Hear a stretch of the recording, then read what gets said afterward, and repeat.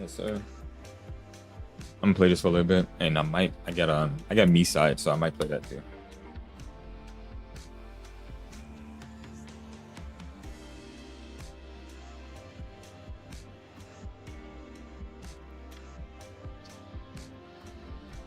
Yeah, might help on that. Oh, now you gotta stay up, man. I gotta see what this game's talking about. He said this game is nice. You can sell drugs. I said, gotta see what it's talking about. Hey, I guess not, man. You need sleep, right?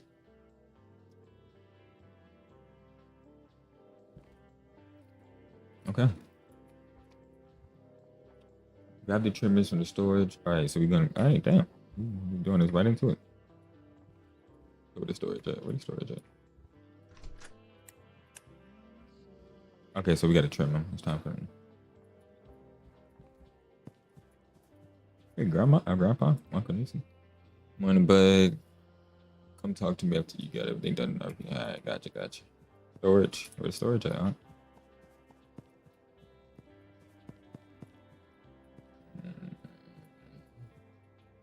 Yo, Unc, where the storage at? Hold on, probably over here. It's not that? Right down here, huh? You can sneak? Oh, damn. It's not the storage?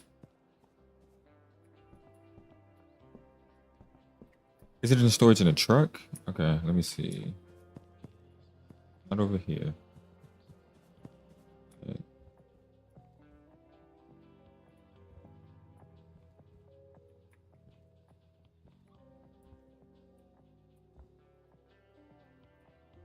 Oh, okay, there we go. Minecraft for wheat?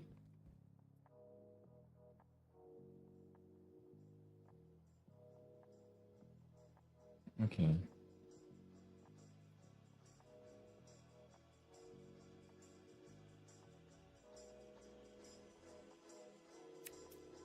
That's one.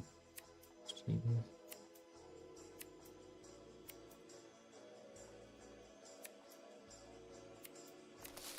Perfect. No, it's not growing yet. No plant this pot. All right.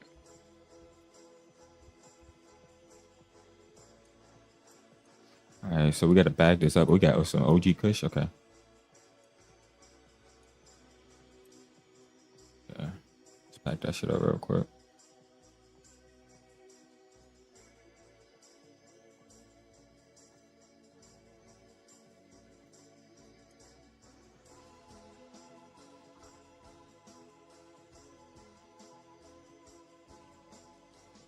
Wait, hold on.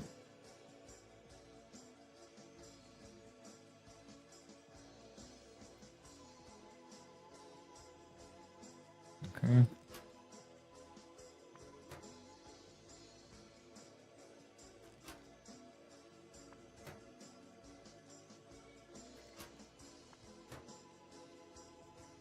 Boom. Thanks for bagger, bro. What are we talking about?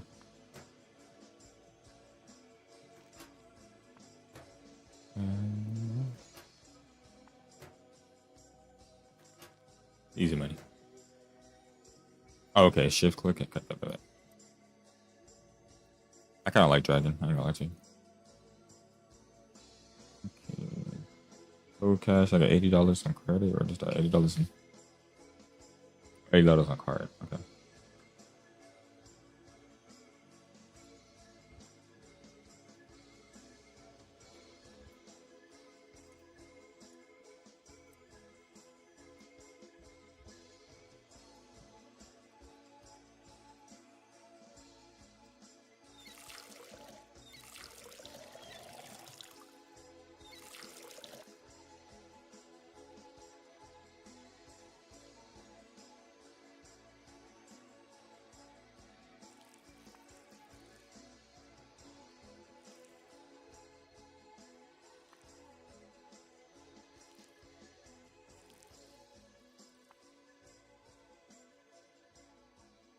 How do I rotate that?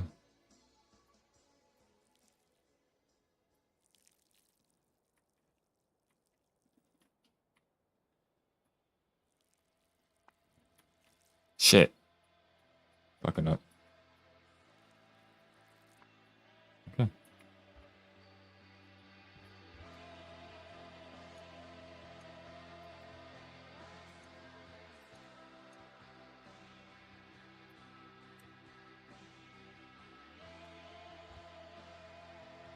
My app message got. Wait, hold on. Oh shit, there it is. Hello, I'm after two times for OG Kush. I can pay 60 for it. Okay.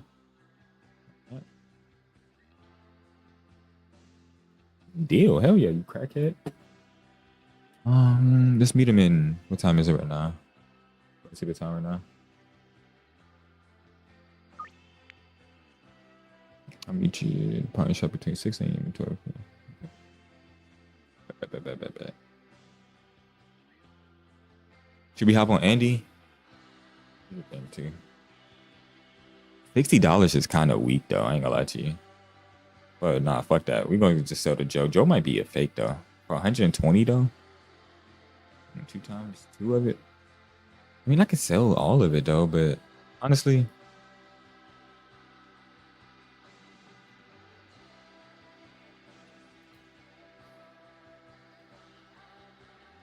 okay.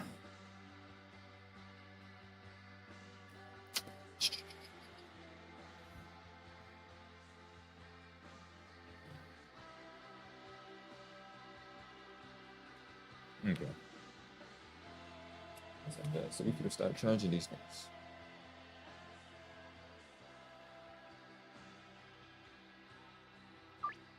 Shit. Okay. That nigga's an addict though. I mean, Joe's an addict. I can't do the afternoon.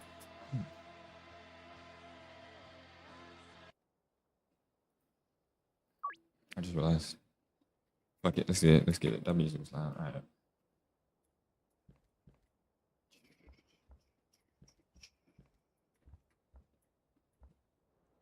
Do we hop in the truck? Yeah. Sure is. I'm heading to town for some deals. Would you grab me some? Yep. This moves with some fellas staying at the motel. Tell them you're this package. No need to. Okay. Throw that on my tab. Say less. Here's up. Appreciate you. Oh yeah, we out.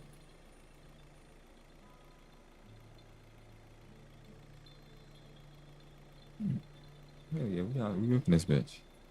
Can I get pulled over by the police while I'm in here?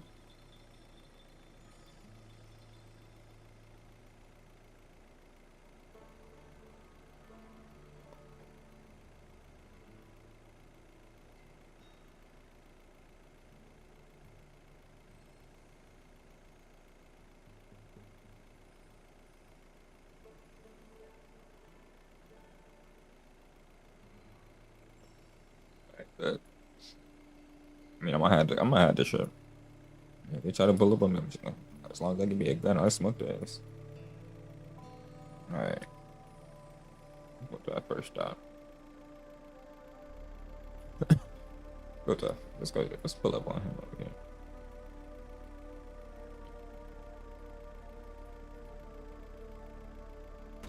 Oh shit, my bad.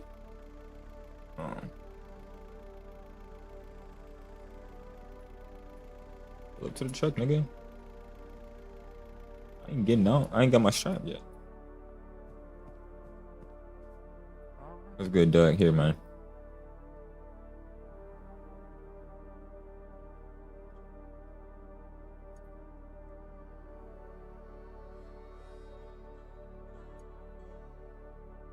Okay, so.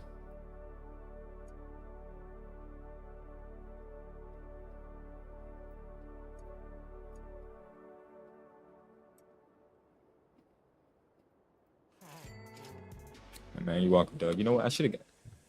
You search the car? Yeah, you fuck with that, Doug? Yeah, you fuck with that? Hold on, let me take a hit to you.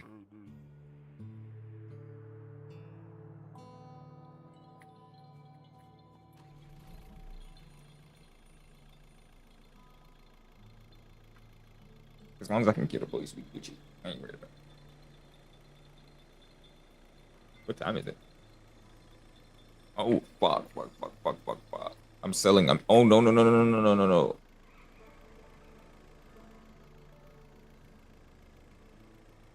I missed my deals. Where are they? I don't see them. Yo, who's that? Yo, hold on. I don't see them. They're gone from the map. Oh, okay. They're over here somewhere. Gas station.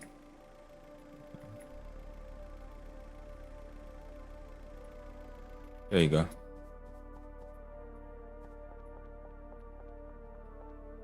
That.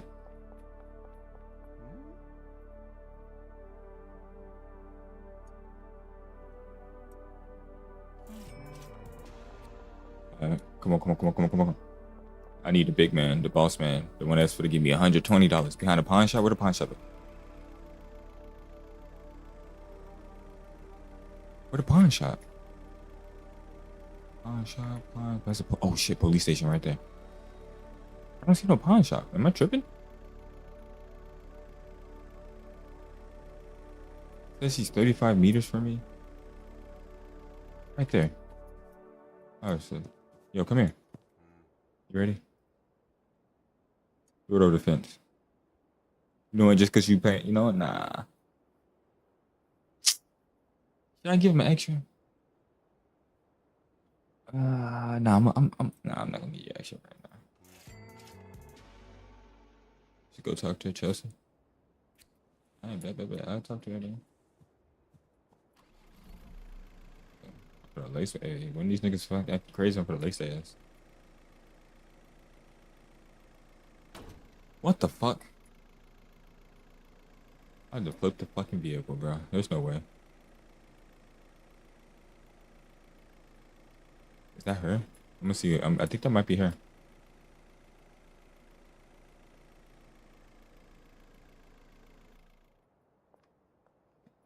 Yo, what's up, man? I heard about you got a package from my aunt.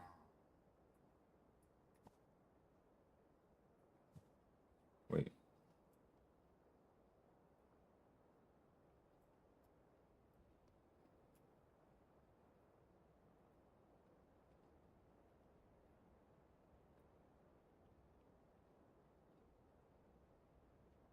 Okay, my bad. I can pull up on her. So I can't get that. I have to wait till I have to wait. Bro, don't worry about that, bro. That shit was. Why she over by the police station? I ain't gonna lie. You might not get a sample from me, Chelsea.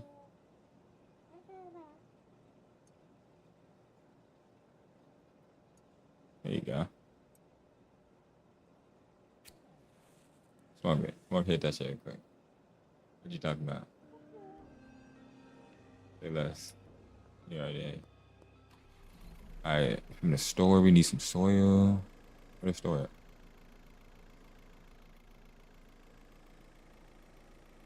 No purpose and drugs types. Yeah, I got you.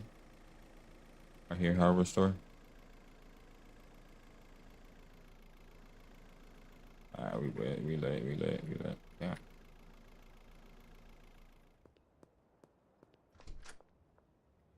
You got some soy back here, Kenfolk?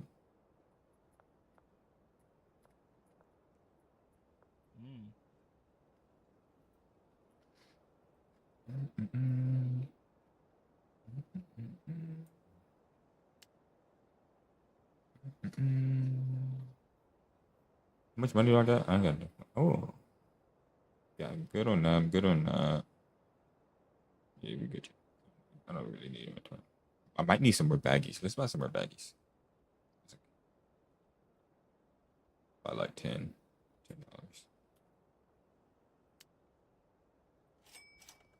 All right, perfect. Just in case.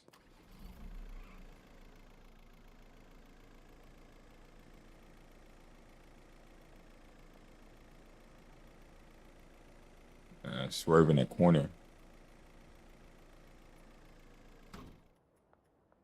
Nah, we gotta get some music up in here, bro. I ain't gonna lie to you.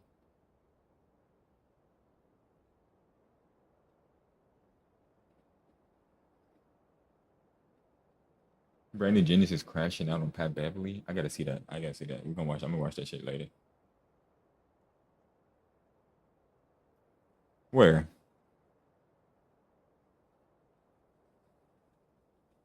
Oh well, shit. That's their fault. I'm out. I already whipped out. I'm finna get this nigga a free sample. I'm finna throw that bitch. I ain't gonna let they pull up on me. I'm throwing that shit.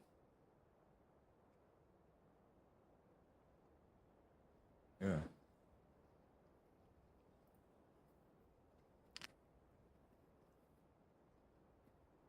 Oh shit. Well, damn. Too late. I'm already gone.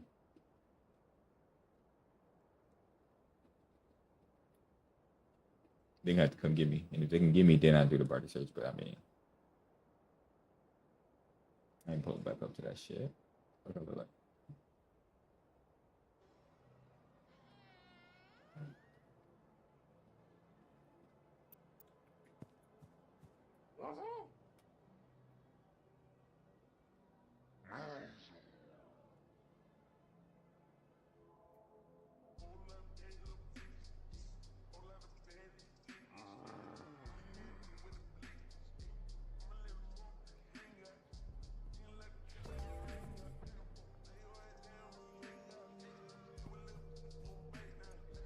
Wait, how do I do it?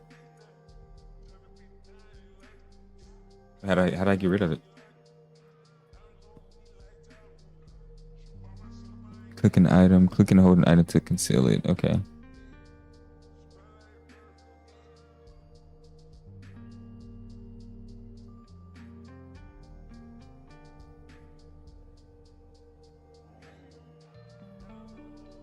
Okay. Oh, shut up. Are you trying to get that shit up there? Alright. Nigga, you really chased me all the way down here. Where did he come from? In a wheelchair? Who's in that wheelchair? Did I hit somebody? I didn't hit nobody. Oh, fuck that.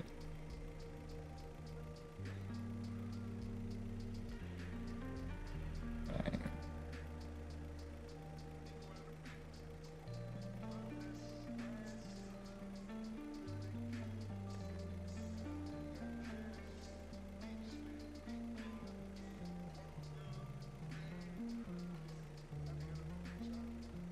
Shit, fella. Again.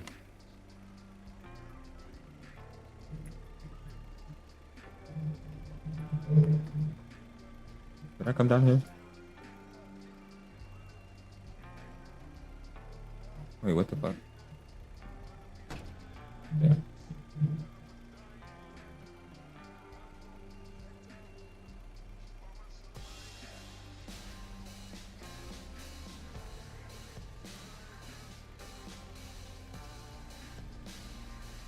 Yeah, appreciate you, Blueberry. How you doing today?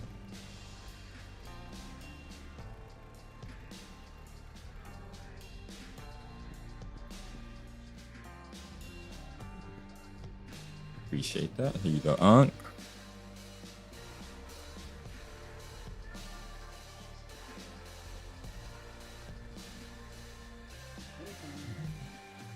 Alright, bet.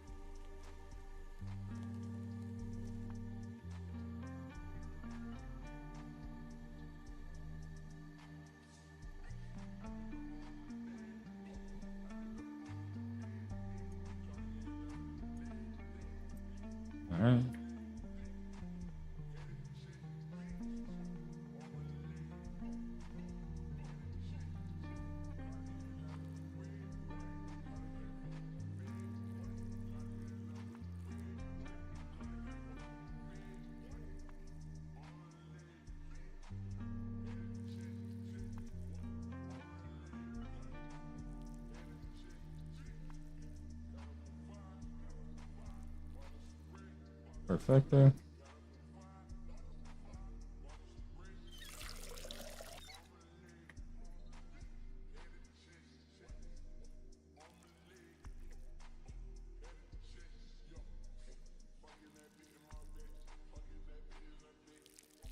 Oh, I thought you had to precisely pour it on there.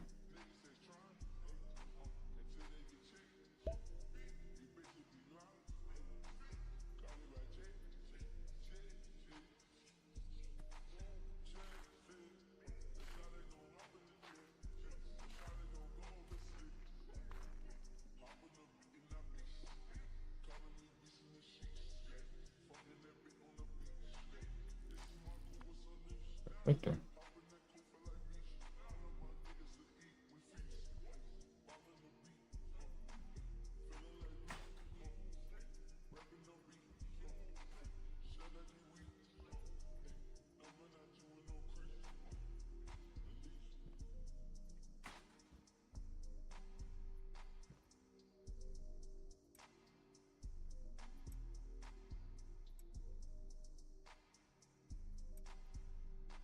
Perfecto. All right. All right, we're ready, I think. Why you say he about to get arrested? Why you saying? He ain't gonna get arrested, bro. I'm chilling. I'm chilling. I'm chilling. Chilling, bro. If he get arrested, we about to spin for him and break him out. Oh, you right. Damn. Hi, nigga. You gotta hide. Oh, we put a drive off. Damn, we left Unc. Ah, bitch ass nigga, bro. Nah, never mind. We can't even spin for him because we left him, bro. What we gonna do for Unc? Nah, they ain't got no evidence though. So if they ain't got no evidence, how they gonna convict Unc? The only thing we got in the house, we ain't had nothing in the house. Ain't got no evidence. We out of there. Nah, we Gucci. We Unc Gucci. He ain't going to jail. That nigga's not in jail. They gonna have to release that nigga. What they gonna hold up for? Conspiracy of selling marijuana. You ain't even got marijuana there. I had everything in the car with me.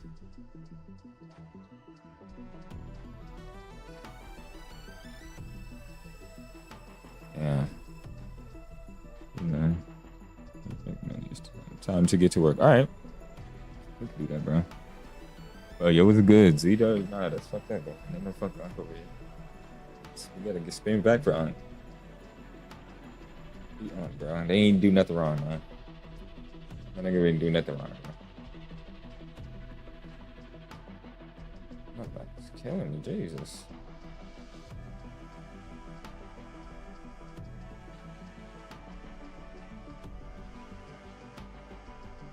Nah, bro. I'm finna go pull that nigga out. Schedule 1, we finna put a schedule 2. We'll do some Shawshank Redemption type shit. Break that nigga out.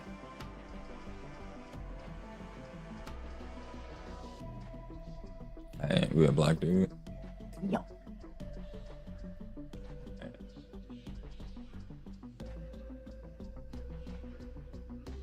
Okay, we can be fat. Oh, you know, son.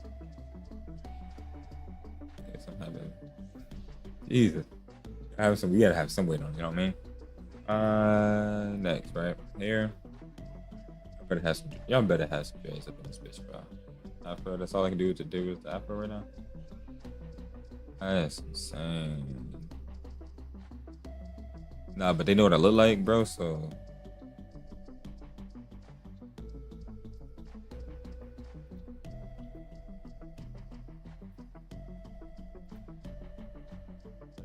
Can I turn around? I don't turn around. All right, here. Bro, that's what I'm saying, bro. Fuck it. We could get these and pretend like they dreads. If we get the curly. This should look crazy, but we could pretend like they dreads. It's better than this. Eat this insane.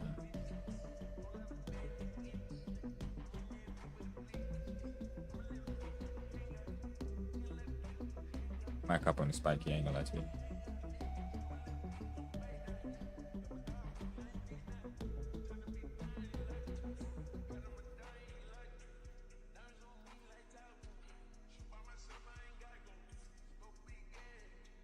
I ain't gonna lie. Hold on.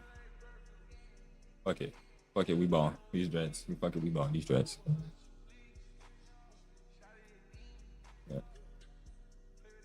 Bet. Bet. Those are dreads enough.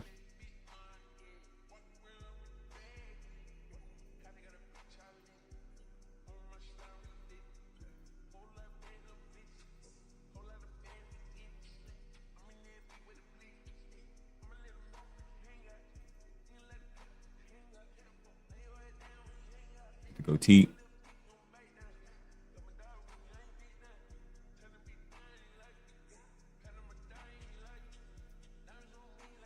And you can be old ass man.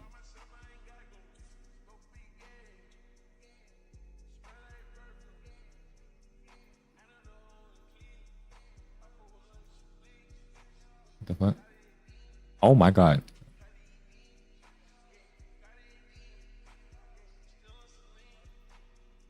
Is that you think you got permanent peak eye? It's you can sometimes charge a punch and you go fine. Damn. So I can basically knock an NPC out.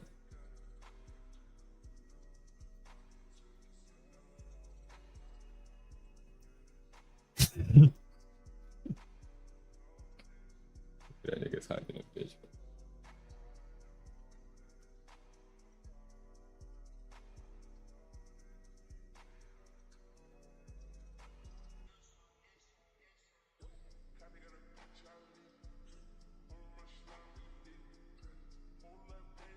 You got the unibrow. Damn.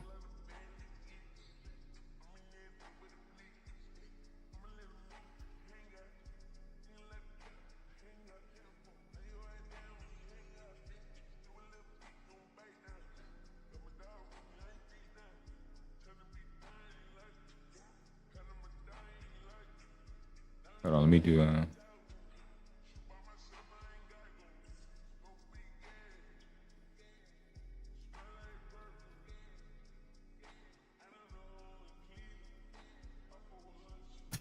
nigga looks suspicious. There you go.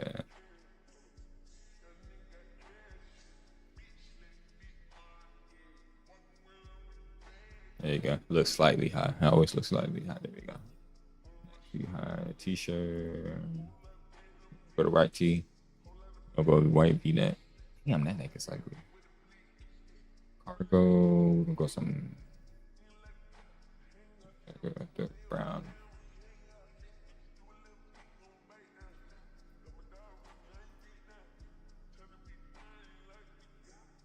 Jorts. Hell no. White cargo? Hold on. What are we talking about? No. We gotta do the sandwich method, right? We gotta do the sandwich method. So we can show you sandwich method. So we gotta do white. What we gonna do in the middle?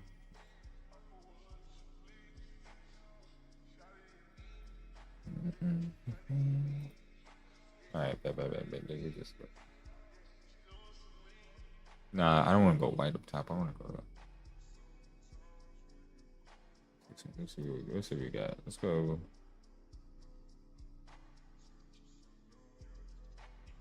And with the sky blue.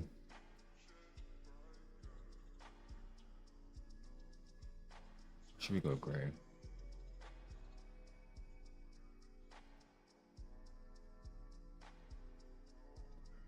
Nah.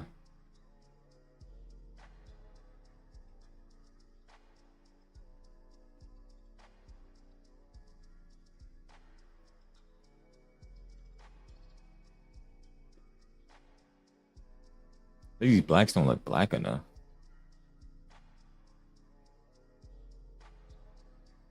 But the white dude look kind of good. Nah, not with that neck. Because that neck is insane. I mean, we can get chains in here, right? So we get chains there, we can see our chain. But no, what the fuck is that? A big ass V-neck. That's not even a V-neck. That's a fucking... That's a Y-neck. The U-neck. What are we talking about? That's a U-neck. My bad. Shit, hella fat. But what we're gonna do is we're gonna... Yeah, this one I'm rocking this.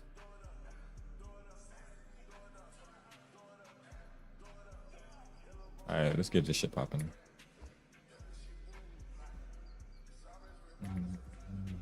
So we still gotta read though, right? Wait, what happened to other shit? Did they take everything? How did they take everything but I gotta win?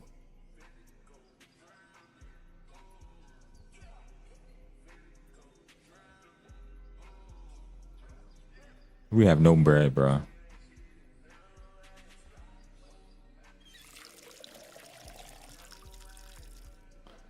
I have no clue. You nigga with that boss of fact. Talk to me.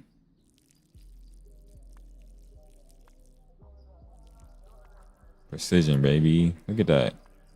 Horn.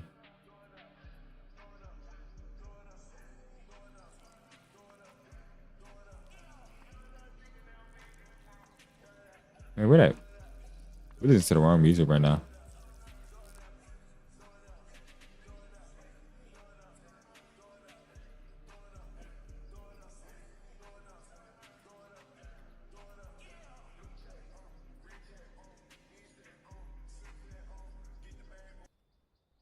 Wrong music right now. Huh? We're listening to the wrong music. Yeah.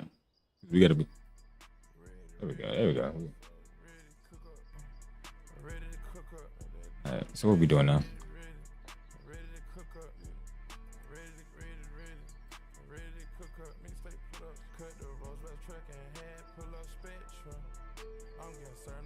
He right. He right. He right. He right.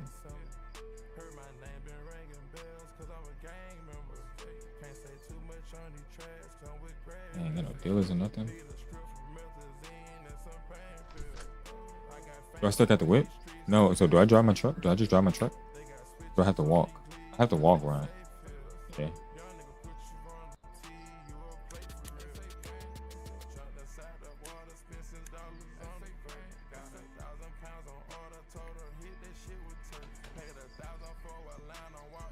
Oh, town ain't that far.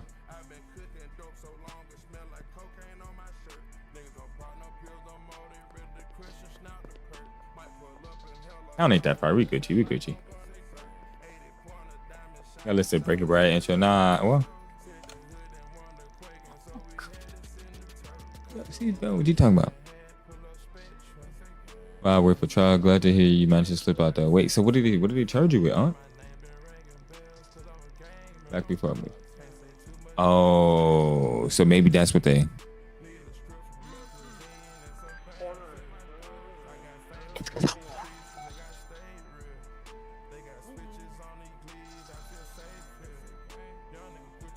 Hold on.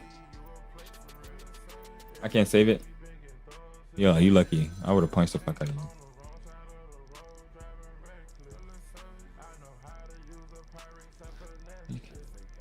You can find the stash near the town hall fountain.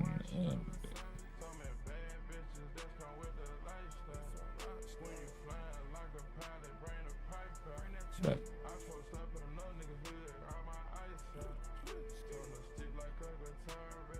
that's racist, bro.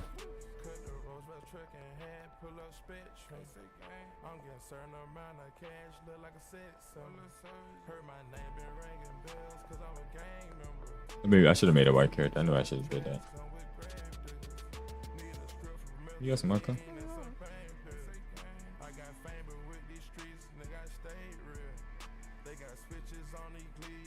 All right.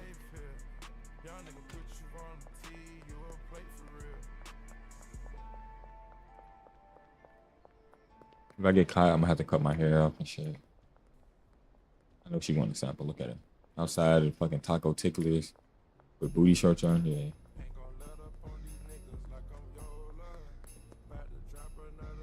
Wait, so oh, I'm probably going the wrong way. Make sure no fucking cops are looking.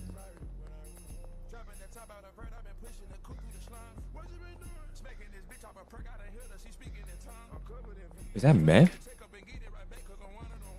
Oh, I'm about to say it. Jesus. Hold on, bro. I'm on the run. I gotta get my shit first.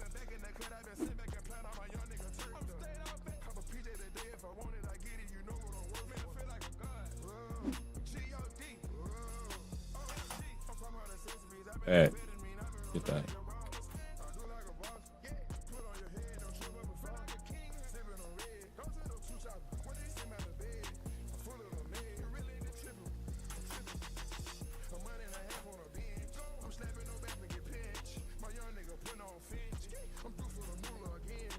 All right.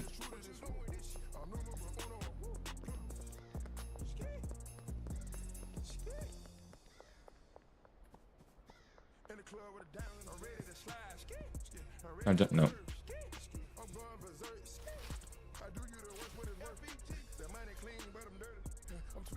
Cash for trash.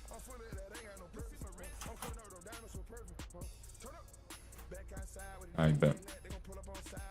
Trash me somebody. What the fuck?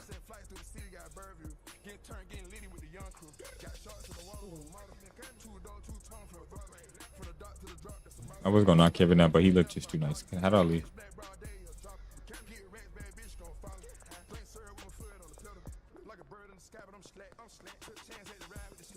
Better. Oh, put that on. Can I put that in my inventory? Oh no, I can't. Does it not break? What is this, a bomb? Sturdy ass bomb. Where did the explosion come from? Over here?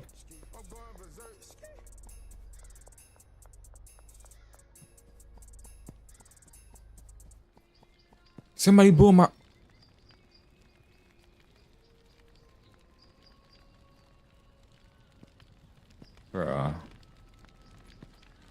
Bro, why can I fucking... Alright.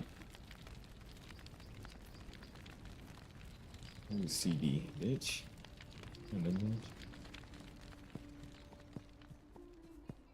Bro. Oh my god. That's some insane ass shit, bro.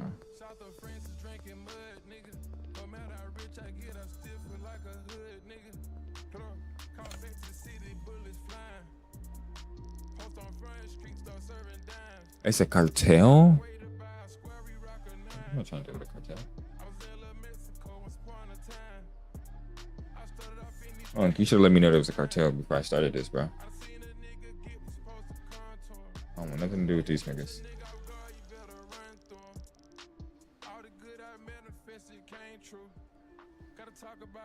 Okay.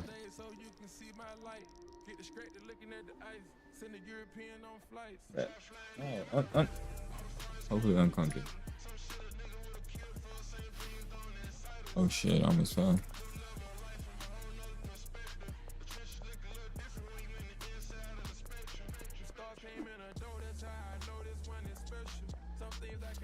Well, if I see somebody look there in gang, I'm punching ass. Just because of it will happen.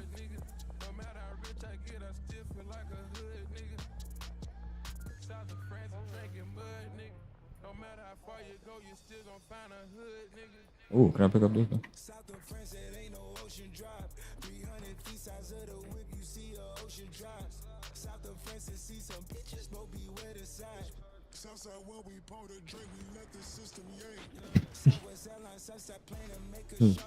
I stay on business sometimes.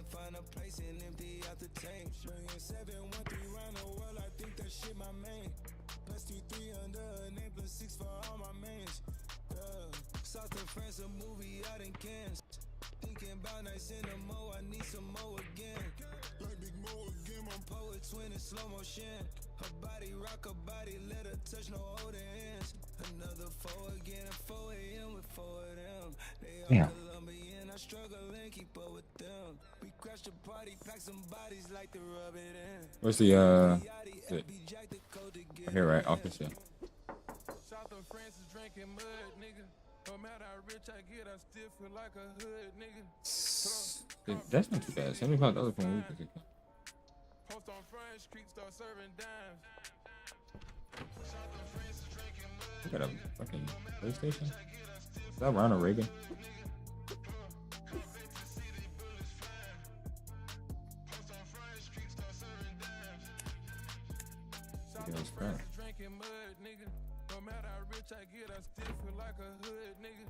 Okay, so now I see. Now we can start growing weed up in here. Donna? What about Punch Donna? Will she kick me out? She probably will.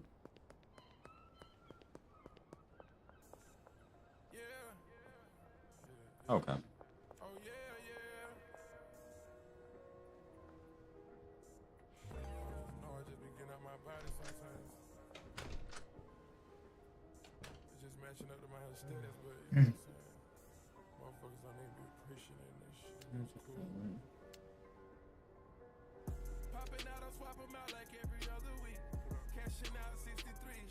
Wait. Oh, damn, y'all need to take cards, bro. Come on, y'all don't take cash, bro.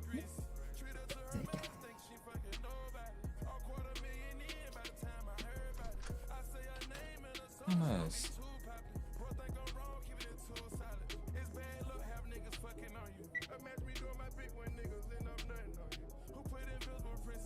How much I need? 170.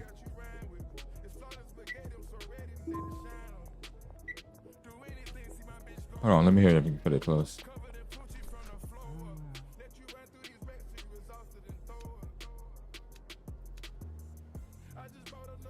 Oh shit.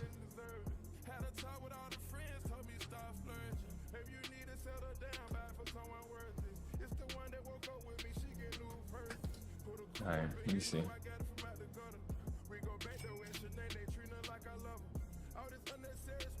I am.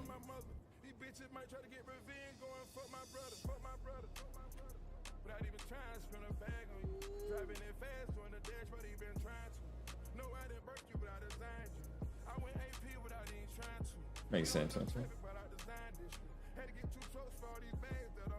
Hey, thank you. Appreciate you. Speed grow. He a real one.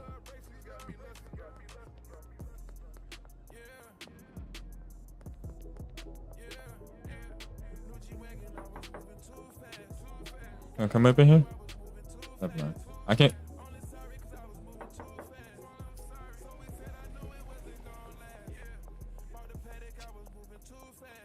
Trying to get a drink, bro. Trying to get some drink.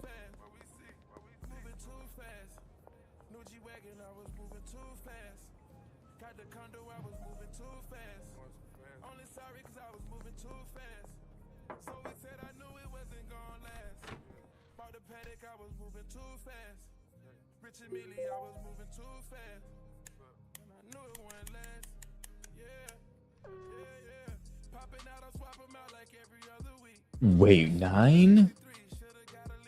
That's insane, dude. You have mandatory curfew? Alright, can I close my windows? Oh yeah, close curtains.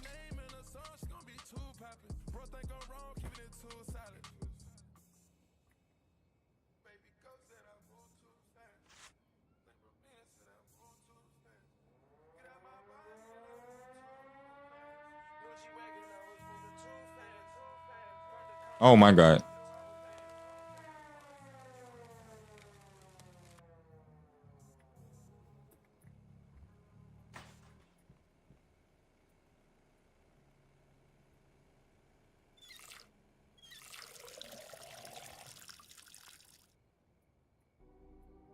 Yeah, but damn, nigga, they really said, nah, nigga, y'all gotta.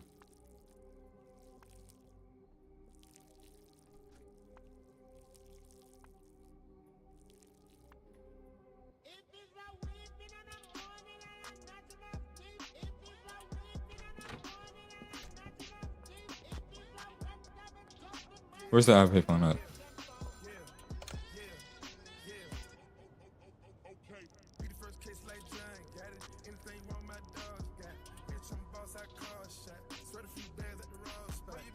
Yeah.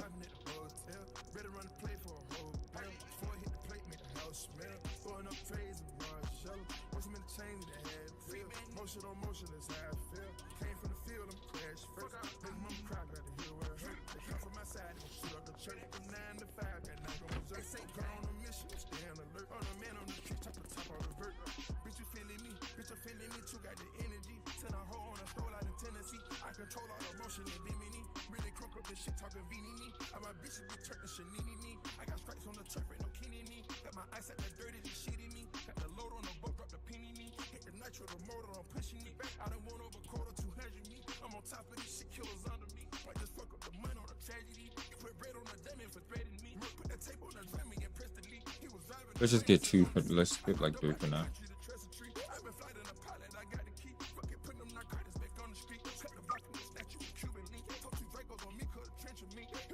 Okay, better. Hour and a half ain't too bad.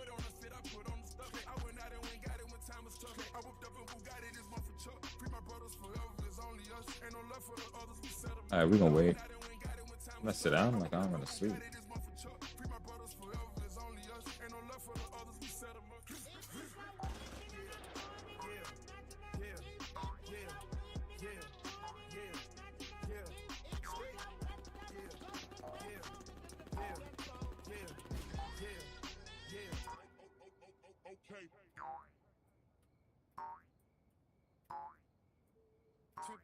On some Ricks, I just stepped on a nigga, bitch. I just hit another lick. I just fucked up another chick. I step out and my shit hit. I got a nigga life sitting on my neck. Diamonds in different colors, told the Carter. Came from the gutter slime with my brother. I'm back on the road with them things. I'm back in the club with the gang.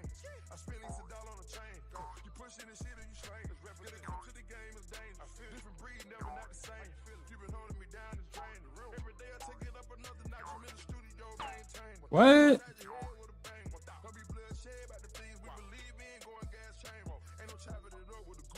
Niggas running you down out the roof. Had to constantly get in the booth. Keep these words, ain't nothing but truth. Keep it quiet. They done already tried deceiving me. But these bitches ain't leaving me. Did what it needed to be. Cut a hoe off. I did it immediately. Pimp shit. Ain't no defeating me. Take all these bitches. Ain't no defeating me. Pimp shit. New fettuccine, just order some more. New Lamborghinis. You must have got the 56 nights on. This is better than some Geico. You must have figured out who had her before you had her. Who don't have her. There's no need to go through the data. My new bitch is better. I seen this shit. No need to go through the data, my new bitch is better. I seen this shit. Before you go public, tell nigga take up the budget. Before you go public, tell nigga take up the budget. Before you go public, tell nigga take up the budget. Before you go public, tell nigga take up the budget. Make it do what it's supposed to do, just put the ham libs on it. Spin a 50 on that crib, I got another big year coming. Crank it up and I switch gears on it. Hustle like I was back on the front street. Do this shit in a whole nother country. I've been nigga to get back on this border. Shit, I saw somebody. Supposed to be intoxicated. Police right there. Like I'm supposed to be intoxicated. Let's go. How I feel just to stack up with $100. Sipping having my way with the money young. I got at it and went on a run. Another month I could go for 200 done. Fuck all these hoes I'm sending. Go tell that little rat who winning. Niggas know they can't come to the trench. What's up? Niggas know I'm still running this shit. Hey, gang. I press a button, it's a back door. What up? I press a button, niggas couldn't throw. I press a button, hell, gun smoke. I came in the game with a gun on my back, ain't no falling off. What you say? Got kingpins, they be counting on me just to keep it raw. The little hitters, they all depend on me, cause they still can come. They see what I conquered from grind and win international. Whoa. I press a button, it's a back door. What up? I press a button, niggas cutting throats. I press a button, hell, gun smoke. I press a button, it's a back door. What up? I press a button, niggas cutting throats. I press a button, hell, gun smoke.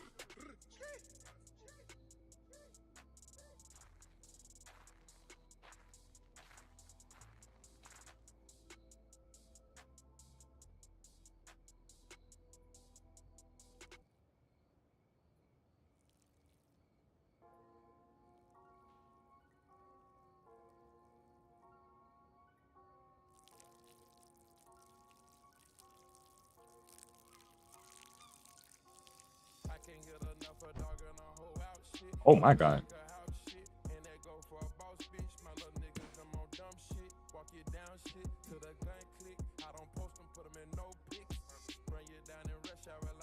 Yeah, I gotta buy some trash bags to cover it.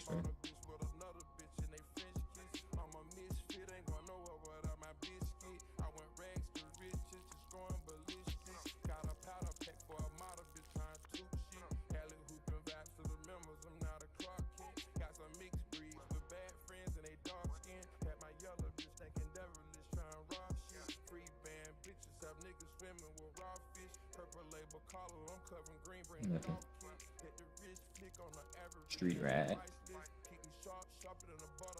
Alright. I'll play for a little bit longer, then I'm hop on some side.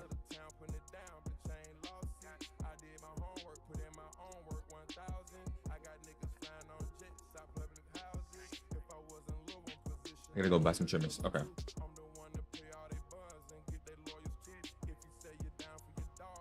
Alright, let's go do that real quick.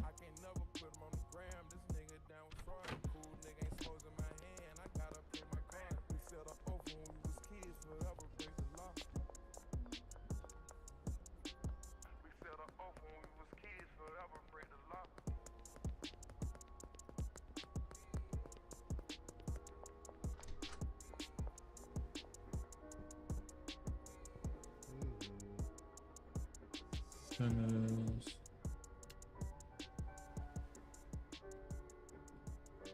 We're gonna get like 7 bags. For now, and then I'm gonna purchase some more. Does he have any of the like trash bags?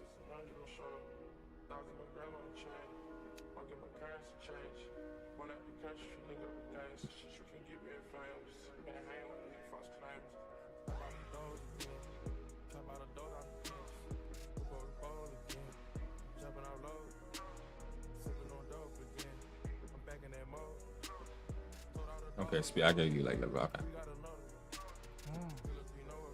My bad. I didn't make my purchase. Okay.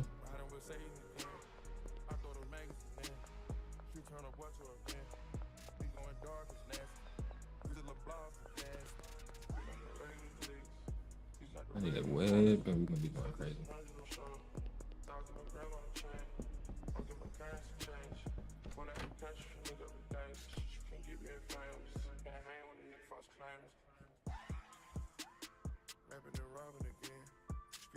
To a million now, drinking on lean again. I don't even know what she is. Filipino, Korean. 10 out the lawn, I'm pulling up. I got it on me again. 6 in the morning again. Hogging the road in the Benz. I'm on my way to the tail. She tangling up with a friend. I'm tangling up with them too. I'm doing what a rich nigga do. I throw a party inside my crib. I'm gonna Ferrari inside my ear. We not no regular leagues. These not the regular corners. Step is some hundred on shoulder. 1,000 my grandma on the chain. I'll get my currency change. Went out the country, nigga with things. You can't get me in flames. Can't hang with these false claims. I'm flopping on strands. I'm flipping the hands. I'm thudding the thing. Thugging again. Busting, I'm flipping my hand.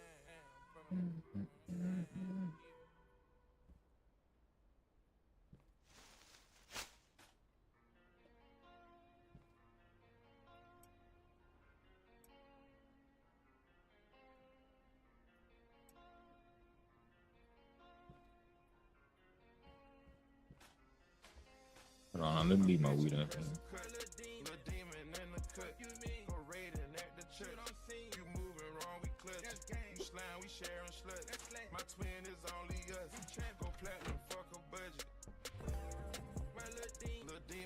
Wait.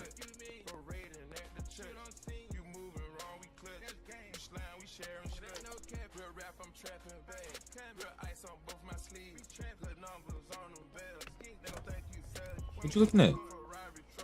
Wait.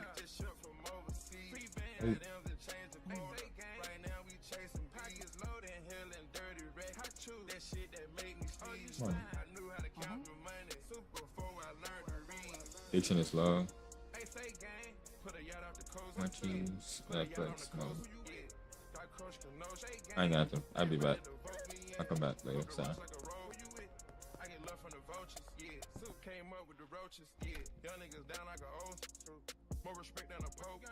She give me top on the low. What you doing? Wipe a nostril like a snotty nose. Wipe a nostril like a snotty nose. What you gonna do? Wipe a nostril like you got a cold. Alright, so where did I back these up? Where do I back them up at? Like, yeah, I'm trapping. Yeah, I'm trapping. Yeah, I'm still trapping. Yeah, get money ahead. Yeah, get money ahead. Yeah, get money. Yeah, get money. Yeah, get money ahead. Bills. I can smoke it. Bills. Hey, what you serve? Bills. Hey, what that is? Shells. Once before a crook. Pluto get you cooked. My bitch a prince of cut. Little demon in the cut. Go raiding at the church. You moving wrong, we clutch. You slime, we sharing sluts. Let me see if I can find out. I'll get a buy package. Okay, bet. I bet so. Makes sense. Little demon in the cut. Go raiding at the church. You moving wrong, we clutch. You slime, we sharing sluts. My twin is only us. Go platinum, fuck a budget. Open the door, open.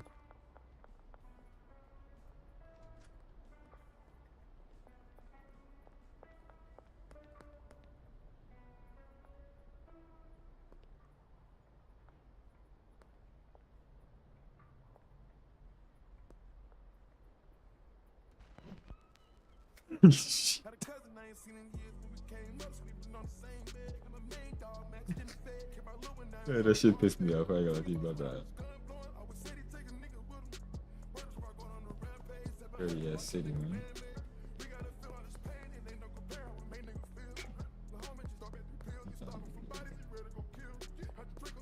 Let me see if I can shoot that bitch. All right, hold on. We might be able to. Yeah, let's go, bro. Wish that bitch.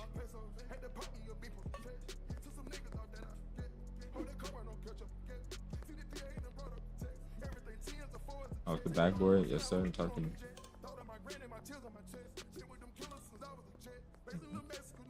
That's it.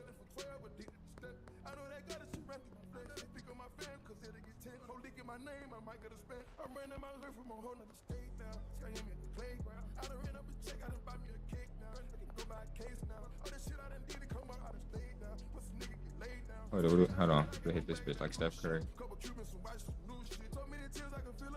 Ah, I was close. I ain't gonna lie. Let's hit that bitch. Hold on. We almost. That's off. It was so small. I didn't even see where it went. I ain't gonna lie to you. Let me try to hit that hell again. Come on. Did it go in? Hold on. I think that might have went in. It's in. Wait, no. I think it went over. Where did it go?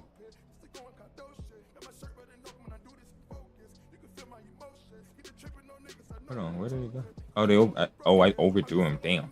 Did it go right here? Jeez, overshot the fuck out of him.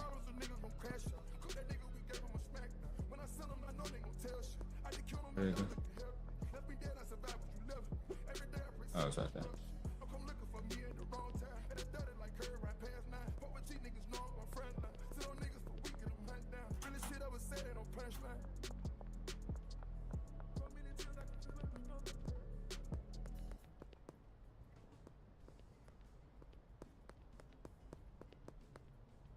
I'm gonna see how much money they give me for this. All right.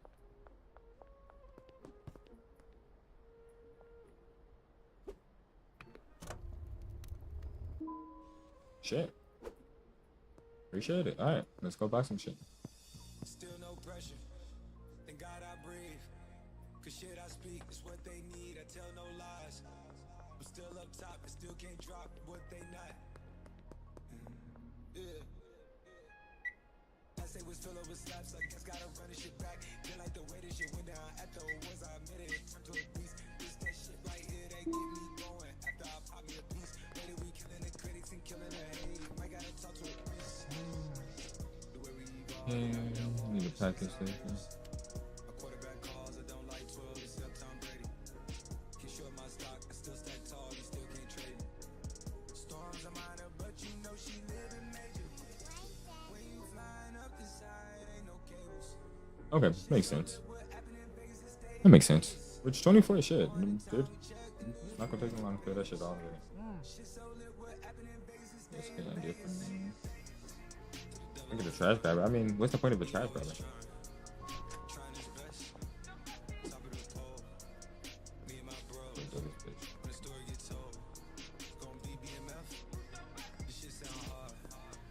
This is a crack pipe. No, this is a meth pipe.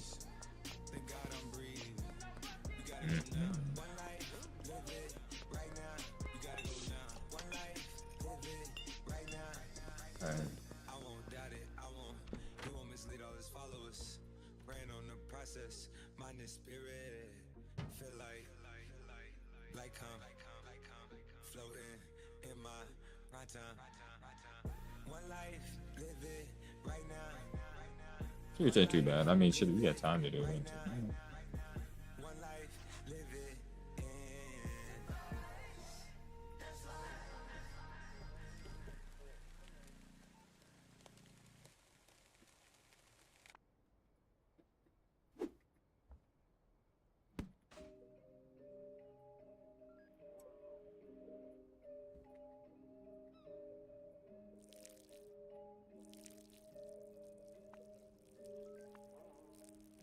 look in my eyes, tell me your tale, then you see the road, I'm out to my soul, tell me the size, whenever the smoke clear out of my face, and my picture perfect, the door is fry, all of that green and yellow that drip from your eyes is telling, tell your demise, I'm with to my side, the push back the ceiling, and push back the feelings I had to the side, I replay them nights, and right by my side, all I see is the sea of people that round me, if they just knew what Scotty would do, they drop out the stage and say I'm a child, if things are created, became the most way that I gotta find balance and keep me a smile. That shit wild, stand on my ear, I took it for zero. The play you saying, I read it for miles. The shit wasn't luck, they got me fucked up. I put you on bus and take you around. A couple of guys inside of the school, I gave them the tools to get it off the ground. They say they're the ones when they make their ears can't look in the mirror. That shit wild, stand on the stage, I give them the rage. I'm turning it down, can't take anything how we do in the streets. We do it for keys, we do it for rights. I'm 52 weeks, this shit ain't for pleasure, I'm coming to tweet. This shit is for advantage. Infinity, no bad, you rewrite it and wrap it around. I take me a beat and I turn to a beast. About the crib on the hill, made it harder to reach. About a couple more weeks, cause I needed more sweet. About a couple more watches, I needed more time. Didn't buy the condo, it was smarter than lease. And I bought some more ice, cause I bought it and he made a cast on my dish. So you never go cheat if I gave you a day in my life or a day in my eyes. Don't blink, don't blink, don't blink.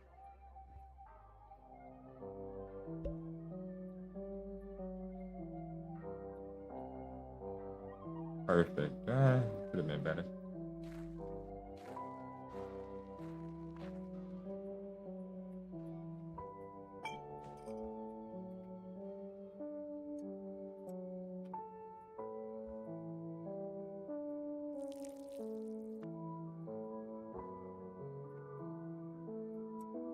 All right, what time is it?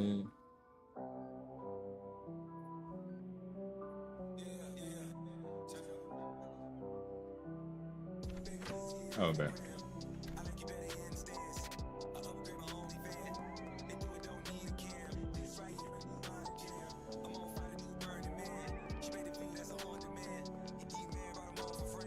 All right, I'm gonna stay here for like 1 more hour.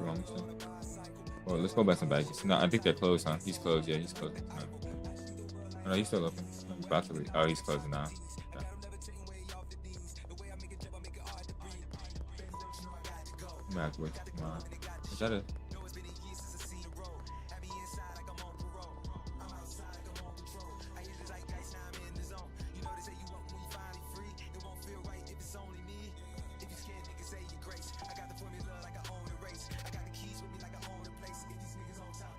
Oh, bet.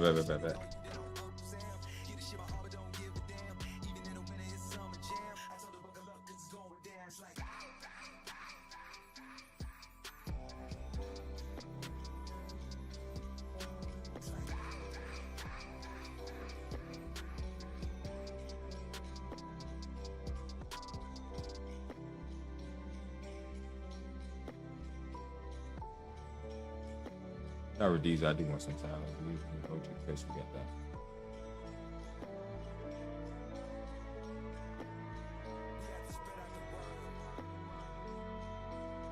Wait.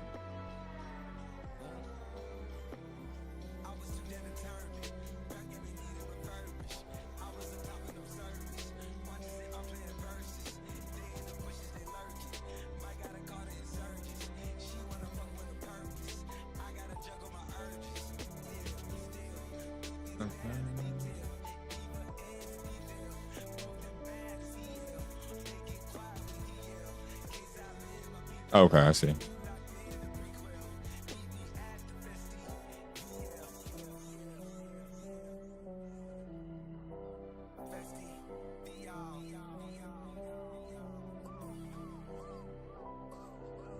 Friendly.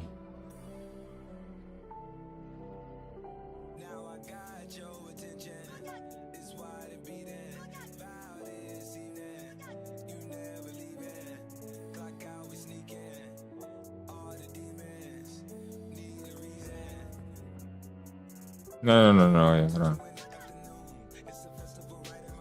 Yeah, 38. Yeah, we can do 38.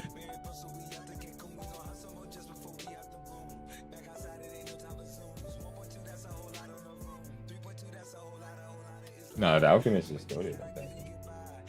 My nigga just listen to hella music. Has to be that.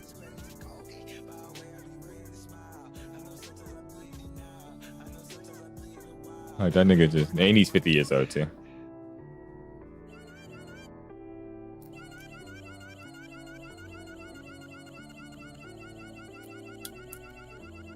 What the fuck is this? All right. All right, now we can wait.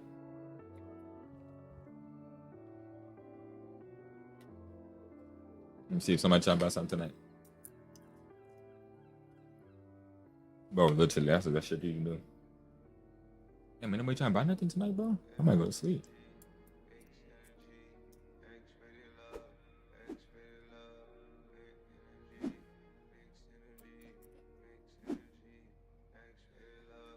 Man, how about the game real quick and somebody buy something? Oh, shit. My mama always told me put yourself first. I don't really fall in love with women, man, cause love hurt. I hit a couple broads, I can't lie, put my dick first. Now you running around playing paper. Oh my god, that's... I should've treated you better. Used to deal with lame till she ran into a stepper. Big dog, savage, I'm a zone 6 replica. Niggas throwing salt, but the Draco came with pepper. She said we ain't going nowhere cause all I do is sex. Whoa, never knew that I had to propose. Dumbass. I was fine with you being one of my hoes. Show. She said she seen us being somebody cold. What are those?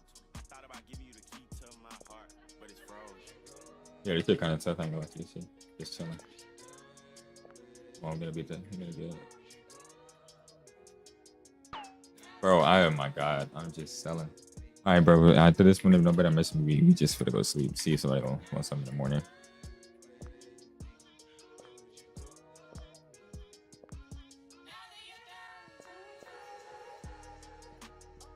You know the love was X-rated, it's how we made it.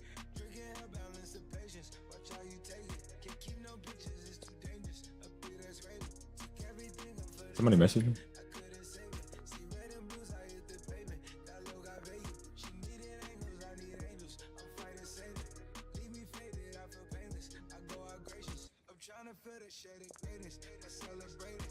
Bring entertainment, go on brainless. Like going dumb on my hiatus. Far more hit love every time that I dip.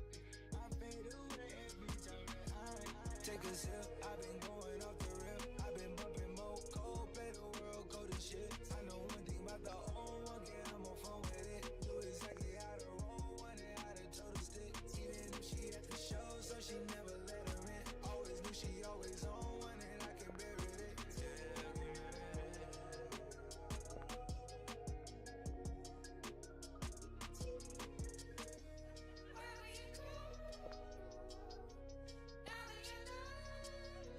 Oh, fuck. I fucked up that. Am I? I probably do so. I'll be playing this other game.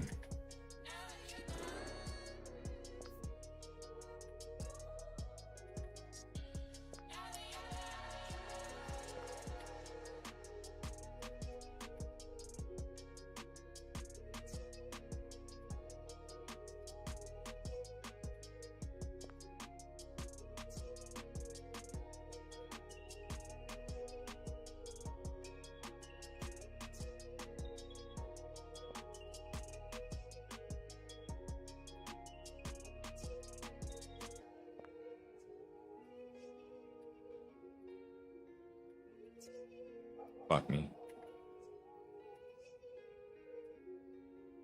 Wait, hold on.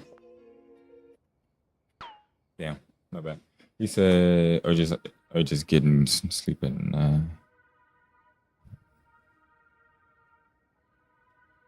I'll probably say edibles. It depends, but all right. Yeah, nobody messed me. It's time to go to sleep. It's 2 a.m. Nigga, go to sleep.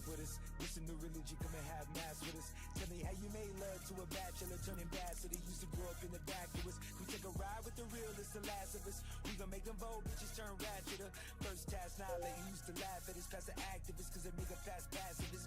Imagine my world of misogyny. Nigga, fuck a monogamy. Gotta head to over the driver's seat. Mimi, don't go to my mama. Man, I ain't gonna lie. Oh, damn, this is done already? We about to smoke. Oh, let me go to some baggies real quick. Trying to find my keys. I find myself looking down at the stars that be stars align. Remember when it was Ramadan, I try a line, I try some crime, I try to dime, but now it's time. Maybe now it's time.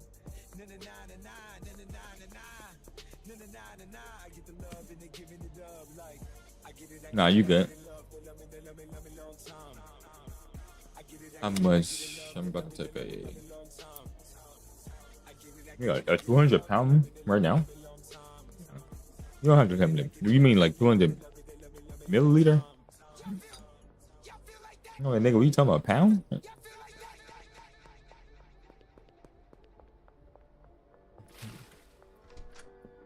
You said 200 lb. What the fuck? You going to like a 200 pounder? Are you insane?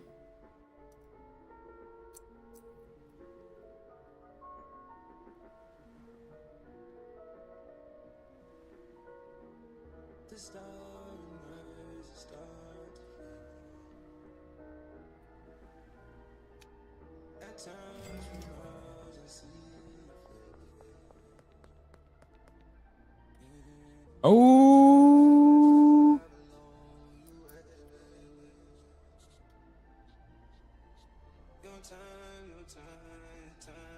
I can do that right now. Okay. We raised by grams. Oh no, you good? Yeah, no. When it comes to edibles, no, edibles are done in milliliters.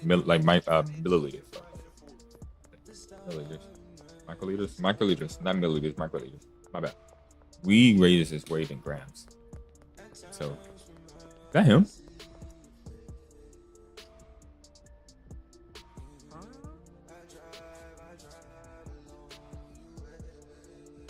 I went in 3, right?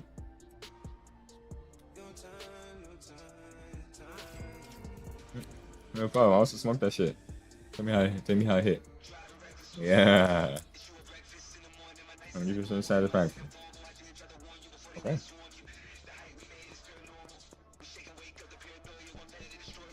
I do kind of look like that. Do look like that nigga too.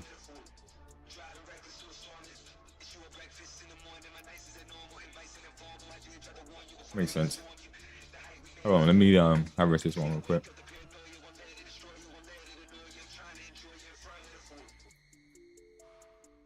I was like, damn. I was like, that's all like you said. I was about to say, you about to take a 200 pounder? Oh, I haven't paid attention to Benji. I don't know who Benji is. I think I know who Benji is.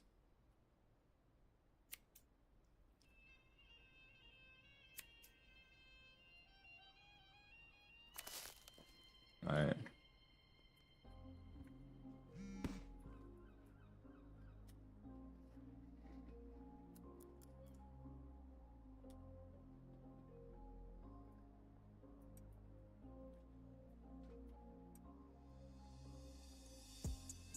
Pour marijuana. Oh, it's standard. This is pour. Pour OG Kush standard. It's because I never bagged it, huh? That's why. Fuck, I'm gonna smoke this shit myself. I'm not selling this.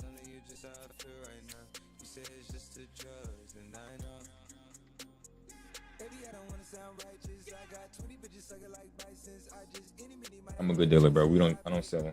I don't sell booth. We got the good shit.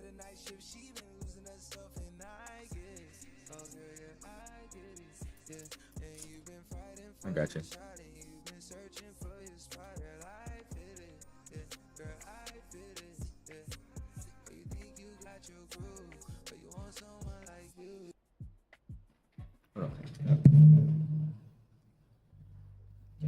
Like a specific process.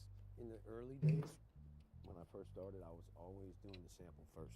So I would listen to a record and I would find the sample. Makes sense. I'd get it going and looped up kind of simply, and then I would approach it like a drummer. All right. I would sometimes I used to beatbox it. After a while. Oh, bet. I'm gonna figure it out. It was getting kind of boring.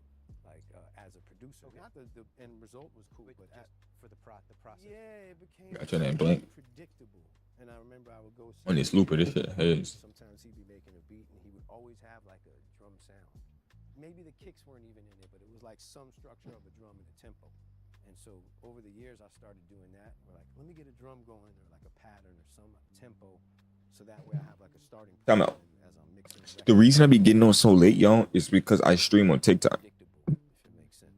Because I don't really work with the computer programs where you could like I meant to tell y'all that. everything on time and in key.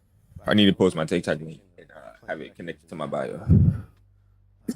Cause I stream on TikTok for like an hour or two before I hop on here, and then I come here.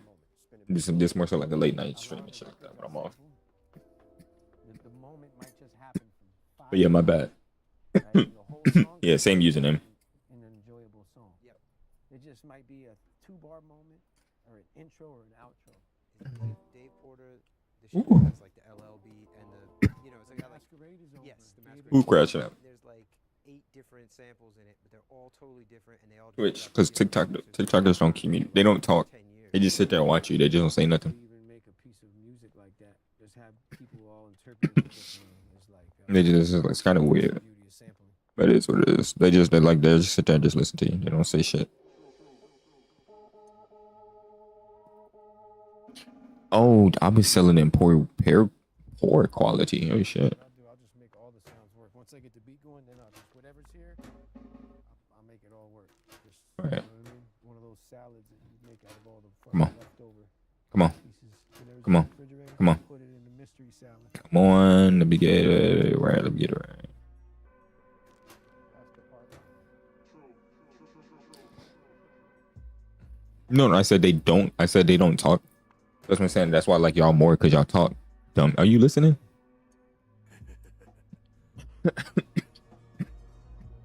Yo, appreciate you, my guy. I appreciate you. Like I said, I be getting like tips over there and shit like that, but they don't really say nothing. They be just liking the video, and then they come in and be like, tell me that they like the video, and I be like, appreciate you, and then they leave. You know what I'm saying? Dust it off, give it a new shellac. They do shit like that, and then they be like, I mean, it's like, you know, I appreciate you, but it's like there's not that much interaction over there. Blend them all. At the moment, that's what it is right now. I probably have to grow more, but over there, It's like, oh, that's they have to be consistent. I don't be streaming like too often. It doesn't blend shit as well. That is true. as all you- because the main output True as hell, nigga. Ooh, is that a Red Bull? Hold on. in sound that gave it some limitations in a sound. What are we talking about, nigga? I'm like that for real. Hey, would you want some weed? Come here. Excuse me. Excuse me. Okay.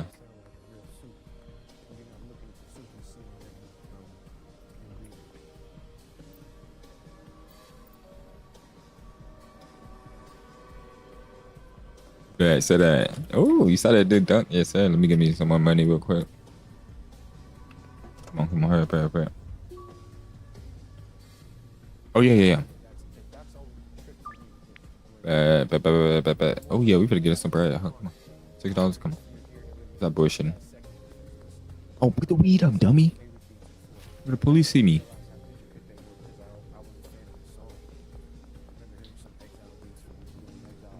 All right, let's sell this first.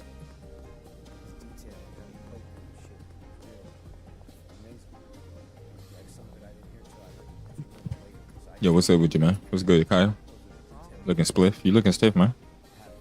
All right, so you want some standards or low? All right, so I'm gonna get you right. You know what I'm saying? Because I kind of fuck with you, Kyle. Give me my shit back. I'm gonna give you one, and I'm gonna give you 2 of these. There you go, my nigga. I'm gonna give you one good ass waggy. You know what I'm saying? Marathon. Oh, what you mean marathon? Yeah. Oh, and I can pick bucket people say less. Just appreciate it, man. No problem, man. And he gave me extra $2. Damn, I appreciate it.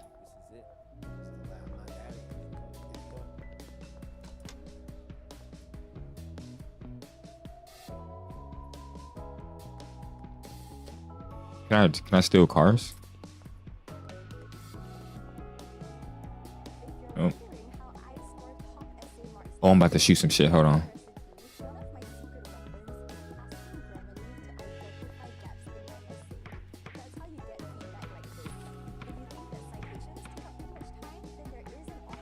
Where's the fucking entrance? Alright, bet.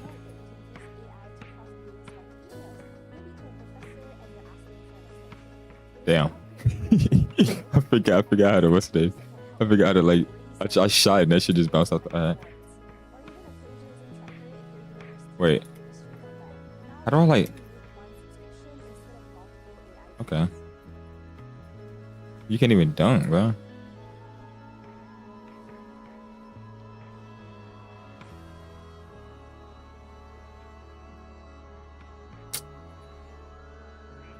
Oh, I can steal my Zal back. That's fucked up though.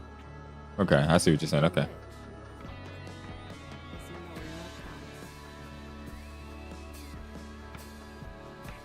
Oh shit! I'm supposed to be selling. I'm supposed to be selling. No, wait. Hold on.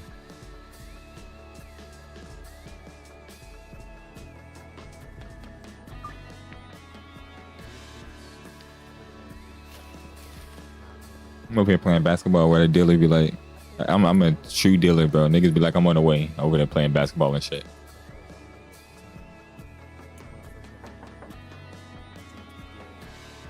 Wait, what? Oh, I was about to say, where the fuck are you?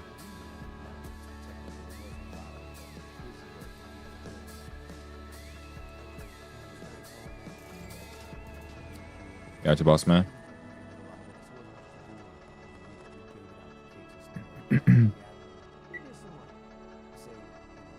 Let's deposit all my shit. I ain't gonna lie to you. We're gonna deposit all of it, and then this way we can just withdraw it over if we need to.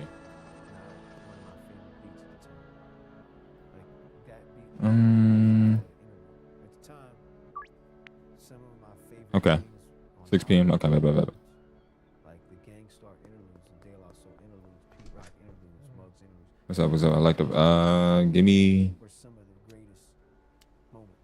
Sometimes I was confused why they didn't rap to him, you know, but they were using. Okay. And yeah, let's get 20 more bags. From a producer standpoint, amazing. Okay. It was usually like, I'm gonna just one shot this and just loop it. It sounds fresh, and this is gonna be an interlude. So I would put those on my beat tapes. Like I would have a real crafty beat, okay, and then I'd have a loop joint and be like, this is an interlude. And I was calling that an interlude, you know? And so when it came out and everybody loved it, like I was kind of insecure. Now thinking back, it's funny. I used to like make hold on. excuses when someone would say they like it, like, yo, that joint is dope. I could see like K-Slayer Flex. I need to hit up. I need to get some more. Cool, yo, you know, trust me, I got some other shit. Like I was always saying, okay, but wait till you hear this other shit, because it was like I didn't know how to accept it yet, because I was from a school of beat makers where it was like that. It was kind of a no-no.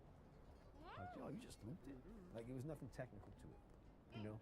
And I've grown as a producer, obviously, but at that time, that's how I felt. So after that, and like a couple things there, I felt like, okay, I gotta prove I'm not just a guy who found a good part of a record. Were there any sort of like internal politics that you had to sort of navigate, given that Havoc had produced basically everything from the second and third albums? And I never felt that, ever. Okay, we placed that shit. All right, working on she in 2 hours. Blah, blah, blah, blah.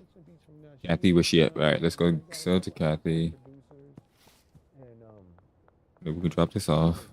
Super inspired by Havoc. Like Havoc was one of the greatest, still is, and I learned so much from him.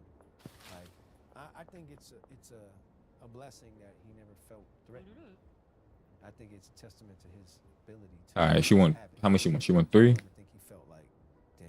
Standards are low. All right. Someone else in here is gonna do all this work, because he was so good, and I just remember like being so jealous when I would go to the studio to see them, because at the time I had little tiny speakers, smaller rooms, right? 2 little speakers. All right, I see a cop up there. And I had to keep the volume down because of my neighbors, and it was like these confined scenario that I had to make music. And I would go to the studio to see them, and Havoc would come in, and he'd just be drunk, and he'll have a disc that he sampled some shit at his crib. He put it in the MP. He had his whole crew with him, and they all looked at him like, you are the god. They loved when he would make a beat. He would come in there, turn the shit 70, 2 for 70, that's 35. Throw the disc in and just start making the beat. Yeah, I do it. Annoyed, and everybody is like, he's the best. And I felt all right, taco ticklish. The energy of everybody's like he was speaking for all of them with the beats. Even Pete, everybody, like he knew how to pull from everybody, but he knew the drum patterns, and he knew how to like make the bass lines rock. And I mean, he was taught by, you know, Large Professor Diamond G. Large Professor Pete Rock, Premier. Yep. So obviously, and I learned so much just being around Havoc that he doesn't even know. I don't think. Just how to like drum patterns, certain ones that sound good. Shit that's just like natural for him that I don't even think he knows what he's doing. He's just so good. And so I don't think it was ever. I never felt like I was stepping on his feet, because you also have to remember, like, Havoc always did the majority of Mobb Deep albums. So even when I came in, it was like a pinch hitter. It was like, Appreciate ya. do a couple joints. Havoc got the bulk of the album. You know what I'm saying? Bring that's Chris Lighty, God bless. I give him a lot of credit, because he knew the formula once we figured it out. There was Mobb before I existed. Once I came into the mix and they added me in, there was like a formula where Talk to Uncle at the payphone. Blah, blah, blah. do 2 or 3, and get one other producer or two. Voila. Once you get the Mob and then the Prodigy records out, Okay. your name Few starts samples. Okay, bet. in a larger way in hip hop. What was the process like of trying to sell beats back in '99? Save up $800. You save value property. Okay. Man, Gotta get 10 customers. was a lot of a hustle, but it was Gotcha. you had to be physically out there. Like, there was no email,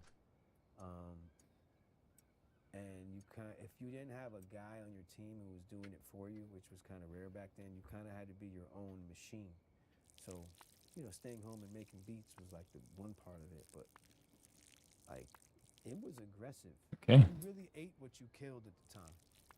And that was really the basis of it. Like, I got a new batch. All right, cool. I got to hit up everybody this week, because I'm trying to start a bidding war, because shit, I'm trying to go to Joe's session and play something for him. And if he likes it, I'm like, you better cut that. It was all about who's cutting that first half and when. Like, you want the beat, cut the first half, because I'm about to go to see Puff. Puff likes that joint. He's working on whatever. And I remember seeing a lot of that. Like, as producers, we were like salesmen. You know what I mean? So it was like, you would hope to get someone to bite on the beat. Or I would, okay, Battery Studios, who's over there working? All right, so-and-so is working there. I do. And I would try to ask, yo, who else is in here? Anybody else? Yo. For 120. Like, yo, what's up? I got some shit. Can I play something? She buying 3. Sometimes Sure I thing. have to wait an hour and sit there while, go to see Pun. But then Sean C came to play beats, or Mike D came to play some beats, and you gotta wait. Charlemagne, the producer, Behind. Okay. You But might be sitting there waiting with your dad, and then they play somebody else plays something that's crazy, and now you're like, fuck, I don't have that. Or you might get intimidated, like, oh man, And it was all the producers, we kind of kept each other on. We stayed on our toes because of this, because we were able to hear what everybody else was doing, to hear your competition, to see what.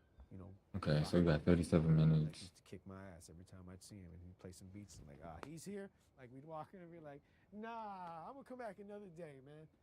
This ain't fair, He's too good. We really respect each other. Like, I felt like the camaraderie with producers.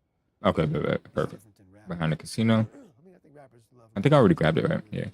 I really fuck with other producers. Like, I hear people that are so much better than me. It's not as competitive, like directly competitive. It's competitive, but there's enough room for all of us. It isn't. So right here, this town free has sample right here. 2 of us. What was that feeling like, though, when you're sitting there in front of Artist X and you play Pedophile. the whole Oh beat? my God, why is his name Pedophile? Cool. With Fargo, your virtual assistant from Wells Fargo, you can pick up the tab even when you forget your wallet. I got this. Fargo, Be quiet. Oh shit, I see him down there.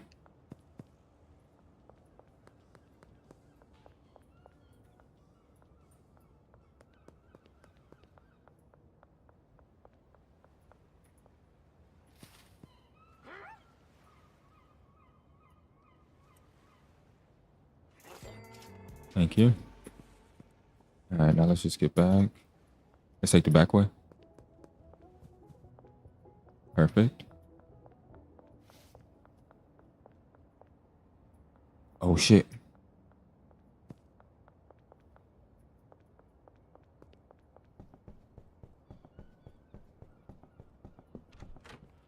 Perfect, we made it back. Okay.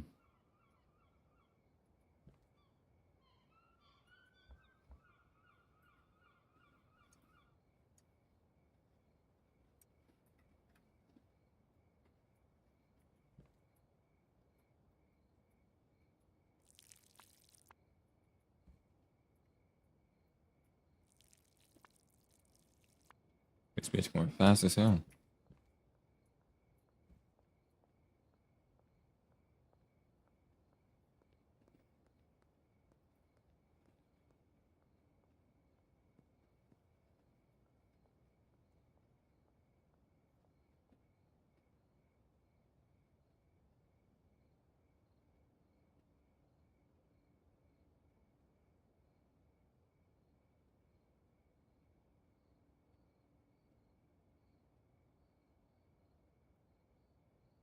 No, I'm gonna see this I podcast. might have to do something, bro. Oh my god. You need to listen to this podcast. I ain't gonna lie to you. Micro dosing Pollen. pollen, yeah. Nah, bro. Not just Microdosing pollen is insane. I'm usually like numb to the Benna perks though, but that shit. Yeah, because you're always popping them. You know what you're not? You know what you're not numb to? A spool for the honey. Okay. I don't know what it was, man, and I'm still fucked up. I woke up. Are you Perfect. scared of honey? Like, what's like, Nah, why are you eating honey so much?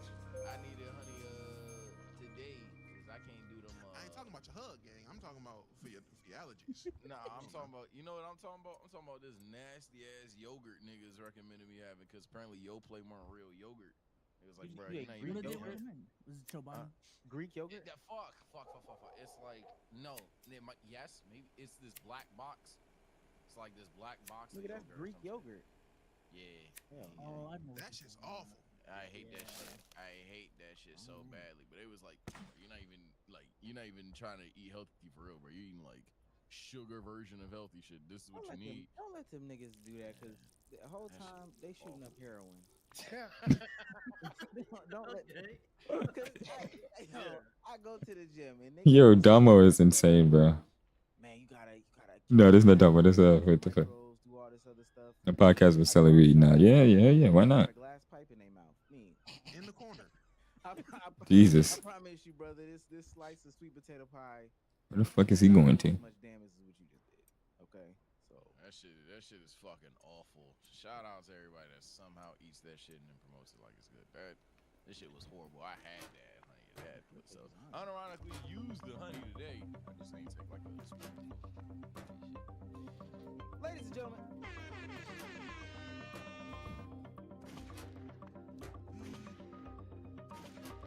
Welcome back to another episode of Bliss and Buck Podcast. Listen, we have special guests in the building, but there will be less confrontation. Oh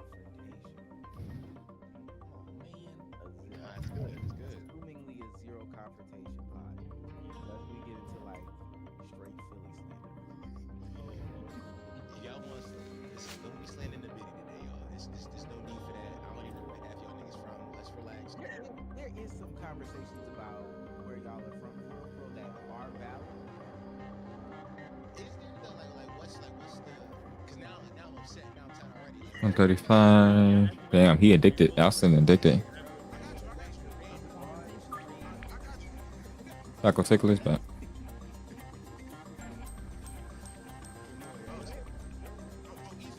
Chopped cheeses are better than cheese sticks. Let's start there. First of all, you would ask your nigga why the fuck you chop on a hamburger meat like that and put it on the sandwich. Put hamburger hole, fat ass bitch. That's crazy. Hamburger hole. That's crazy, bro. First of all, that is the most boring nigga thing I've ever heard in my life. Nigga saw a hamburger meat say, yo, what if I chop meat going up? Beautiful. Oh, I'm gonna sell to Donna. Yeah, fuck Peter.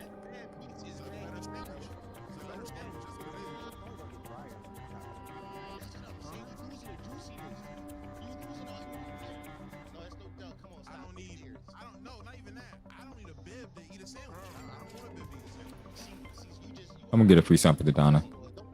I'm not discussing eats with no nigga who don't eat it with a bev. Damn. Yeah, if you don't eat food with a bad I ain't gonna lie, I don't want to discuss no eats with you. Who's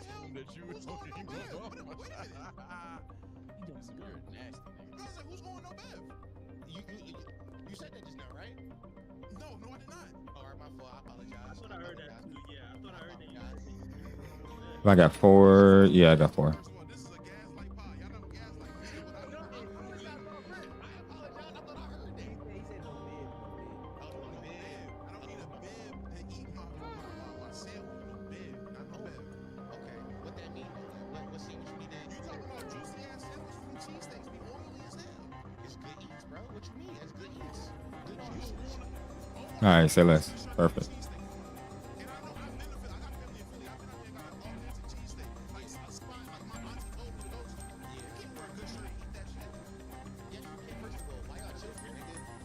Okay.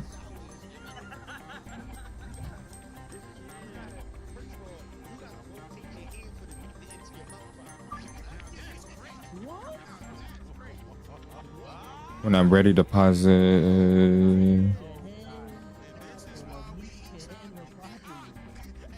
Behind the casino's already 210. 210 behind the drop box.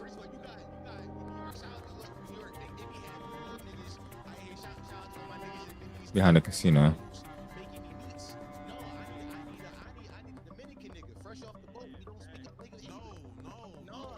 You said we don't like that nigga in the orange shirt. Anytime you see a wine business, what the fuck he do? Wait, what nigga in the orange shirt? Hold on. Say that. I might have to do it then. What the fuck he do? I might have to.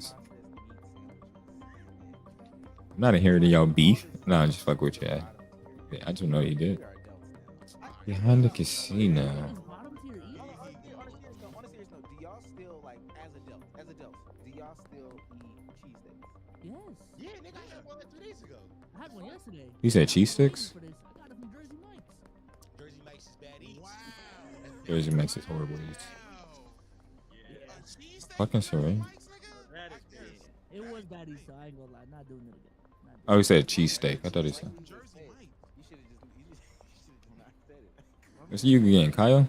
That's not where I was going. I was gonna say, is the capital of what's it called? Appreciate you.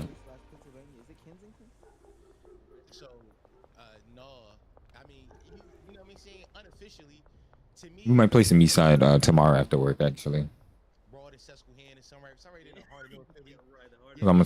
I'm sticking with this for tonight. Cause I have it. I don't know. I have it installed and everything. I just wait. So how the fuck do I?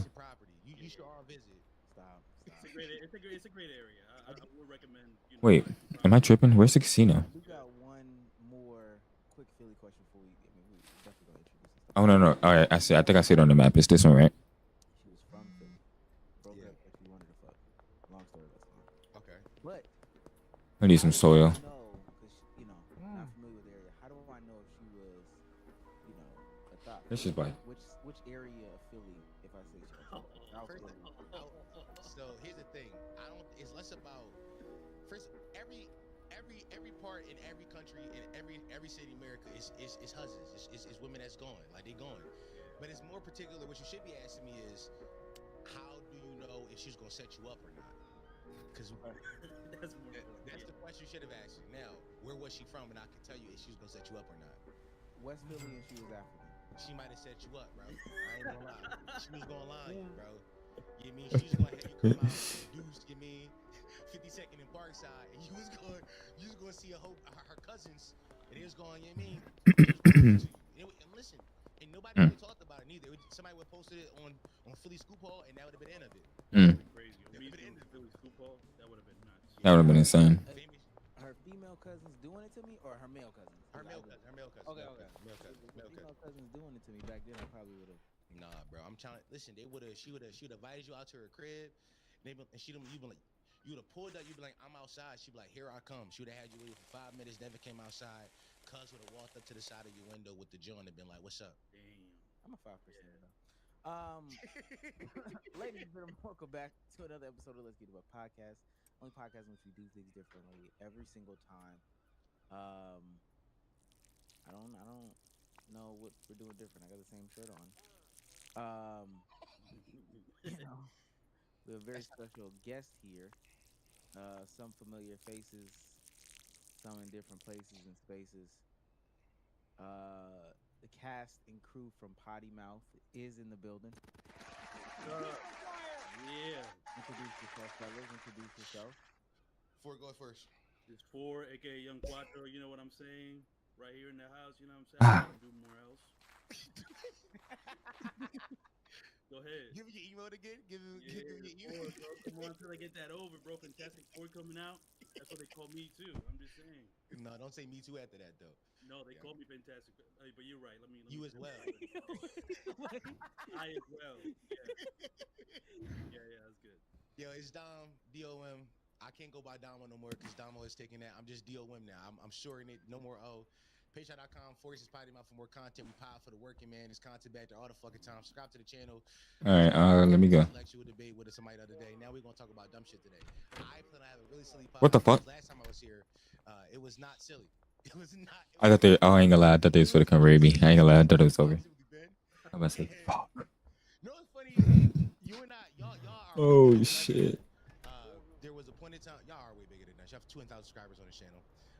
But there's a point in time. I'm trying to get the pause off. I just want you to know. No, no. Just let him. I got 2 people that want to get some right now, and I'm not being reliable. We'll see how much we can do with this. We'll play by ear. Go ahead. Whatever. Y'all way bigger than us. No dids apparently. But a lot of our fans, the PMs, they was like, you got link with those guys. You got link with those guys.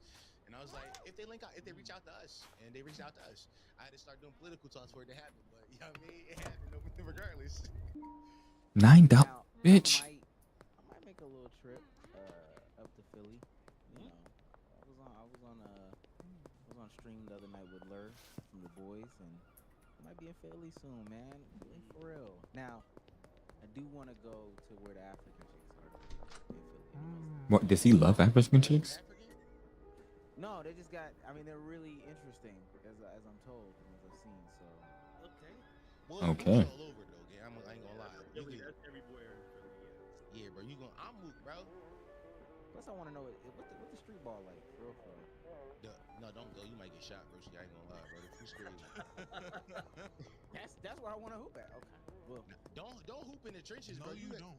Bro, go to LA Fitness or like whichever one got the gyms. Go there. You going? I mean, it's gonna be some ex okay. Super there, doing some nasty shit to you. But but don't go to like 22nd and nothing and go hoop. You be out.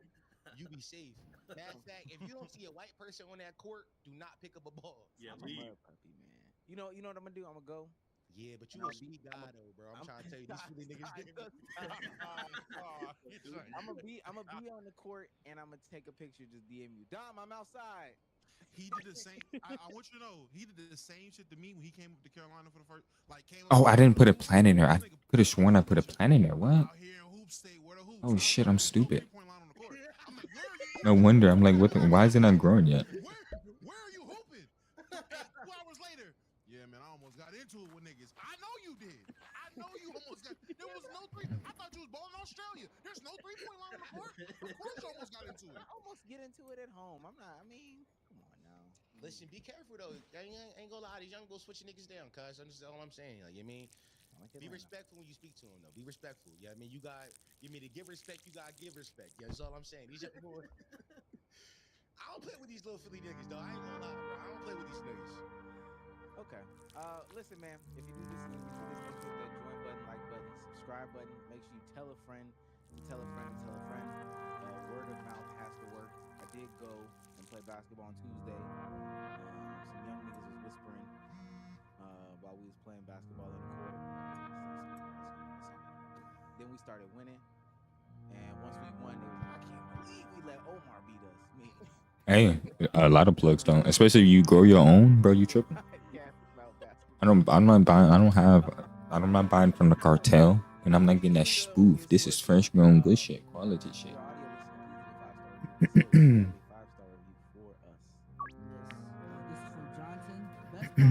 Here we go. Don't care if it's glazed. Some people deserve it.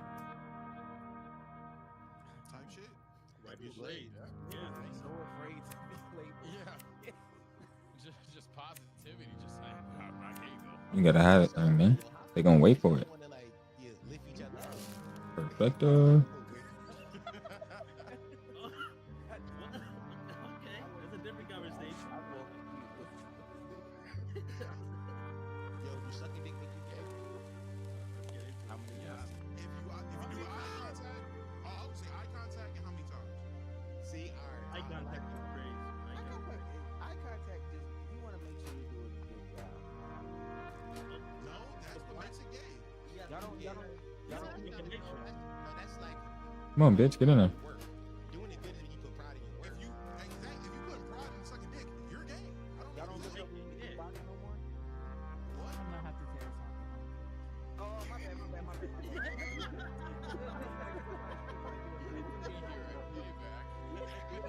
Fuck. Corey's watching this shit, man. Listen, man. Perhaps I want to support us and movies. You know, we say when they going crazy with the clips and they curse so please send super chats. Shout out to Big Bro Reacts for $1.99 says I've been waiting for this Thursday.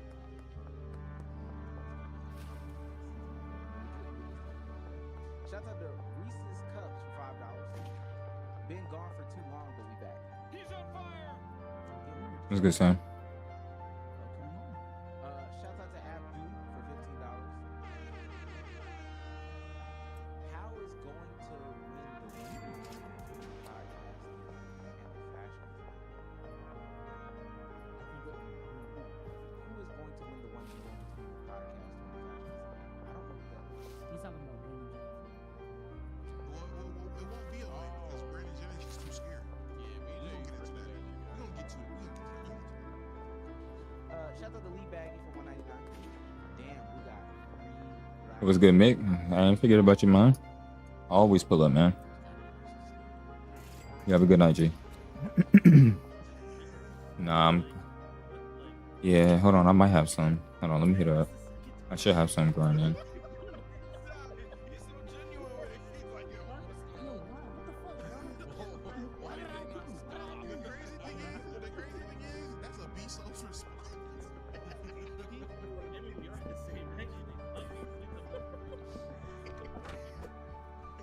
And shout out to Nick for $1.99. Oh, somebody get arrested. Tobias Harris for real. Okay, No, they say my dog like Tobias. That's not crazy. That's crazy, bro. I have gotten J. Cole in the past. I remember. No. Oh, you got J. Cole to Okay, I do. Oh, okay. You got J. Still Cole going to strong. Okay, okay. Yeah, let me ask you, what are the celebrity cons that y'all usually get? I get Meek Mill and Beanie Siegel just because I'm from Philly. That's it. Yeah, that's it. Aladdin. I've gotten that. I've gotten Aladdin before. Yeah, and J. Cole, like I said, yeah. Yeah, those are the ones I've got. Aladdin's a new one. Aladdin is like crazy because like it's not even the same ethnicity. Like, That's what I'm saying. That's crazy. So out of left field. Aladdin is nuts. I see the Tobias Harris. Tobias Harris not crazy. Tobias Harris not crazy. Nah, totally crazy. I ain't gonna lie. Fuck that Tobias nigga. Harris is crazy. Tobias Harris counts or not? Ain't he?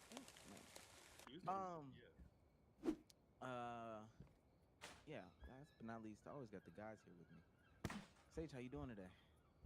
Technically awful, but I'm in a better mood now. I can't wait to get right. He just walked past me. That's actually funny. Less, as Dom said earlier, far less. He literally just walked right past me. That's so funny. Honestly, even. Oh, fuck. How much you needed for? He's lucky. But it's gonna be a fun time. I barely have. Damo, how you doing today? I'm doing great, man.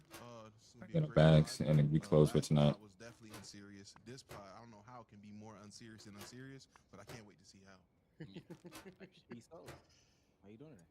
Doing good, bro. Doing great. A little bit under the weather, but I'm here though. I'm here. Okay. With that being said, man, let's get into the ball.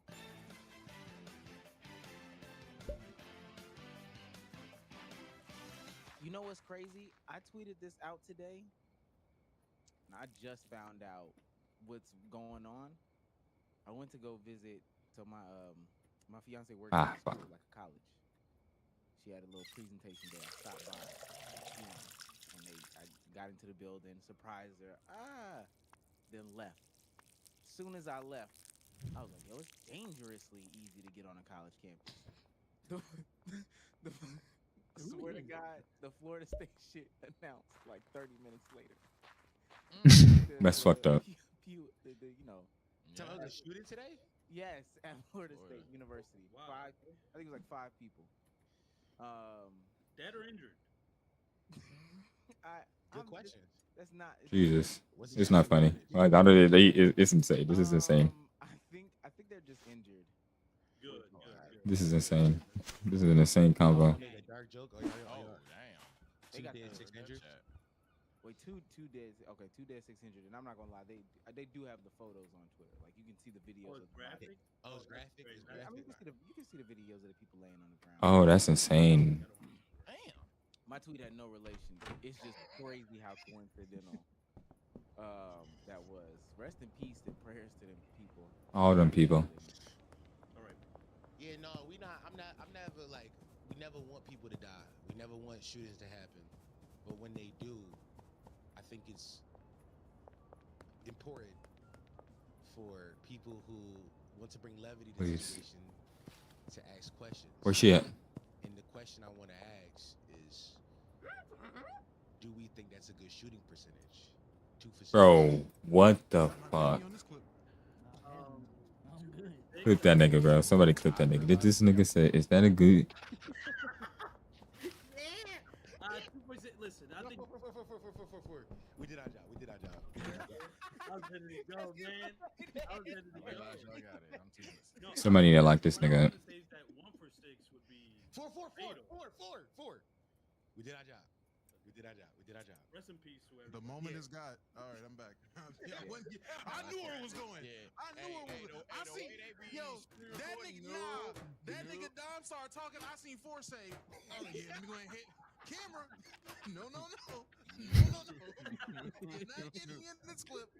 Nah, buddy. It was a little live stream. I reacted on time. Don't I worry. swear to God, I swear I did not know that shit happened though. Finally, I didn't know. I found out just now. Yeah, I'm learning now too. I didn't know niggas passed on that jump. Yeah, it's sad. It's sad. It's Oh tragic. no, I knew all that. Yeah, I didn't know people passed away from it. Damn, you got the alerts. Yeah. You got shooter alerts? Yeah. Y'all be surprised the shit I follow. I follow like a Philly page. Oh, 900. I get like all the dumb shit that happened in Philly for no reason. I got an Atlanta page. I get all the dumb shit that happened in Atlanta. I tag Omar dumb shit all the time. Traffic buildable I-95 at Omar. Yo, be careful, gang. It's a build up. That's considerate. That's nice. All right, let me see if I can find somebody for some news from the worst cities in America. potential customer. All right, let's go see Peter. He's right outside. Where Peter is at? Where is he at? Under now, Damo. Yeah. Is he in one of these? Somebody in that city shooter did 50, 40, 90. Here you go. Hey. Community though, so you can't These ain't my really guys. These ain't my guys. These your guys. Let's start it off like Smoke that shit, Peter. do y'all Let me talk. really believe Come on, Petey. that Offset Fucking with it. All right, let's get it. Like there's been Sling at the Chinese restaurant. Say that. We can go do that. Yeah, for sure. Bachelor. You think it's cat? Why do you think it's cat? nah, not saying she too good for the nigga, but I think that's just something you just throw out there as a lie. You know when it's not $10, going I'll take well it. in a fight with your girl, you throw out a lie. So and so was on my body. Jessica, she hit me up. Who does that? Fact check it, right? You gotta lie. I think that's that lie. Yo, this nigga's toxic. I ain't. This nigga's hella toxic. Because mind you, the whole time they've been in a mirror together, Cardi secretly hates Ari. So you gotta throw out this. Pause all that shit. I don't like to be running around. It's not necessarily about the gossip, but that's just what you do as a man. If your girl don't like somebody, you gather that through the relationship. I don't. Not right now. I'll play. Where's the Chinese restaurant at? I did see Baby Boy. I thought Baby Boy was a blueprint of how not to act as a man. That was like a story about the worst relationship ever. You were supposed to model your relationships after that. Yeah, like He literally got girl. So I don't know what y'all. did you see what he went through to get his girl? Shred check. You can get a skateboard. Can you?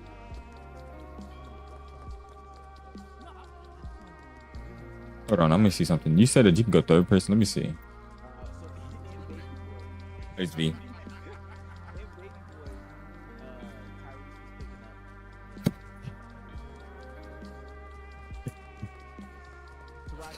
Oh, this is so funny. But there's a girl at the job that's fast. She don't like to ride. Alright, we gonna get dripped up in a bit too. So I gotta find a Chinese restaurant. There's Thrifty Thread, the laundry mat, the barbershop. Is the barbershop open? See him. gotta, even when you lose it, especially, you gotta be proud. Yo, that's Oh fuck me. You're a bad arguer. Why are you losing arguing? that's a good text. Where is the fuck? Where the Chinese restaurant? What is that over there? Supermarket, police station right there.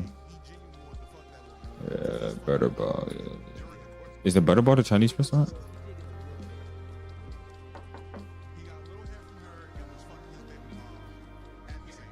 Okay, never mind. It's a cafe and bakery. No, I'm stupid, obviously. I didn't realize this town was that big. I mean, it's not really big, but it's a lot bigger than I thought it was. Oh, look, here's another hardware store over here. Where'd you get that's different? Oh, this is a different region. That's why. Okay. So there's like multiple regions in town. Gotcha. If I can find this fucking Chinese restaurant, I would be. Oh, it's on the fucking map. I'm stupid. My bad. I'm not paying attention to it.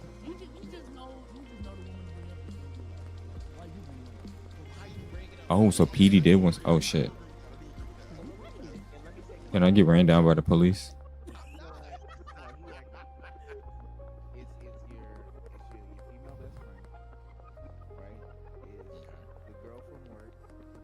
Wait, what the fuck?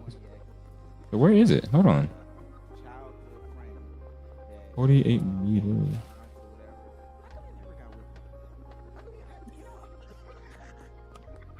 Oh, okay.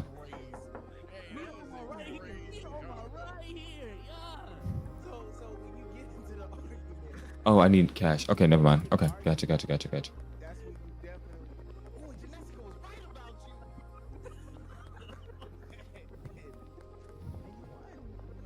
right.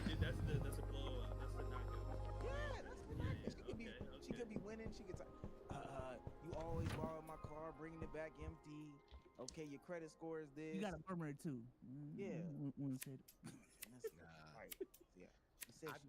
I be owning my girl with good ideas, not toxic ideas. I be like, babe, see, this is why what we're doing is bad for us. So let's just calm down and talk like adults. I don't care about those other women. It's you and I here. Yeah. Okay. Oh, so you get into like. Yeah, I mean, y'all all better than me. I just gaslight emotionally. This nigga's insane. Okay, so I just don't. I mean, that was on the same page or not. Nah. But yeah, I'm different type of toxic. I dead ass. No, I don't want to talk about it. I don't want to talk about it. Then be passive aggressive and make her really think about what she did until she gets to the point. Listen, I'm sorry. Can we just? Yeah, you already said sorry. I won. Nah, this nigga's a monster, bro. What's the point of arguing? I make her argue with herself. She over there fighting demons for an hour or 2 hours. I'm just chilling. Yo, it's fun to see how everybody determines a win. That's what I'm saying right now. Like what you consider a win, it's different things. It's like trying to salvage a relationship. When you can go to sleep first. Yo, come on, bitch. Girl ends up matter than you. If she's still thinking about it, you won. I don't argue with women. Both of these niggas are insane. I don't either. That's why I'm telling you. Oh, y'all better than me. I argue with women. I grew up with a single mom and all female cousins. I will argue with a woman all day. What? I'm not arguing. I'm just bringing out the enemy. No, you're arguing. You bringing up argument tactic. But that one bitch said she was sucking my dick better than you, right? You forgot about her, right? Remember her? No. Argument to me is like it's a constant back and forth, back forth. I'm letting you get it off. You can go 5. You gonna drop a bomb? Yeah, that's the. You gonna wait, Sam? I'm gonna make Sam wait. Sam's gonna wait till later since he's picking up the load. So I need 9. I got 16. I got enough though. I'm about to bring up that girl you hate. Matter of fact, worse. And I'm You know what? No, I can give some to Sam. He only want 2, and he wants some 2 of the weak shit. So yeah, we can give it to Sam. We can get him the weak shit. Oh, hold on. Nigga don't even want to stay in a relationship no more. That's what I'm saying. Like, this guy's crazy. Yeah. Okay. Let me hurry up and get a baggie and bag all this shit, and then we'll get Gucci. You both grew and learned from that, yeah. We both learn what to do and what not to do. Okay. This is gotta start off silly. Let's continue. Clip on the internet. Liars in chat. I'm sorry, I had to say that. I ain't gonna lie, I'm about to spend like $100 on bags. Wait, go ahead, Omar. My fault. I ain't mean to interrupt. My fault. Clip going on the internet. Adding to the list of suspect things that a man can and can't do. The new one is apparently taking a nap while your homeboy is driving in the passenger seat. I got a question. Is it gay for a man to fall asleep in the front seat? Okay, I thought it was too. Thank you. Wait, what? Wait, play it again. I couldn't hear you.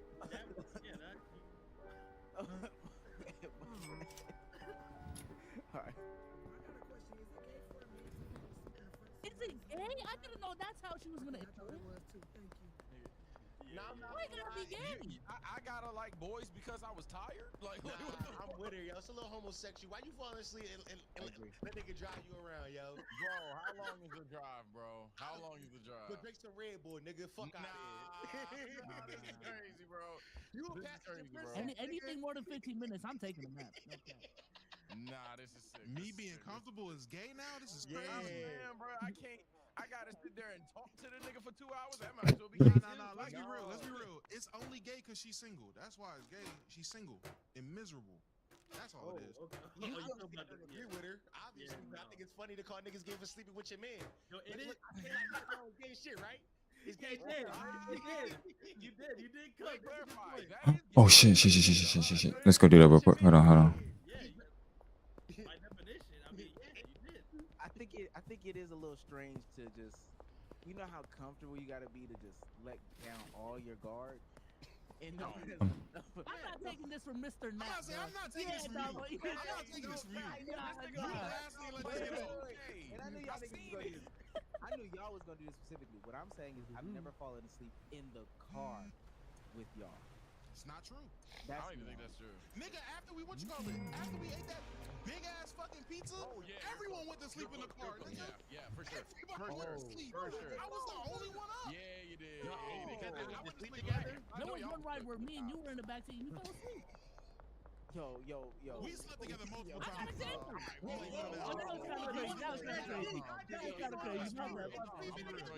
about to show you, bro. I don't like that. This shit get crazy.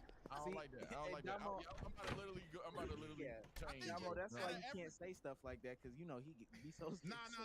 You Let's were be in honest. the back seat. I don't know. What the? In the backseat sleeping, Alright. crazy. Whoa. Thank God I went in the backseat. You did I ain't know that they at was one doing point. that in the backseat. I think What the fuck? a nigga done went to Really? sleep with another nigga at each one of the meetups. Wait, what? Now I think about it. Meetups? In the car. It's meetups? What's going on? It's up. You sleep at the meetup? Yo, I don't like what you got going on, bro. Yo, this shit get crazy. He was there. No, I don't like how you saying it though. Hey, it's sometimes about your delivery because now, and the guests may not understand this reference, but now you got the motherfucker that's been waiting for the hooky cookie shit. Like, told you, finally. Like, nah, bro, that shit ain't going down like that, bro. Let's talk about the first meetup. A house full of sleepy niggas. All right. That's insane. And just that fast. We on to the next thing. Y'all gay.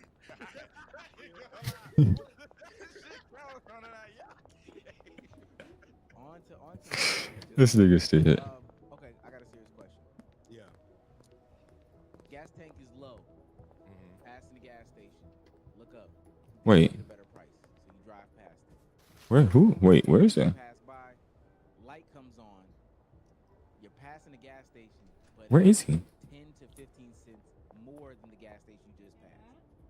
U-turn. As an officer, I almost so weak that officer, bro. I'm an idiot. Or you stopping at the one right here. You driving. Listen, as somebody who lives on roads, pretty much, I'm always like driving. When the light turns on, you got some miles still. It's not gonna die on you. You got some miles. You good. I push it to the limit a couple times. So yeah. No, you Slight. can. I agree. You can go. You got time. You can find another. What's fucked up would be if like the next one is even more expensive. That's what I'm saying. I gotta add. You trending downward, nigga. I'm popping It's only you. gonna keep getting more expensive. It might. That's what I'm saying. Because then I'm gonna run out of gas. What you thinking of it? You fuck with it. Alright. That's the only thing. I guess if you're really running out of it, you gotta just stop wherever first. Perfect. Some people are cheap. All right, let's take some cash out so we can buy the place. But that's a risk. I guess I'm on the opposite side of the $3 cheese one this time. Nigga, I'm just getting gas. Who looking at prices. What are we talking about, nigga? 20 ain't pump 5, fuck, nigga. Like, what are we talking about? Like, I don't. Yeah, that's that real money talk right there. Gas is gas, my nigga. I gotta get some anyway. Like, what are we talking about? 20 on pump 5. That dollar amount. 50 cents seems negligent. I don't know. I don't drive. I live in a big city. You know what I mean? Ubers and public transportation. But at 50 cents seems like, what we doing here? I don't know. No, I don't know. I don't know. I can't. 15 cents, maybe in the grand scheme, but when you start to really do the math, because you don't got that much time, you got to make a decision. Oh shit, I have so much. Okay. 15 gallons. Do the math right now. Go. We passed this time. So I do the math. Expensive white teas, nigga. What are we talking about? What you buy doing? Like expensive white teas. Okay. Maybe about 10 to 15 cents a gas. I swear to God, I'm popping a U-turn. I promise you. I swear I'm popping a U-turn. 180. So let's, because now, have y'all ever been in a situation where I'm pretty sure for the most part people have drove in cars with just regular. You really sputtering into the gas. What's up, Kyle? How you doing, man? Regular is out, but the mid grade is all they got left. For real? Shit. I'm selling. I've never had to do that, but Shit. for where I live at least, that's. Oh my god, I fucked up. I didn't get no We can get some sour diesel. If your shit is empty, go ahead and put like $3 in there. Yeah, the most I would do is a $20 equivalent, but like that's it. Like I would pump for a dollar amount, but I don't even believe in doing that. I usually fill my tank up whenever I'm at the gas station, so turn around. That. I didn't know y'all was okay. Whoever in the chat, yes, that can happen. They can run out of regular gas or mid grade or premium. They can run out of that, and only the others is left. Yeah, on dance hardware. You could just go to another. Oh no, I'm fucking up. Two people are gonna miss out on something. Shit. There was like specific pumps, like it's out for rec, but you can just. Yeah, I ain't seen that before. Yeah, I've never seen it where like for the whole thing is run out. But yeah, is it a scientific term for a mid grade? Is that like is what they call it? Is that a scientific term? Who's giving me the most? Mid grade. 89. Mid grade. Yeah, 89, 93. That's the scientific term. Mid grade, high grade, premium. Why they talking like weed dealers? That's not crazy. Yeah. That is I know weed niggas got issues. I swear, bro. You talking about some mid 87, 89. All right, bro. Okay. Hell. Okay, let me just drop off what I can. Apparently, I didn't know this was a white people thing. And we definitely apparently have some differences here. She just wants 3. Yeah, that shit your place of business. Bezos is not home. Sage is not home. Anybody is not home. You're at work. You gotta take a. Who wants 5? The dude that wants 5. But 1 o'clock now. So you gotta go through the rest of the shift and drive home, or you gotta go in the bathroom at work. My coworkers know ball, nigga. GG's. GG's. This can be dumb. You cannot do it. No, I'm gonna do it. I'm gonna do it. I know it's very much on top. Like this story is on top. It's perfect for this, but this is one of those. No, you're getting exposed. Oh wow. So listen. Shout out. I'm about to bring y'all some lore. So over at Potty Mouth, there's a monumental moment inside our community which we call Shit Mountain. Okay. So as Forrest said before, he lives on roads. So oftentimes he's Ubering, dropping off package for Amazon. He lives on roads. He was Ubering late one night, and his diet is awful. He eats Wawa sandwiches, and not like from behind the counter, the one that's in a package. He eats those. Oh, that's real nasty eats. We know. You know what I mean? We can all come back to that. He said I had a shit. He had a shit real bad. He walked into the first Wawa. The bathroom shut down. He drives to a second Wawa. The bathroom shut down. At this point, I'm giving you the cliff notes when he's telling me a story. I said, "How far are you from home right now?" He said, "Maybe 20 minutes." And I say, you don't think you could have drove home at this point?" He was like, "Nah, I had to go." He goes into the third Wawa. The third Wawa, the bathroom is open, but there is a cone to stop you. What the fuck? Hello? He walks into the stall, opens it up, and there is what we can only call a proverbial shit mountain already. Jesus. He proceeds to sit on that toilet and take a shit. Oh, Damn. added to it. You're all fours hill, nigga. That's There wasn't crazy. another stool or whatever. Like that was the only one. You didn't check My job is ready. No further to the arcade. Okay. Hey, this is the first one I gotta go. It was the only stall. Okay. A little bit more acceptable, but okay. I didn't quite sit. I hovered. Okay, so Yo, this is good.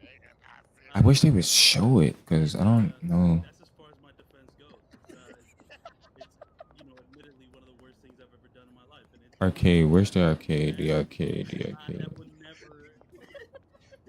That will always trail me. There's a cop right there. Be with me, and I just have to accept it. When I tell you we did the math on the pod, we was like, bro, at the first Wawa from your house, it was a 15-minute drive, and it was late night. The road was clear. He could have made. I would say this is the casino. Okay. Oh shit. He was destined to go do shit, Melly. Almost done. I understand the sentiment. I don't know where the arcade is. Somebody else's commode. You know, you don't want to do that. There it is. Okay. But not if it's already overflowing with doo-doo, bro. Well, he rolled the dice and he got snake eyes twice. All right. So I don't. That's a great way of putting it. I mean, There's no way it's on black 3 straight times. Yeah, I no, can't defend him for that. By the But way, this is the gas station situation in real life. I thought I was gonna get a cheaper gas station. It was more expensive. Wait, what? It was fucked. It is what it is. It's what I just, Oh, behind Dan's Hardware. Okay. Dan's Hardware. Dan's Hardware. Dan's Hardware. Dan's Hardware. That's not Dan's Hardware. This isn't Dan's Hardware, is it? He didn't wash his hands. He didn't wash his hands. Yes, it is. Okay. When I got home, When you got home, because I needed to leave. I'm not gonna lie, I needed to leave. The shame was too much. There was no, like looking in the mirror like, oh, that was good. I'll give him extra At that $5. point, you already did something dirty. Now you gonna stop at washing your hands? You might as well be dirty all the way. I get it. I agree. I get it. These is bad talks. Ew, he dirty all the way. Yeah, you're already there. Dignity. Now you got a line you can't cross. You just shit in the pile of shit. What the fuck? But at what point do you save your humanity? You look at stuff like, damn, that was disgusting. When But you let's get be a home. part of this society still. his humanity was gone as he was hovering, looking at his feet, shitting on the pile of shit. The humanity left there. He was already not human. 4 hours. Okay, bet. when you get home, you cut the shower on, right? You throw away the underwear that you just. Okay, bet, bet, bet. I'm pretty sure you're white. No, come on, that's crazy. I'm That's what Oh, you ain't dirty all the way there. Never mind. Never mind. No, I definitely, I certainly did. I certainly did. Nah, he went home and took a victim shower. I feel it. I feel bad for the worker. He just put the cone in front of that motherfucker. He knows it's a fat ass turd. Took one of them hot ass showers. He's just sitting there like these. He come back in that motherfucking Okay, bathroom. perfect. Now where the fuck does toilet paper come from? Just some more shit on it. Man, I feel You bad got for that the nigga. Wawa worker. He literally he's like, I can't. This is a plumbing issue. I can't fix this. He thought that you would have some human decency to be like, oh, all right, no, I shouldn't go. You just said fuck our society and our rules.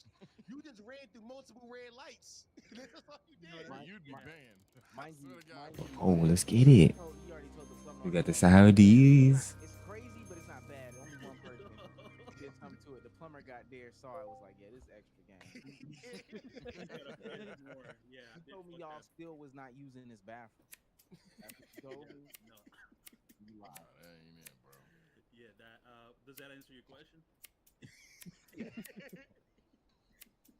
Oh, we get 12. I love sour. Relationship questions and stuff like that, because the answer is cheat or break up every single time. No. What are we talking about? What is this podcast? I'm sorry, but this is a horrible podcast. These niggas are horrible. Like, what the fuck are we talking about?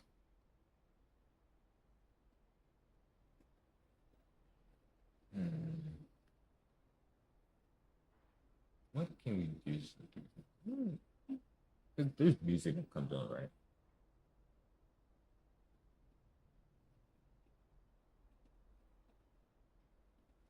We can see how little baby fell off.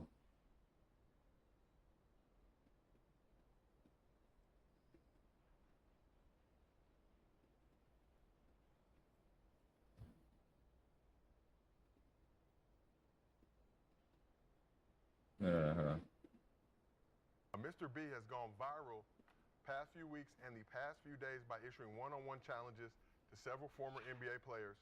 For those who are catching up, we were on playback watching the Warriors-Grizzlies game when Pat Bev came up. Brandon didn't think he belonged in the one-on-ones conversation that has been going on lately. Suggested he played with the 10 and unders. Bring it all. The 10U. Then Pat Bev dropped in the playback suddenly to issue a challenge to Brandon. Let's take a look. G8 gang, baby. Man, I will dog your little ass. You know that. He will. Okay, I'm talking about now, nigga. That's what I think. Okay, fuck that. Let's go in the bank account. I'm gonna pull out 100,000. You pull out 100,000. Play something. Let's go, BJ. Listen, I respect what you've done in your career. Congratulations. But if you average 35, if you average 37 in high school and they get to the league, you can average over 10. 12 years started. No bench play. I'm talking about niggas. I'm talking about niggas who actually really got buckets.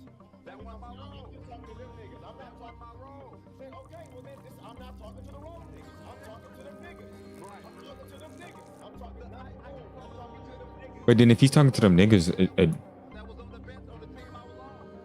oh shit.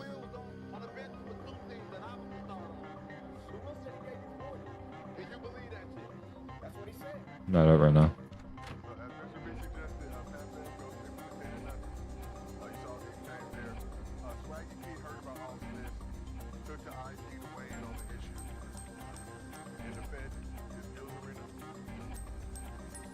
My Saudis was Gucci, bro. My Saudis was good. 47, nigga. Not gonna buy that shit for 47. What you talking about? Fuck this, adjust the price, nigga.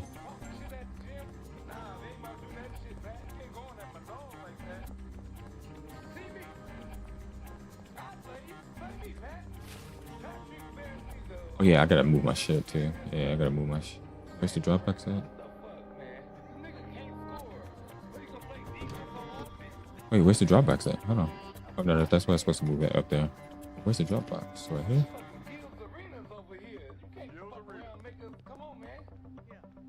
Slop shop. Where's the slop shop?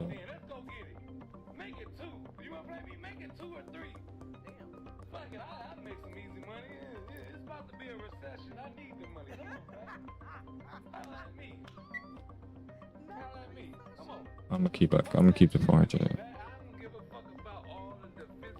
Oh, there it is, the slop shop.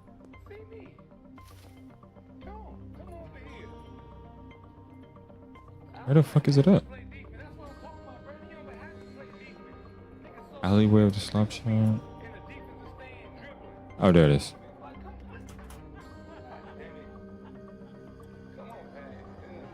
Alright, now we can go. And that's just finished up. People that I missed out on, they hate me right now. Alright, I gotta find one more customer. And then we should be Gucci.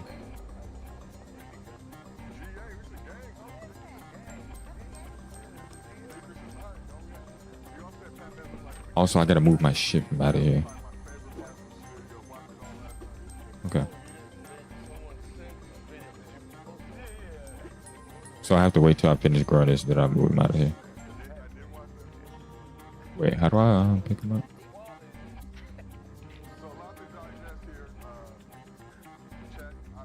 Oh, like that. Okay.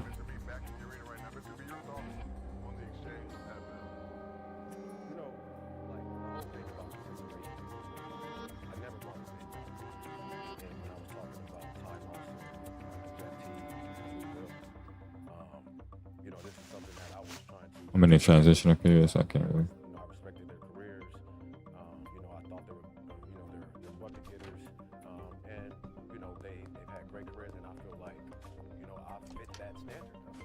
So I'm talking to these three guys, and I'm trying to conduct business over here, and I got this guy over here just keep tapping me on my shoulder. Like he's just tapping me on my shoulder, trying to buy his way in, and I'm just sitting there like, dude, we're not talking to you right now. So to throw $100K in my face when the pot is already at 500,000, and you're trying to lowball me to go in the bank account to go get 100K. I'm not hurting for 100K, and you want to play one-on-one because you ain't invited because your numbers don't meet the standards. There was a criteria that you set in place. It's a criteria to this. Like, I'm talking to Lou Will. That's weak, Patrick. bro.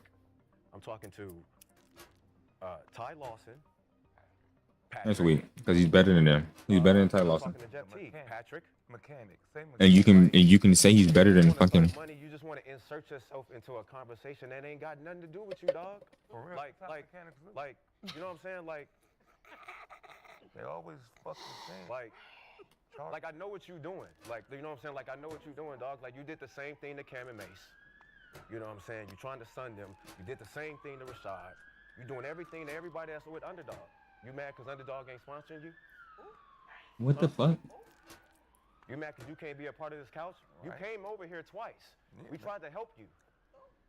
Man, we won't let you fix our cars and shit. This is cringe. I ain't gonna lie to you. This is so corny. Like, come on, man. Like, what we talking about, dog? Like, what we doing, man? Like, let me handle my business with these three, and maybe I'll call you. I give you a call, and I got a plan for maybe you can do your one-on-one tournament. Like, let me do business, dog. Like, you trying to throw out 100K, you trying to take over the one-on-one thing, and you trying to make it your thing. You want us to sit up there, take You already trying to make it your thing. Don King. Man, watch out, man. What the hell is wrong? Like, watch out, bro. Yo, this nigga has a You ain't even he. average over 10. You a 10 and under dude, dog. Like, don't talk that with me, man. I'm not playing you one-on-one. I don't want to play that type of basketball. Your game ain't sexy enough. I don't want to play football. Shit, right now. Like, come on, man. Yeah, I play 'em. Like all this, like you trying to throw, like you trying to throw 100K in my face, bro. I gave you some clothes. I gave you a chef, bro. I let your family friends stay at my crib. Like, man, don't try to stun on me. Damn. Like, don't try to come piggyback off what I say and try to take it and then do your own league, dog. I'm doing real business over here with billionaires. It's at 500K, but if you want to put your 100K, we can make it 600K. Shit, we could give you a little section over here for your podcast so you can commentate. Come on, okay. Podcast now presented by Underdog, unfortunately. What the fuck? Nah, man, like, like, it is funny. The mics will not be plugged in. Like, you know what I'm saying? Like, cause you my nigga. Like, I fuck with you. No, you can't say that. No, he is. No, he is. I fuck with him. Like, I fuck with You fuck with that? But, you know what I'm saying? If you That's want how to it do is, business, though. you want to do a collab with Tough Crowd, man, we can take that 100K. We can do a collab. This bitch just We can pulled do up a on me. Defensive one-on-one league. All defense? All defense. The first one to get 11 stops. No, actually 10 stops. We got to stay under 10. Write that down. I did that. See, I told you. Like, you know, yeah, we got to stay under 10. Yo, these niggas you know, really fuck I ain't OG Chris, bro. You know, I'm trying to get him on this sour diesel. Disrespectful because I never brought your name up. I never said your name in this conversation, and you keep trying to tap me on my shoulder.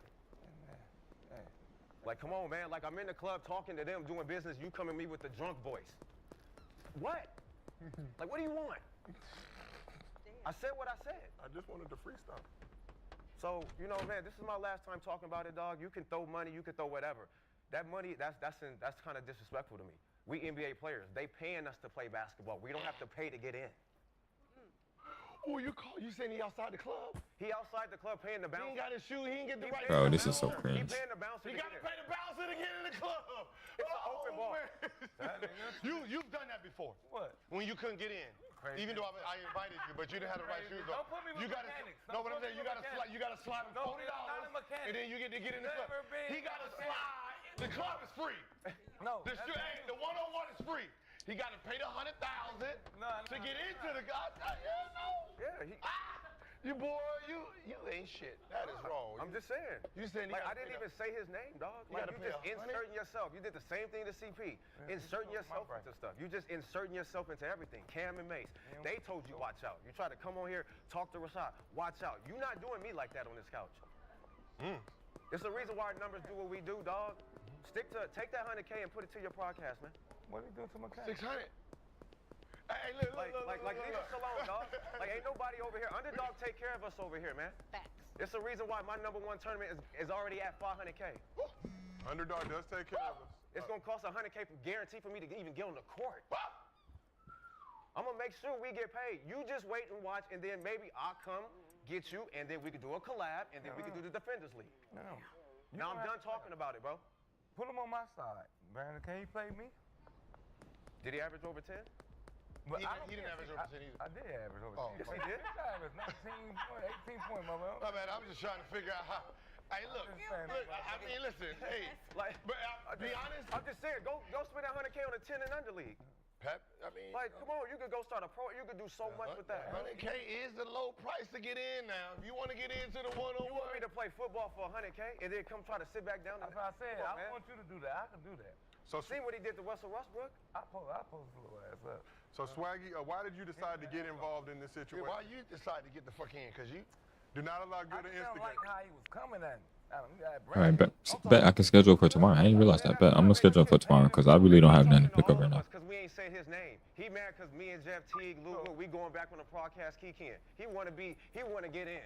He want to be with the cool kids. I understand where you're coming from. Watch out, man. We not doing that, though. But the Jeff thought you was like kind of scared. Like ain't nobody. He is scared, bro. No, bro. Bro. I don't care what he says, bro. Wait, it's 500K. It's free to get in. Right, it's free to get in. We got 500K. You want to pay to get in? It's free to get in. Like you ain't gotta pay me, dog. It's free. Was he sending 100K for you and him to play one-on-one? To play one-on-one. And the tournament is 500, and it's But I'm already talking to 3 other people. Like I got business over here. You know when somebody just trying to talk to you, it's like I'm over here conducting business. You trying to have some class. Yeah, and that's my dog. No doubt. Put your panties on. God damn. Like have some class. Dog, so I just felt the type of way. Right, he's my dog, so I just felt the type of way. No, you didn't. I mean, no, listen, I thank you. You like my dog, dog. I've been knowing you too. So if somebody was talking to you, I would do the same thing. No, and I think. Somebody talking to you, do the same thing. If somebody talking to you, I do the same thing. We'll be all together, bro. You know? Listen, I thank you for that. Yeah. But Patrick, we're not playing one-on-one. P and the K. I'm not playing. I'm still on everything. I'm taking everything. For 100K, when I'm talking to billionaires to get this thing to $1 million, stay in your lane. And you did say billionaires with a B.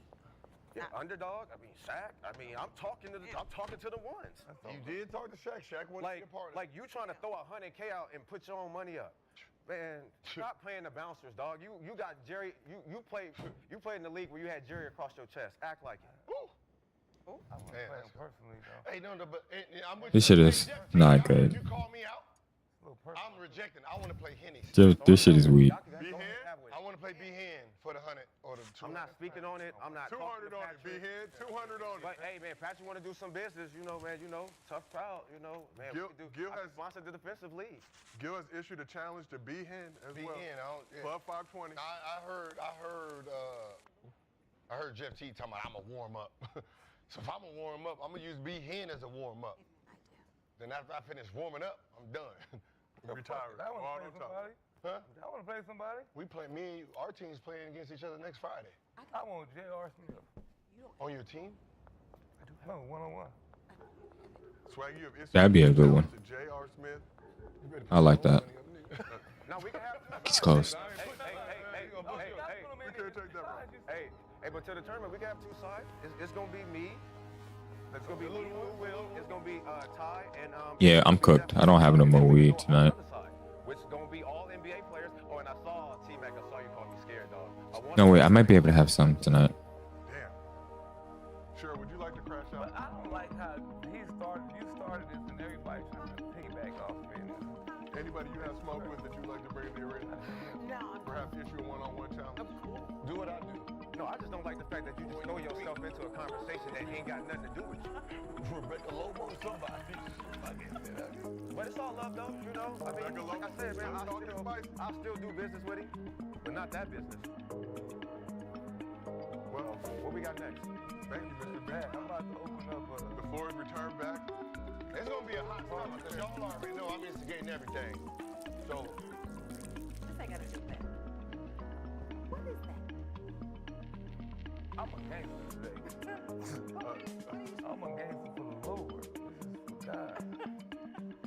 Swaggy has paid his tithes here in the arena. Dressed as a carrot. Humiliation ritual for all of us.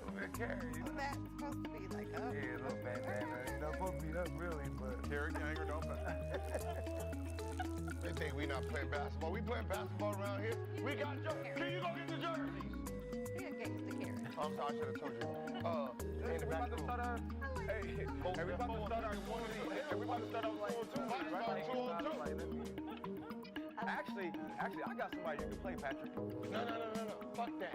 Him and Rome Frank Nitty. No, him and Rome and then you two. No, I play Pat. Well, yeah, you two versus him and Rome. Shout out to Rome. Him and Rome. Who is that? The white dude. The white dude. Rome's a Oh, that's the Rome's dude. a legend. That's the dude he be sitting up there talking to with his legs crossed. Yes. Can't even get over 10K. I got 200,000 on it. You still under. Stop. These niggas are corny. We trying to make. Hey, wait. Stop, man. You two niggas can whoop the No shit. Rome slander in I don't care there. about none of that, man. Ain't nobody coming over here trying to Don King. He gonna beat you the fuck up. You think he gonna fuck that nigga? Is the score gonna be 0-0? It's like watching the fucking, huh? It's like watching the Bulls in the goddamn. Everybody that's 35 and older is gonna be the same. Man, listen, man. Don't waste y'all time with the 9 and under. This ain't 9 and you. Literally, I've never seen Hooper scared to hoop. Nigga, who is? This is insane. Can you please stop pulling on the ears? Ah, come on. Yo, you say you gonna get in what? The one-on-one. Okay, we need to see. Well, who you trying to play? Steve. No, I'm trying to win, motherfucker. I'm trying to win. Yeah, so, all right, so the guys. Yeah, who are the guys? All right, so the guys that I called out. Fuck, it's not gonna be done. Patrick is still an active player, so I don't know why Patrick is trying to get into this situation. It's just for retired players. I just need 7 of them. Jeff G, he has his own podcast. He does numbers. Lou Will, he's on the show. He does numbers. And then Ty Lawson, because we have a connection with Oak Hill, and I just love. I played against these guys 10 times, so I'm just Man, going shut to up, guys that Brandon. fit my Shut the fuck up, pussy. Never seen a hooper more scared to hoop in my damn life.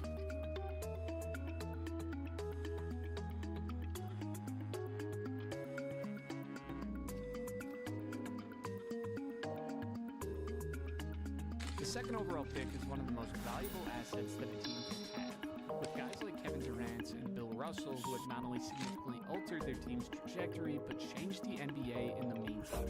Each class presents a talent pool that has the potential to shift championship odds and create history in the process. But over time, what should be the second best selection in the draft class has proven to be the most cursed pick in all of the draft. With busts left and right, injuries, and some of the most puzzling selections. Just time I fell asleep, bro. What in the world is going on with the second overall pick? Starting in the year 2000, when the Vancouver Grizzlies selected Stromile Swift out of LSU with their second overall pick. Now, to be fair, this draft class was horrible, and I mean it. It produced just 3 All-Stars, and team after team just completely missed. But after getting selected as high as second overall in the draft, there are some certain expectations, and some expectations that Swift did not live up to. Swift had led all of college in blocks per game and field goal percentage during his final year. He was an athletic beast who loved going for the big dunks and the highlight reel blocks. But apart from that, there really wasn't much else. This led Swift to sit with the second unit throughout most of his time with the Grizzlies, but who could blame them?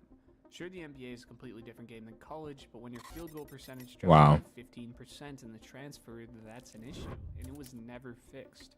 Although the Grizzlies tried their hardest to develop Swift, it did not work at all, because all he wanted to do was dunk the ball and beat shots into the stands. He would sky to try to pin every shot against the glass, but really it just resulted in being easy to get off balance and being caught in foul trouble more often than you would. Damn, these hoes are terrible. In 2001, he would be invited to the dunk contest, where he'd place 4th, but become known for his high-flying ability. This is trash. But after Fuck. being noticed for his athleticism, it seemed You like wanna all pack Swift this wanted shit. to do from there on out was act like he was in the dunk contest. During his sophomore season, the Grizzlies would move to Memphis, but this is crucial because by the time Swift left, I'm gonna give people extra G for this shit, because this shit is actually trash. moved from Vancouver. All this comes to show you that the Grizzlies never really gave up on Swift. The Grizzlies were also one of the worst franchises in sports history for their brief time in Vancouver, which kind of forced their hand Really? into giving Swift real play. Come on now. Now, the 05 offseason would see Swift sign a 4-year, $22 million deal with the Rockets. But honestly, his empty 12-6 stats were what earned him this, while not being able to shoot 50% from the field and being a total hack around the rim. He was the definition of a bust. But I guess the aura of the number 2 picks had more meaning than I think. You know what? I'm gonna give him a Instead sample of proving anyone Saudi, bro. wrong in a single year with the Rockets, May not give it to him. averaging 8 and 4 with Instead of just giving him a more bad weed, I'm gonna give him bench, Saudi. he was listed as a center behind Yao Ming. And I guess the Rockets just had enough of Swift shit after just one season, because they shipped him right back to Memphis as part of the deal for Shane Battier just that off-season. And I'm sure that the Grizzlies were expecting the results that Swift was going to give them, because another season of averaging around 8 and 4 with just around a block per game would be coming. They probably also knew that the Stro show was on its way. All he tried to do was go for the Oh my god. Oh, slipped all of them. someone down or going for an alley-oop. But he wouldn't last nearly as long in Memphis for his second stint, because halfway through the next season, Swift would be traded to the New Jersey Nets, where he would spend some time even further down the bench. And for Oh, no, I didn't. the end was near. After playing in just 6 games the next season, Swift would get waived by the Nets, who just couldn't find a reason to keep the Stro show around. He would end up getting picked by the Suns to finish out that season and to end his career in a fitting way with 2 points, 1 board, 1 block, and 3 fouls in his last contest. Swift would end up going overseas, but his more popular post-NBA storylines have come via legal troubles, including charges for aggravated assault, improper telephone communications, and stalking. Now, Swift's story is just the tip of the iceberg. His career was a tough one because he sucked so much ass at basketball. He could never get his game going, he played like a moron, and ended up disappointing everyone. Way to start us off, Swift. Now, this next guy actually turned out alright, and I'm talking about Tyson Chandler, who's the 2001 number 2 selection. I fucked up. After Hold on, let me see straight something. out of high school, Chandler would start off his career Okay. with the Bulls, and it was looking at first like he would become the next number 2 overall pick to not work out. After 5 very mediocre seasons, which saw him averaging just 7 points and 7 boards. Really, to start his career, this guy kind of looked like a bust. He couldn't fit his game into any sort of system in the NBA. I mean, people had almost given up on him, but something shifted once he was put alongside Chris Paul. Hold on, take me back to the He was main his best at. There, he had multiple seasons averaging double-digit rebounds and was as efficient as people hoped he could be, shooting over 60% from the field.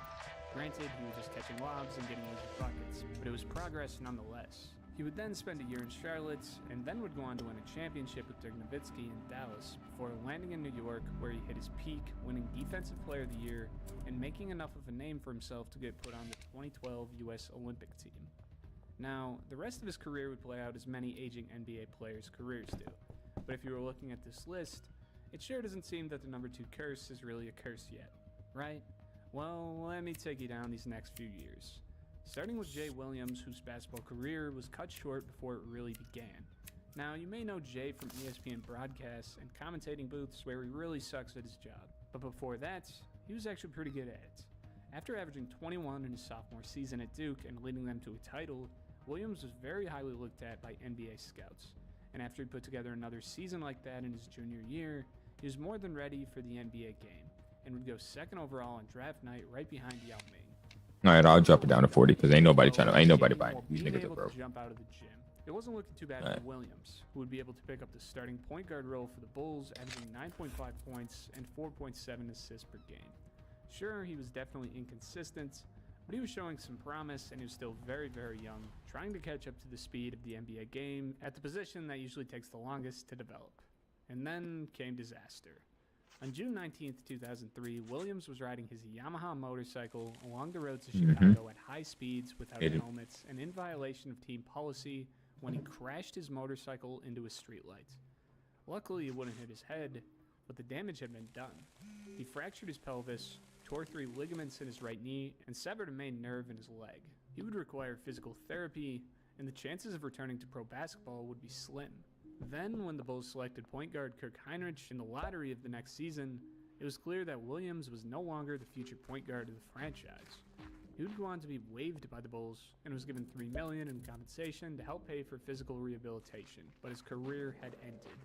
He would sign with the Nets on a non-guaranteed contract but never see the floor, and then sign with the D-League team, the Austin Toros, but only play 3 games there before getting waived due to injury, which would put an end to his basketball career. Now, Darko Milicic was the 2nd overall pick in the 2003 draft, and his career didn't turn out as hoped either, but not for injury reasons.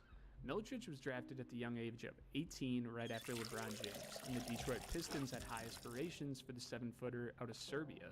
You see, Milicic came in as a very confident guy. I mean, getting drafted behind only the greatest prospect to ever do it has a nice ring to it, and so he too had high aspirations of what he could do in the league. Now, the Pistons were already a powerhouse team in the East, so it didn't really come as any surprise that Milicic struggled to get minutes when he was competing with Ben Wallace and a 14-year vet in Eldon Campbell. The Pistons still showed that they had Milicic as a big piece of their future plans, but after his 2nd straight season of playing less than half of the games while riding the bench, people began wondering when that time would come. After all, with the talent in that draft class that included Bron, D. Wade, Chris Bosh, and Carmelo Anthony, surely the second overall pick would get some runtime at some point, right? Well, not really with the Pistons. After another half a season of playing in just blowout wins or losses, Milicic would be traded to the Orlando Magic. His time in Detroit was severely underwhelming, averaging 5.8 minutes and 1.6 points per game across the 2.5 years that he was with them. But in Orlando, he would see his role increase dramatically, averaging 7.4 points and 4.6 boards per game. He also showed Nice. Finally, somebody wants some Larry Diesel. 2 blocks per game in his stint with the He team. wants 2 OG would get a chance Kush. to play the whole of the next season there, averaging Oh shit, wait. 85 as a backup What the once fuck? again. Where's my OG Kush at? Did I not pack it? Oh, I didn't grab it. Milicic was still Fucking only idiot. 22 years old and would go on to sign a 3-year deal with the Memphis Grizzlies where he would Oh, get his walk up first the real stairs. starting gig in the league. But the results just weren't there. His confidence looked to be shot down. He had gone from being on top of the basketball world to being just another role player on a pretty shitty team. Shooting at around 44% from the field, Milicic would prove once and for all that he was a bust. Sure, he was talented enough to play at the NBA level, but him being a second overall pick was What? just a travesty. He would lose his starting job in Memphis the next season and slip back to the bench where he'd remain. His time with Memphis was truly frustrating. He hated the city, No bad, he hated playing for the team, fucking with it. and it didn't help that he had lost his starting job with the first team that gave him one. He would reportedly punch the walls in his home when he got back from games and stated that he went through 2 years of classic depression when he played with the Grizzlies. And finally, after 2 seasons with the team, he would find a way out when the Grizzlies traded him to the Knicks for Quentin Richardson and some cash. But by the time he had gotten to New York, the NBA had already broken him. He would eat pizza and drink milkshakes instead of working out and mastering his craft, and so after just 8 games with the team, he would be permanently benched, which is when he stated that he was going to go back to Europe at season's end. But in the middle of that season, he would be traded to the Wait, where the Timberwolves fuck is she after at? telling Minnesota's GM, Bro, "This is where the great fuck for me, is- for the love of God, I don't want to play in the NBA Alright, bro. anymore. I'll ruin your team. I'll fuck up your team chemistry." But that wouldn't exactly happen. For once, Milicic was able to at least somewhat enjoy his time in the NBA under coach Kurt Rambis. And after getting signed God to a 4-year damn. extension, After I ain't never Milicic sell it to your made dumbass about his again. place, even if Fuck was her Timberwolves stupid were ass at? pretty terrible. In his only full season with Rambis at the helm, Milicic would put up 8.8 points, 5.2 boards, and 2 blocks per game, and looked better than he had ever looked in the past. But that offseason, Minnesota would move on from Rambis Alright. and hire Rick Adelman. Let me just sell some more diesel though. Upside for playing Milicic. And little by little, Oh shit, yeah, I gotta sell some more diesel ASAP. fans before being waived just Come on, what we're about to do is I'm gonna buy. Celtics and play just 1 game in the next season before asking to be released, after which he retired. Now, to be a 10-year veteran in a league like the NBA is no easy feat. All right, give me Drafted with the second overall pick, with some of the greatest players of all time drafted around you, the production should be much higher than what it was. I mean, just look at the guy who was taken second in 2004. Emeka Okafor, who started off his career right by having 15 and 11 to win Rookie of the Year. And although it looked like Okafor was about to lose the reins when he gained 20 pounds after his rookie season and missed most of the second year with injuries, he lost that weight pretty quickly and got back to what he was doing. In his third year, he would average 14 and 11 with a staggering 2.6 blocks per game. And it turned into one of those guys who just rolls out of bed and drops a double Okay. double. And after 2 more years of basically the same thing, it was clear that Okafor was a reliable option to have at the center position. He had a good relationship with Tower D's on 4 hours. I could do that. I could do that. Sure as hell looked better than Milicic as the two progressed throughout their careers. He was passionate about the sport, got rewarded for it when the Bobcats signed him to a 6-year, $72 million extension in 2008, even if they wouldn't keep him for more than another year, trading him to New Orleans for fellow number 2 pick Tyson Chandler. There, he would play in all 82 games to extend his streak to 3 straight seasons, appearing in every game. And if that doesn't tell you about his durability and dependability, I don't know what would. The following season, he would finally get some playoff action, but the next year, even with the lockout, Okafor would sadly run into some knee problems, which kept him out for 39 games before getting traded once again. He would spend a season with the Wizards before getting traded to the Suns. Before even stepping on the court, he was hit with a major setback. In September of 2013, he would be hit with the diagnosis of a herniated disc in his neck, which would keep him out for the entirety of the season. Now, there have been a number of guys who have struggled with herniated discs. Ben Simmons missed a year, Michael Porter Jr. was held out for his rookie season, Wait, and even Dwight I'm missing Howard one thing. missed some significant time. But Okafor's was worse than the rest. He because not only would he miss the 2013-2014 season, but he would miss the 3 following that season as well. I could have sworn I bought fertilizer too. He would spend a bit of time in New Orleans after getting cleared, but it would be short-lived. I guess I didn't have enough like inventory, so they put it on the cart outside. Okafor's NBA journey was just brutal. For a player to get drafted second overall and earn his keep in the NBA, and then get hit with an injury that effectively ruined his career is just unmatched. That was the case for Emeka. As he sat on the sideline waiting out his injury, the game passed by. It's as simple as that. Marvin Williams would be next in 2005, and after averaging 11 and 6 in college, he would come to the NBA and do the same thing. He was drafted by the Hawks, and after a year of riding the bench behind Josh Smith and Al Harrington, would find himself in a stable starting spot in which he would average 13 and 5. His next season would see him scoring a career high of 14.8, which for the Hawks probably wasn't as high as they were hoping for at his peak. After that season, he would develop more of a three-point shot and stick around with the Hawks for 4 more seasons, consistently dropping 10 points or more, and becoming an important piece to 5 straight Hawks playoff appearances before getting I'm just like get him like 3 of them just so I can get rid of this shit. finding a long-time home in Charlotte, where he produced I want to. Oh shit. Let me go drop off this. Before PJ Washington took over in 2018, No. when Williams would be bought out before signing with the Bucks in the bubble for one last ride. Now, if you look at Williams' career, the word bust may come to mind. And while that may be true, OG Kush. things you have to take it in perspective. Apart from Chris Paul and Lou Will, Williams was the longest tenured NBA player from that class, lasting 15 years, and started a chain of second overall picks that teams could finally depend on. Because the following 2 years, we would see Texas Longhorns go number 2, who made us believe that there might have been some hope for the number 2 pick after all. Now, obviously, Kevin Durant and LaMarcus Aldridge aren't busts in any way, shape, or form, and the only curse associated with them was placed by Lil B. Okay, no. But just when things look like they're not so bad, Michael Beasley has to come in and shut it down. Michael Beasley would be the next number 2 pick after KD-like numbers in college, but he seems to be known for his off-court antics more than anything, but that shouldn't take anything away from the performances that he put on the How much you earlier want it? stages of 6? his career. As a rookie, he shot splits of 47, 41, and 77, and proved that he could be the Carmelo Anthony type of scorer that people labeled him as. Sure, he wasn't a great defender, but if he could polish his game to the level of Melo, yeah, he was going to be How much you pretty want it good. for? But the legal issues had already started. Before the season, Michael Beasley was involved in an incident at the rookie transition program where he set up a fire alarm in his room at 2 a.m. with a distinct smell of marijuana, and would be fined after turning himself in for slipping away from the cops. The next summer, he would check himself into a rehab center, and word had gotten out that he had been fined multiple times throughout that rookie season by Miami for violating team policies. So while everything seemed to be working fine on the courts, off the courts he wasn't exactly stable. In his second season, he won a starting Oh, spot. Miss Link probably wants something. Okay, I'm gonna give her some sour diesel. 30% from 3. But after the Heat finally decided that they were going to go after LeBron and Chris Bosh, they traded Beasley away to Minnesota for a couple of second-round picks. You know, he had his moments in Minnesota with 8 30-point games in his first season with the team, and scoring as much as 42 in a game, but he was also very inconsistent, forcing up bad shots and proving to be ineffective at times. But his pure scoring abilities were still too Hey, good. relax.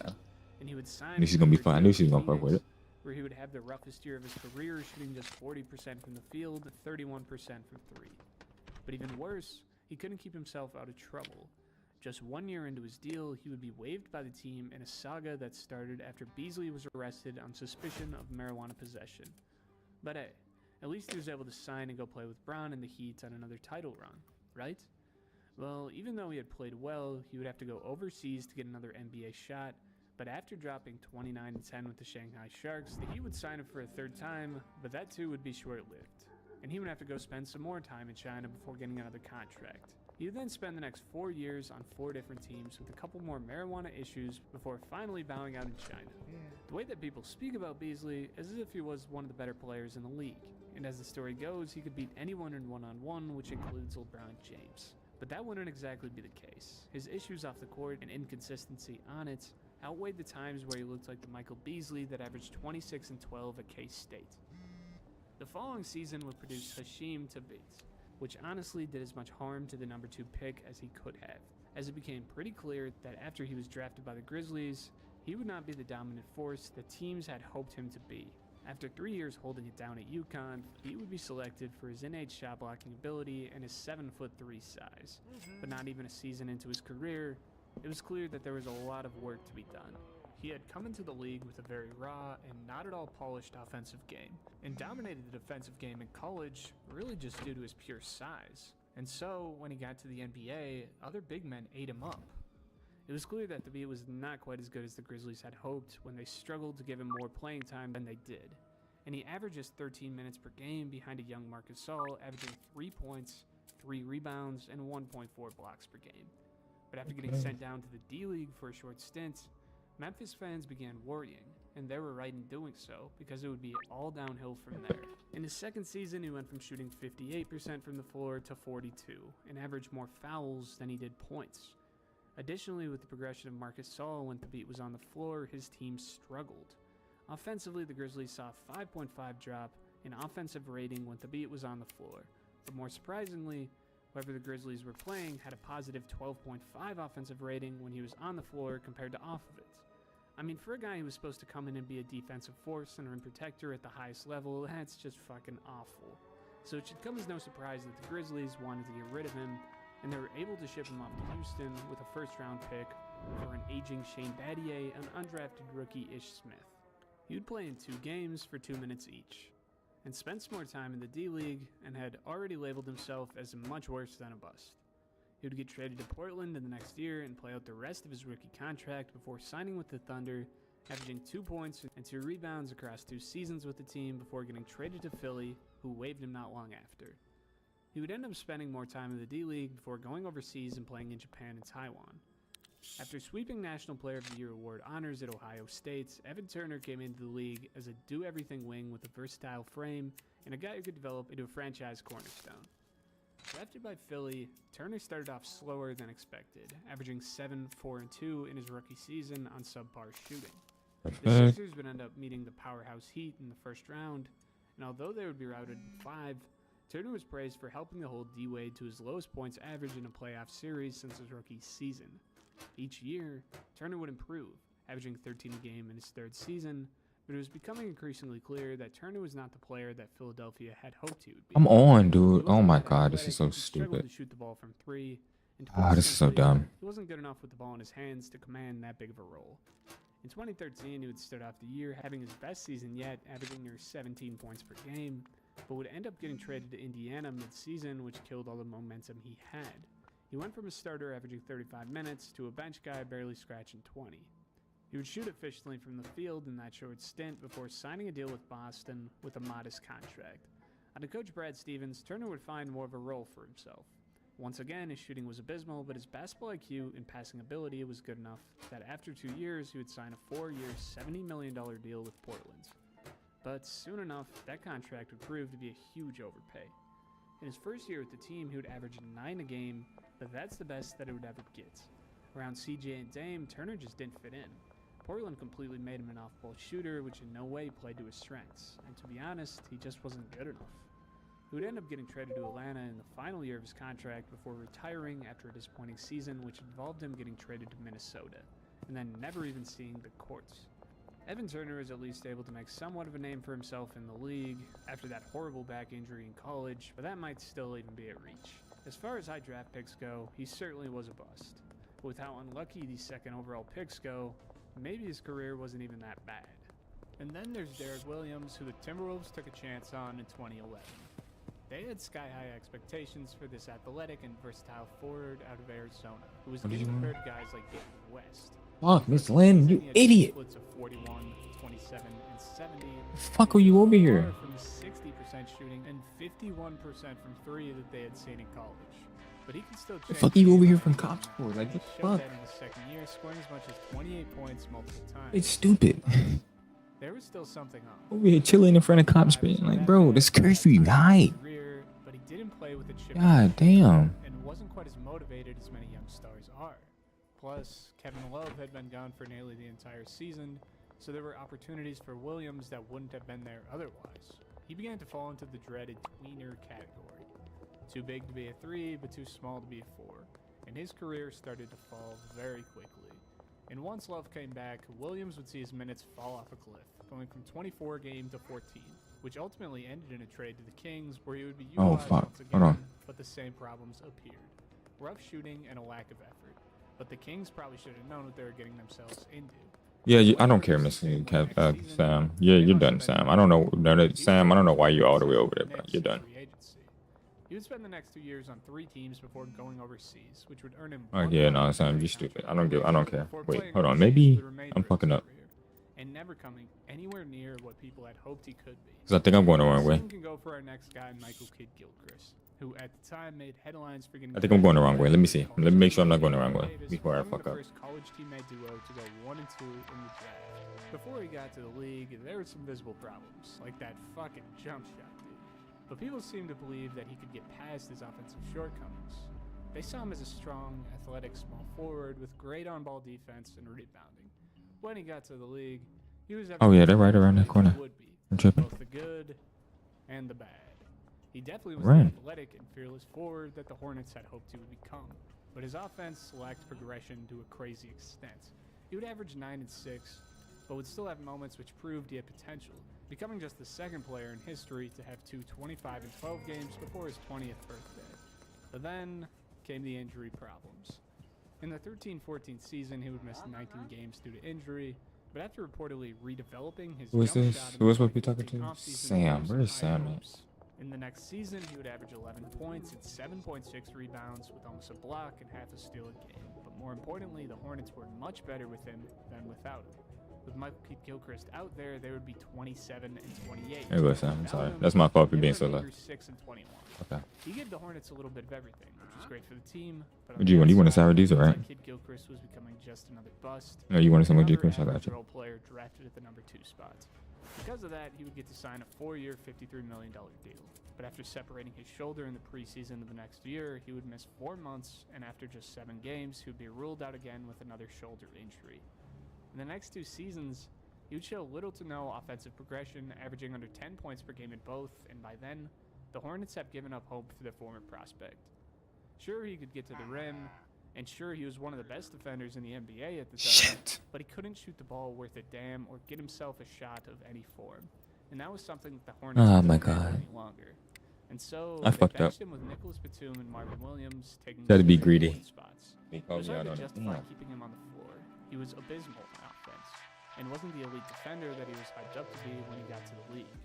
He would miss Okay. a handful of games in the 18-19 offseason while averaging career lows in points, rebounds, minutes, shit, everything. And you already know that he was going to pick up the $13 million option because he wasn't going to get that kind of money elsewhere for the next season, which would end in a buyout due to some injury problems yet again, and would sign with the Mavericks post-COVID before leaving the sport altogether, all by the age of just 26 years old. Victor Oladipo has become infamous for vanishing after his run with the Pacers, and he is one of those guys who seemed like an outlier for a time at the number 2 pick after getting drafted by the Orlando Magic. Compared to guys like Tony Allen, Victor Oladipo was expected to be hyper-athletic, a two-way guard who would pick your pocket and get a bucket afterwards. Without Dwight Howard, the Magic needed a new star, and after averaging 14-4-4 in his rookie season, it looked like he had the potential to be that guy. In his second year, he was the second leading scorer on the team with around 18 a game. You ready? Would have some setbacks in the next season after getting concussed twice in a 5-month span. And even though he would produce for the team, whether it was starting or coming off the bench, the Magic didn't seem to think he was as valuable as Serge Ibaka, who they traded for that offseason. Now, Serge Ibaka was definitely a tempting target for the Magic, who decided they wanted to ride with Vucevic and Elfrid Payton. But after spending a year in OKC and moving on to Indiana, the performances that he put on probably proved to Orlando that they made a mistake in giving up the young guard. Because in his first year with the team, Oladipo filled the void that PG left with 23 a game and a league-leading 2.4 steals. He won the Most Improved Player award, he got invited to the All-Star game, and he got selected for an All-NBA team, which brought on high hopes for Pacers fans, who finished with a better record than they had in the previous season with Paul George. But that would be the best it would ever get, because first he would rupture a quad tendon, keeping him out for the entirety of the second half of that next season. He would then struggle to recover with a 371-day gap in between his initial injury and his return to the NBA in January of 2020. In the next season, he would play minimal games for Indiana before getting dealt to Houston, who looked at Oladipo as if he were the same all-star in Indiana, offering him a 2-year, $45 million extension, which he turned down. After turning down the offer, he would be sent to Miami, who signed him to a vet's minimum the next season due to another season-ending surgery. But just when it looked like Oladipo was becoming an asset again, he tore a patella tendon in his left knee in the 2023 playoffs, and although he was passed around as much as Michael Beasley's blunt in the next season, he hasn't seen the court since, thus ending his NBA career entirely. Even though he is officially retired, his injuries have done too much to harm him at this point. And although it's sad to say, All right, we got to get more seeing much of OG Oladipo Kush. from here on out. Now, Jabari Parker came to the league in 2014 as one of the most highly touted prospects the league had seen in a Dance while. hardware. Okay. Comparisons to a Carmelo Anthony type of player, and signing with Rich Paul, the Jordan brand, and skipped out of the combine and moved to Milwaukee. Let's hurry up and do that real quick so we can show off his size, strength, and potential in his rookie season before tragically coming down with an ACL tear in December, which would roll into the next season. But in the 76 games that he did play, he averaged 14-5 for a pretty appalling Bucks team. But the next season, not giving extra so I can make a dead drop. Jabari averaging 20-6 while developing his three-point shot.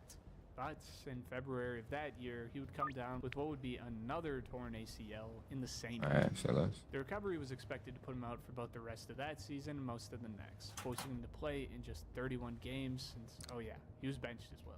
His explosiveness and exceptional lateral quickness just weren't the same after the 2 ACL tears, and the Bucks had simply moved on. They would pull a qualifying offer in order for him to sign a 2-year, $40 million deal with the Bulls in the next season, but not long after Jim Boylan took over the coaching job from Fred Hoiberg, Parker was relegated to the bench. He still had his moments where he looked like he All right, let me go drop this shit off before. But more often than not, he struggled to stay mobile on the floor, and so when the Bulls sent him to DC for Otto Porter, it didn't come as much of a shock. Washington would then decline the team option, which would have yielded him $20 million, so he would sign another 2-year deal with the Bucks and trade him to the Kings after he had some shoulder issues. But they didn't want him either, waiving him in March of the next season. He has since signed a deal with FC Barcelona at the young age of 28, but his early exit from the league was clearly tough on him. And then came 3 straight shots for the Lakers, starting with D'Angelo Russell, who didn't. Alright, she's not getting no more shit from me. I'm getting tired of her little ass. As he turned the ball over too much and was a defensive liability and a snitch at times. He was a good scorer, but not the most efficient, and so they sent him to Brooklyn in 2017 alongside Mozgov for Brook Lopez and what would be Kyle Kuzma. The next season, he would have some knee issues, but the year after, everything would come together for Brooklyn. And they put together one of the most exciting teams with guys like Joe Harris, Spencer Dinwiddie, and Jared Allen alongside D'Lo, who would earn his first All-Star appearance that season while averaging 22-7. It was exactly what Russell needed. He had a perfect set of role players around him, and his confidence showed that. He was a bucket getter, and because of that, his team could overlook his defensive shortcomings. He was able to lead his team to a playoff appearance. But that would be the best it would get for D'Lo in Brooklyn, as the team went after Kyrie and KD in the next offseason, but who could blame them? I'm sure everyone would rather have a 27-year-old Kyrie than fucking D'Angelo Russell at points. And so, Russell would become a part of a package to get KD from the Warriors, and that is where we would see the best version of D'Angelo Russell we've seen, averaging 23-6 before getting traded mid-season to Minnesota, where he would team up with Yeah, Miss Ling, yeah, you're good. You're not getting this shit. I don't care. I'm not doing wasting my fucking time trying to serve to your stupid ass. No, why are you in front of the police officer? And every year that I'm dealing with that dumbass shit. Russell's role shrunk. But he still showed that he could get a bucket, averaging 18-6 throughout his time with the T-Wolves. But this dude was highly inconsistent and couldn't string together another season like the one in Brooklyn. And so, Minnesota shipped him back to the Lakers, and while it looked like it was working out there at first, he quickly turned into a scapegoat that would be blamed for his inconsistencies and lack of confidence throughout every up and down through the season. He would finally be benched, but for fucking Cam Reddish, and the Lakers would finally find a buyer for the point guard. Like, why is she standing like right there? In a short time, he's put up career lows in both field goal, three-point percentage, and points. It's sad, really. For someone who looks like a legit all-star for one short season, Russell has been severely disappointing, and has really put up a career more in the category of a one-hit wonder than anything. The next guy to be taken by the Lakers would be Brandon Ingram, a lanky forward with a huge wingspan, really the only person who's ever warranted the Kevin Durant comparison. He would start off by having a bit of a slow rookie season, shooting below 30% from 3, but after putting up 47 and 39 shooting splits with 16 points per game in his second season, there wasn't too much to worry about. In the next year, he would progress even further, averaging 18 on nearly 50% shooting. But his season would be cut short with deep vein thrombosis, the same injury that has affected guys like Dame. I realize you can stealth them if you don't look if you don't look at them. All that netted the Lakers Anthony Davis, and there he would really break out into the player he would be. He would win the Most Improved Player award in his first season, dropping 24, 6, and 4. You can like cheese stuff. Just turn your back towards them like that, and they can't fuck with you. He was rewarded with a 5-year, $158 million deal in 2020, and every season since has looked about the same. You could pretty much chuck him down to average something around 22 to 23 a game, but he hasn't been able to put together a full, healthy, and complete season in a while. This year he was sent to Toronto for some picks and a couple of role players, and signed another huge deal after arriving. Oh, you're talking about Brandon Ingram? Yeah. Due to an ankle injury. But if he can come back and stay healthy, I think Ingram could be exciting for the Raptors in years to come. And then there's Lonzo. You may know about Lonzo and the Ball family for Oh shit, the drop is ready. but at first, they were known for their days at Chino Where is it at? game after game by ungodly Behind a supermarket. Jesus, bro. I might not be able to go get that. And after an All-American season at UCLA, expectations were sky high. Although they were likely inflated by his father LeVar Ball's crazy takes, like that a prime Steph couldn't have been as useful in college as Lonzo was, there was no doubt that Lonzo was the real deal. He was a one-of-a-kind playmaker with exceptional size at the point guard position, and after going to the Lakers, he proved that he could produce at the next level, averaging 10 and 7 in his rookie season. But there was still work to be done, especially with the scoring, as his shooting splits were pretty brutal at 36, 30, and 45. There were some injury issues too, as he hurt both his shoulder and his knee, restricting him to just 52 games that season. He would end up getting knee surgery that off-season, but the signing of LeBron was able to shift the focus off that. He would come back bigger, which would help him on the Smoke this defensive weak side of the shit. ball. And while he would get a bit better offensively, he would once again miss nearly half the season. But in 2019, LA sent him in that deal with Brandon Ingram for Anthony Davis, and he was given a fresh start in an enlarged role. In New Orleans, he could be seen day after day working on his shooting form in an attempt to fix his extremely broken jumper, and it seemed to be working. He was putting up more shots, especially more threes, and he was setting career highs in efficiency, bumping his three-point percentage all the way up to 37.5%. He was put in a 3-and-D role by Stan Van Gundy during his Pelicans tenure, and it really was the best thing for him. During his second year in New Orleans, he averaged 14.6 points, 5 rebounds, and 6 assists on 41, 38, and 78 shooting splits, all of which were career best. With Brandon Ingram and Zion Williams alongside him, Ball was thriving. Well, if you take out the fact that he struggled to stay healthy throughout an entire season. After 2 years with New Orleans, Ball was a restricted free agent. He felt comfortable with returning to New Orleans, but would end up getting dealt to Chicago in a sign-and-trade situation and signing a 4-year, $85 million extension with the Bulls. In Chicago, he would continue refining his game with career-best shooting, but after tearing his meniscus, he would be out for 6 to 8 weeks, which would turn into the rest of the season as his recovery was nowhere near smooth. His knee was really fucked up, man, that even some doctors were confused with it. He would end up getting a second surgery, which kept him out for the opening stages of the next season. But 3 weeks after the boundaries of his recovery date, he would still be unable to run, jump, or cut, and hadn't played basketball at a good speed in almost a year.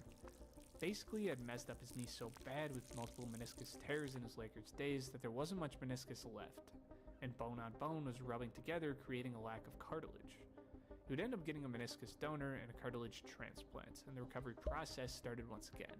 But this time, he progressed to the point where he was able to play in a game in the 2024 preseason, which was his first NBA game in 1,006 days. As you could probably guess, Lonzo has come across some serious injury issues, but after almost 3 years of recovery, it's good to just see him out there.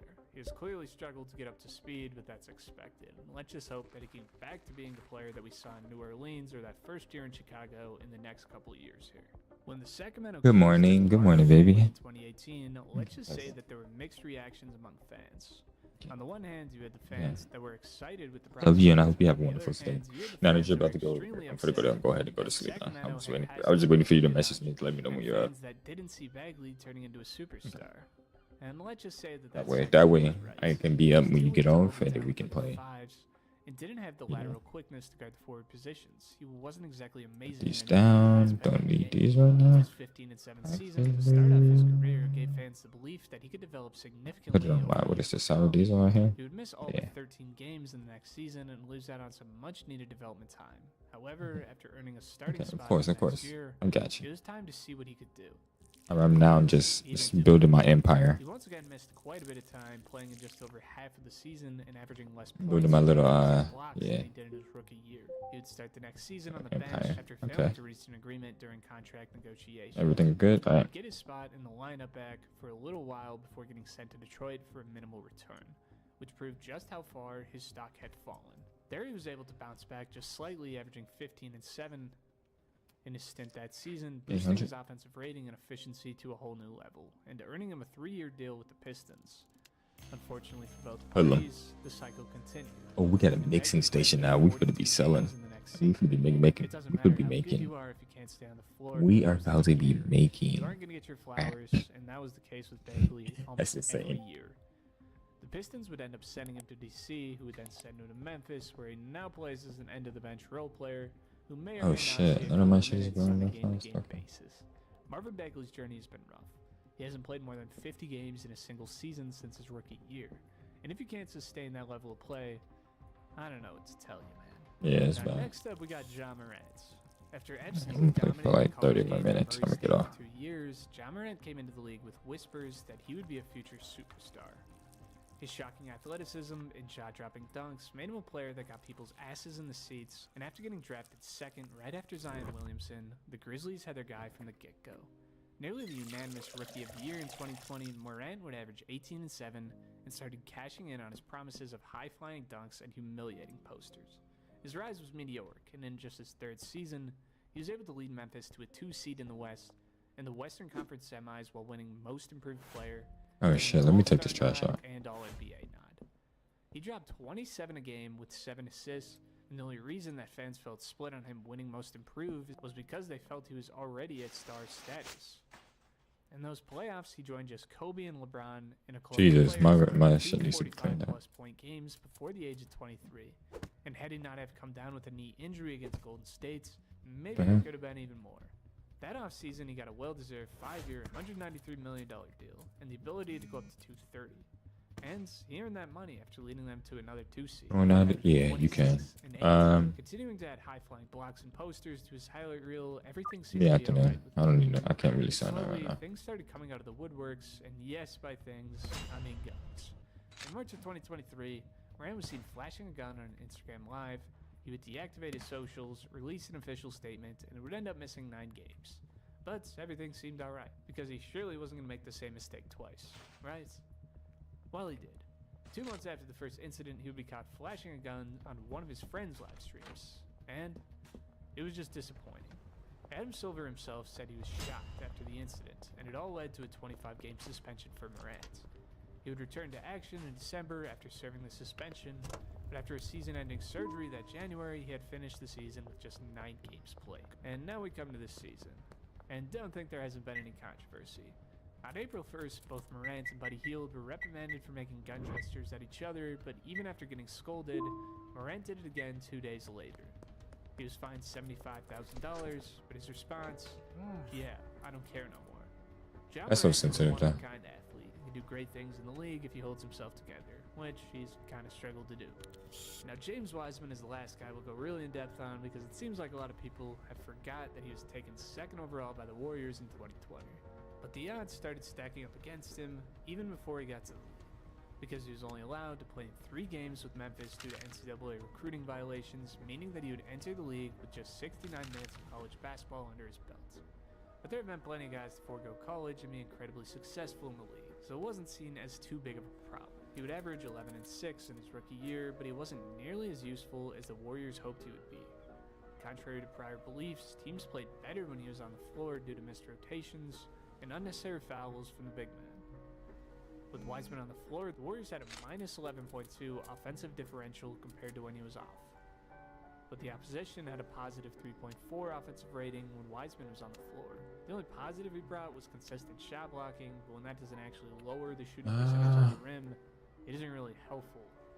Unfortunately, he would tear his meniscus and get sidelined for nearly a full year before coming back to play in the G League. Okay, let's do it. But he had missed the entirety of what would have been his 2nd season, while not contributing even 1 minute to the Warriors' title that season. He just couldn't grasp Steve Kerr's system, both offensively and defensively, and the Warriors' patience grew thin, trading him away to the Pistons halfway through the next year.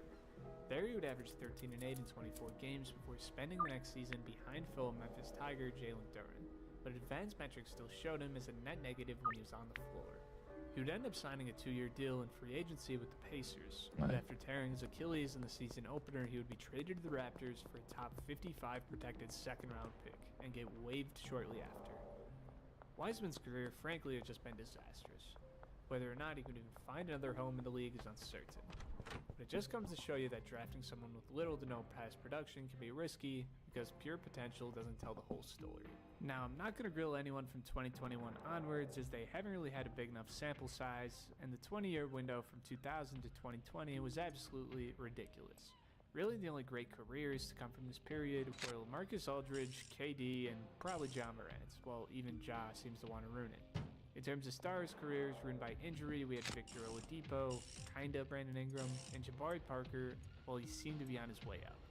I mean, even the role players got crippled by injuries, from Lonzo to Kid Gilchrist to Emeka Okafor. I mean, this period from this selection has produced a ridiculous amount of draft busts, like Stromile Swift, Darko Milicic, Hasheem Thabit, and James Wiseman. Oh, okay, I see Not what you're counting saying. like half of them whose careers were certainly close to that category.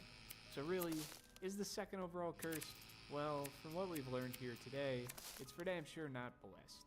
Thank you for watching if you made it this far. Subscribe if you're new. We're trying to hit 100K, and I'll see you in the next one. Peace out.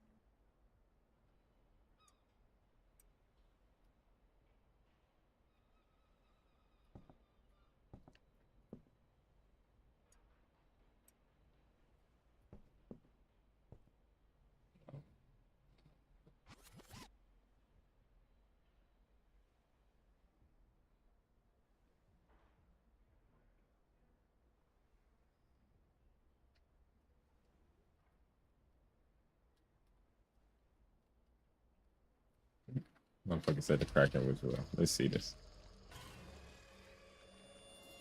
320 million years ago, the swampy expanses of prehistoric jungles were roamed by giant scorpions and millipedes. These creatures dominated the land, instilling You're fear lying. in everything that lived during that period. However, the real danger did not lurk on land, but in the water. There were water-dwelling predators that made even the fiercest land creatures seem insignificant. The dark depths concealed giant fish, larger than a car and just as heavy. These monsters were armed with dagger-sized fangs, and their ferocity would make any modern predator envious. These creatures were called Rhizodus. It's one of those rare cases when evolution seemed to set out to create the perfect killer millions of years ahead of its time, and succeeded. Rhizodus belonged to the Rhizodontidae family, a group of predatory lobe-finned fish. For over 30 million years, they terrorized the other inhabitants of freshwater rivers and lakes. Adult specimens reached 20 to 23 feet in length and weighed between 4,400 to 6,600 pounds. Despite their massive size, these predators were remarkably fast. Their elongated, streamlined Shit, I didn't mean to do this. Fuck me. Well, no, it was savages. Yeah, I mean to do that. Shut up, too. Their fins, positioned toward the rear, complemented the powerful tail, acting as stabilizers. When attacking its prey, consisting of large fish, amphibians, and even early shark prototypes, Rhizodus employed its primary weapon, 2 front teeth in the lower jaw, reaching up to 10 inches in length. These slightly curved, fang-like teeth were ideal for gripping and holding onto prey. Behind these unique teeth were smaller ones, measuring 0.8 to 2.3 inches. Upon capturing its victim, Rhizodus did not immediately tear it apart. Instead, it dragged the prey to the bottom of the water body or into an underwater burrow. Additionally, its streamlined body suggests that this predator might have been not only capable of accelerating, but even lunging onto the shore to snatch prey. However, Rhizodus was not the only terrifying predator of ancient waters. Long before it, during the Devonian period, another formidable hunter roamed the seas. Oh, let me go back to shit up. I'm tripping. Dunkleosteus. Oh wait, I got some shit that's great quality. What's this? Premium marijuana. I got some premium sour diesel. Oh my. Savage nature and the deadly threat it posed. Dunkleosteus I have to use that was the right largest quick. marine predator of the Devonian period. The size of its head alone exceeded 3 feet. The total body length of adult specimens ranged from 15 to 20 feet with a weight of at least 2,000 Shit, we gotta go do those real quick. Let's go do those actually right now. armored fish with a powerful body and a gigantic head covered in thick How bones. much is this? Sour diesel. Though the body was streamlined, its small Fuck, fins fuck, made fuck, fuck, high-speed fuck, fuck, fuck, chases impossible. But Dunkleosteus No. We're good. Sour diesel. relied on a single Sour explosive diesel. launch, followed by its No, I need more devastating kush. technique. This creature could open its What mouth you wanted in the 20 kush. milliseconds, creating a powerful suction force that pulled its prey inside before the jaws snapped shut in 50 to 60 milliseconds. Inside its mouth, there were no teeth awaiting the victim. Instead, Motel. Dunkleosteus had jaw plates with razor-sharp edges and fang-like projections. These jaws extended a biting force of 5 megapascal, comparable to the bite of an American alligator. Dunkleosteus simply crushed and swallowed whatever it caught. The ferocity of this predator is truly awe-inspiring. However, the next creatures we're about to highlight that inhabited prehistoric waters were just as unique, both in their gigantic size and terrifying appearance. They could be called prehistoric krakens, and encountering them was just as dangerous as facing the monstrous fish described above. Oh, he's right One there, such okay. creature was Rheonoceros. Rheonoceros was a cephalopod that lived around 325 million years ago, known for its unusual appearance. Its shell measured nearly 8 feet in length and was divided into We chambers got it. connected by a siphuncle, allowing it to regulate buoyancy. That's his plug-in area. At the front were large eyes, a powerful beak, and long tentacles. Despite resembling a giant pipe with protruding tentacles, Rheonoceros was relatively peaceful. Unlike active predators, it preferred to lie in wait at the bottom, ambushing small fish and invertebrates. Its strong beak allowed it to crush the shells of trilobites. However, despite its size, Rheonoceros was vulnerable to faster predators such as giant armored fish. Looking further into the past, however, we find that its predecessor, Endoceros, was far more formidable. Living around 450 million years ago during the Ordovician period, Endoceros was significantly larger, faster, and more dangerous than Rheonoceros. Damn, that's crazy.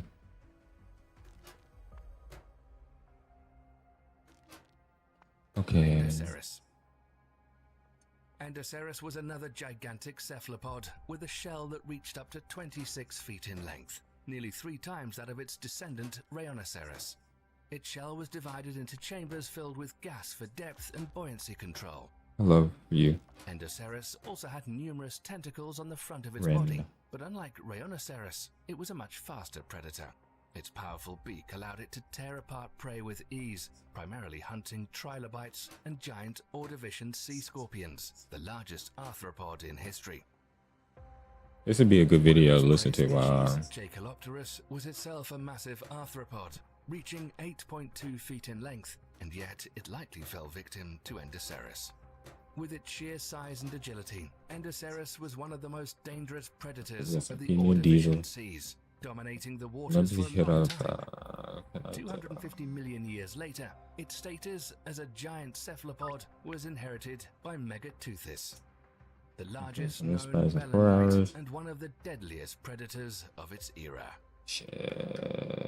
Megateuthis. It inhabited the seas almost that done. once Okay. washed the shores of modern-day Europe and Asia Yeah. from the early to middle Jurassic period. Resembling modern Okay. squids, Megateuthis belonged to the same Gotta hit my guy subclass, up. I'm but gonna had hit the plug significant up. differences. Bitch. Instead of long tentacles, its body was supported by an internal skeleton, forming a rigid cone that provided both durability and a hydrodynamic shape. No, I don't need to hit him. I'm tripping. I got Like other mercies. giant I just gotta find him. cephalopods, Megateuthis was impressive in size. The largest specimens reached 10.2 feet, making it one of the largest belemnites in history. If it existed today, it All would right, let rank me go in make these. fourth Let me go make among these the drops largest before I. cephalopods. All right.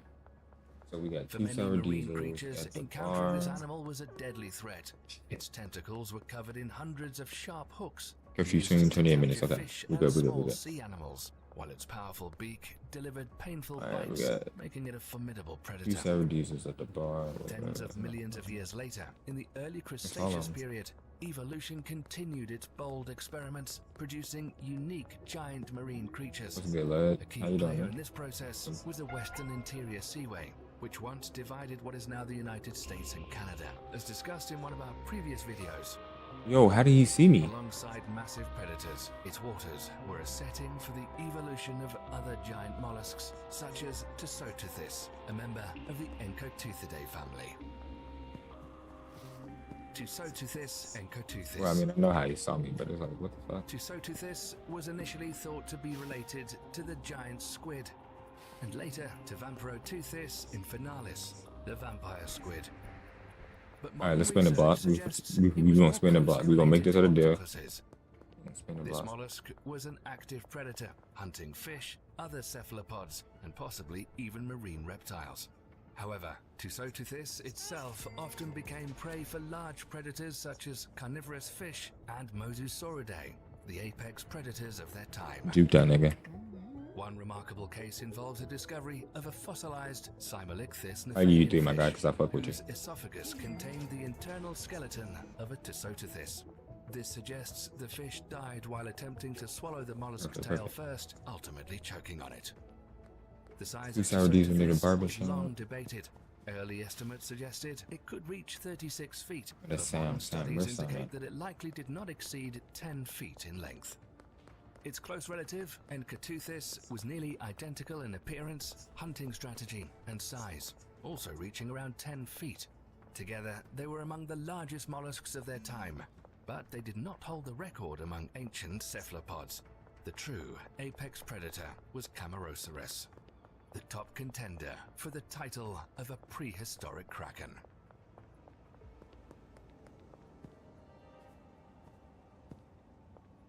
Camarasaurus kraken. The alpha predator of the Ordovician period, Camarasaurus terrorized marine life for 30 million years through sheer size alone. According to modern estimates, the largest specimens had shells reaching 36 feet in length.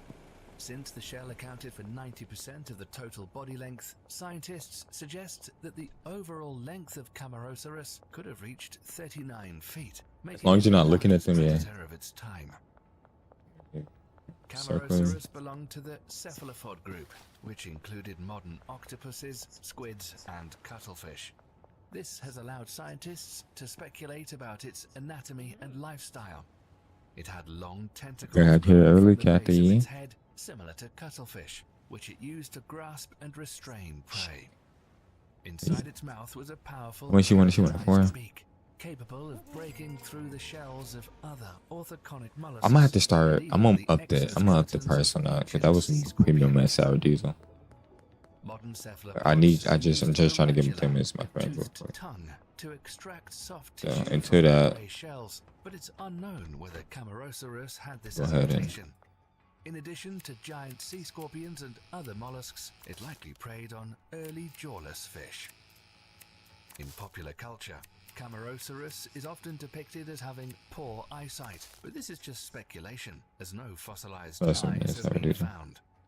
However, I sold my since good most sour diesel, bro. cephalopods are highly visual predators, some even possessing vision superior to vertebrates, it's unlikely that Camarasaurus was an exception.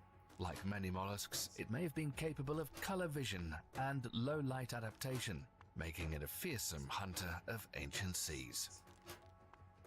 These giant cephalopods, such as Camarasaurus with its elongated tubular shell, or Megateuthis resembling a massive squid, serve as striking examples of evolution's ability to produce truly colossal and terrifying creatures. The late Cretaceous period further confirmed this phenomenon as its oceans became the perfect environment for giant squids and their relatives. One of the most Yeah, notable 'cause I gotta go pick up some locations for baggies. such evolutionary experiments was modern-day Japan, where paleontologists discovered two fossilized beaks significantly larger than those of the colossal squid, Mesonicoteuthis, which reaches 33 to 46 feet in length. These beaks were also larger than those of the giant squid Archaeteuthis, which has a potential maximum length of 65 feet. Researchers concluded that the fossils belong to previously unknown prehistoric species of giant squids, which they named Haberoteuthis and Yezoteuthis. Based on the size of their beaks, it's possible that these creatures may have exceeded even the largest modern cephalopods, potentially surpassing 65 feet in length. If they really existed in prehistoric oceans, they would have closely resembled the massive octopus-like monsters seen in science fiction movies. However, scientists remain cautious and avoid making final conclusions, as the only evidence of these creatures is their beaks. While the beaks clearly indicate their owners were massive, without additional fossil remains, we can only speculate on their true size. One thing is certain: these mollusks and predatory fish occupied the top tiers of their respective food chains. Yet, despite their ferocity, their era eventually ended. Because in the prehistoric oceans, there were creatures even larger and deadlier. One such beast was a giant marine predator, whose weight was comparable with that of a bus, and whose tactics resembled those of crocodiles. Except it was far deadlier than any modern reptile. Even for the largest contemporary crocodile, an encounter with this monster would have been fatal. Meet Kronosaurus, the giant pliosaur of the early Cretaceous. Okay. Well, like I said, An I'm about to get off right now. massive and ferocious predator. How do I turn the light One off? of the largest pliosaurs in history. There you go. I'm always in the Skulls fucking of the dark. largest specimens reached up to 8 feet in length, meaning that Okay. Kronosaurus could easily Yo, I don't have to do nothing right now. in its jaws. Its total body length reached 33 feet, with No, wait, an I have to- astonishing weight of 24,250 pounds. In terms of size, this predator resembled a modern orca, but it was still several thousand pounds heavier. The structure of its body suggests that despite its massive size, this predator was highly agile and fast. Its elongated head and short neck provided excellent mobility, while its compact, streamlined body and 4 powerful flippers allowed it to maneuver skillfully when chasing prey. Completing the set was a relatively short but functional tail. Kronosaurus was not a picky eater and likely devoured anything in its path, from fish and mollusks to large marine reptiles. Depending on the size of its prey, it used 2 different hunting techniques. Small prey that fit entirely in its mouth was crushed, torn apart, and swallowed. The structure of its teeth supports this theory. Unlike most other pliosaurs, Kronosaurus's teeth lacked serrations and the characteristic 3 facets common to its family. However, they were still formidable, some reaching up to 11.8 inches in total length, with a 4-inch crown, similar in shape to crocodile teeth. If Kronosaurus attacked larger prey, it likely employed a hunting method similar to that of modern crocodiles. It would seize its victim with powerful jaws, clamp down with immense force, and then perform a violent twisting We could start. I ain't gonna lie. We could start drugging niggas. flesh. For most marine creatures, seeing this predator on the horizon likely meant facing death. However, enormous size did not always equate to deadly power. More than 100 million years before Kronosaurus appeared, during the Triassic period, a giant reptile of comparable size roamed the waters of what is now Nevada and Germany. Though not as dangerous, it was unique in its own way. Enter Symbospondylus. This giant ichthyosaur featured a vertical tail fin, a massive head, and an elongated, pointed snout. Its body was slender, and its long, flexible tail made up nearly half of its total length. Its limbs had evolved into flippers, though they primarily served for stability, while movement through the water was achieved with powerful undulating motions. This marine giant was one of the largest creatures of the Triassic, reaching lengths of 20 to 33 feet. However, despite its impressive size, it did not pose a serious threat to other marine reptiles. Its jaws were lined with teeth that were too small to kill or even properly grasp and hold on to large prey. adult Symbospondylus likely spent most of its time hunting in deep waters, venturing into shallower areas only for reproduction or seasonal feeding. Okay. But even without powerful jaws and long teeth, Yeah, because I need more. likely had a few natural enemies capable of posing a serious You threat. could just take them out real quick, cause During the same period, another ichthyosaur species inhabited what is now the United States. Though slightly smaller than Symbospondylus, it was a significantly more dangerous predator known as Thalatoarchon. One of the largest predatory ichthyosaurs, reaching at least 28 feet in length. Unlike Symbospondylus, it had a massive skull, nearly twice as large in proportion to its body. Its powerful flattened teeth, featuring 2 cutting edges and measuring up to 4.7 inches long, indicate its ability to hunt large prey. This giant was one of the first marine predators capable of consuming victims comparable to its own size. Scientists believe it played the same ecological role as modern orcas, a key predator regulating the population of marine life and influencing the entire food chain. Like orcas, Thalatoarchon could hunt a wide range of prey, including other large predators, making it the apex predator of its ecosystem. Evolution granted this oh, I'm gonna have to wait till tomorrow. This nigga put that shit. I don't know how the fuck he put that shit over there. And fearsome alpha predator. However, nature sometimes takes an unconventional path, creating something truly unique and remarkable. A prime example of such an evolutionary experiment is one of the longest-necked marine reptiles in Earth's history. Introducing Styxosaurus, an extinct marine reptile from the Elasmosauridae family that lived around 80 million years ago. If you'd found yourself in the waters of the Cretaceous Ocean, the first thing you would have noticed upon encountering this creature would have been its head emerging from the depths. Nearly half of its 40-foot body consisted of an incredibly long neck. Styxosaurus had a strong, robust body, but according to paleontologists, its primary hunting tool was its long neck. It allowed the creature to strike into schools of fish with lightning speed, catching prey by surprise. According to one theory, Elasmosauridae, like Styxosaurus, would ambush their prey from below, keeping their massive bodies hidden in the murky depths so that only their small heads were visible.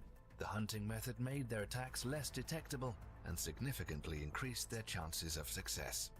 This giant possessed the thin, sharp teeth characteristic of its kind, which interlocked tightly when the jaws closed, leaving no chance for prey to escape.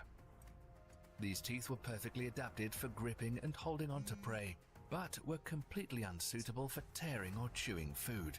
As a result, the predator had to swallow its victims whole. Despite its astonishingly long neck, Styxosaurus was not the absolute record holder. At the same time, another predator roamed the waters of what is now Canada. Albertonectes, the recognized owner of the longest neck among all vertebrates. This extinct plesiosaur, also belonging to the Elasmosauridae family, was known not only for its record-breaking neck length, but also for its impressive overall body size. Its cervical spine, consisting of 76 vertebrae, reached a length of 23 feet, while the total body length, excluding the skull, was 37 feet. With the head included, Albertonectes' overall size was estimated to be nearly 39 feet. Up at the store. For hundreds of millions of years, colossal marine creatures were the norm on our planet. Even today, the oceans continue to astonish us. From the blue whale, the largest creature in Earth's history, to a record-breaking jellyfish known as Cyanea arctica. Its bell can reach 7.5 feet in diameter, while its tentacles can grow to an astonishing 120 feet.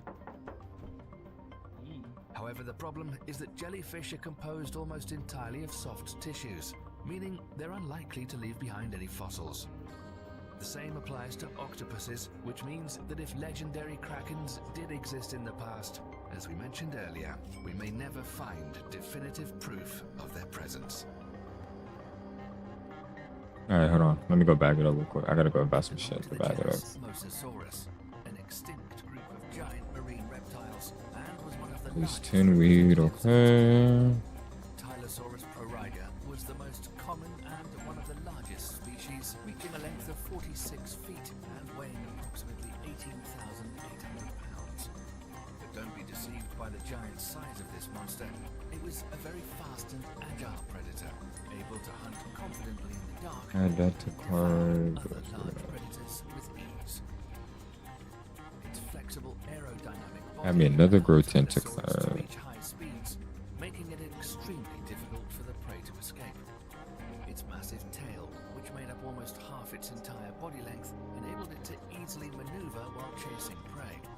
With a lightweight, kinetic skull, this giant could swallow surprisingly large prey.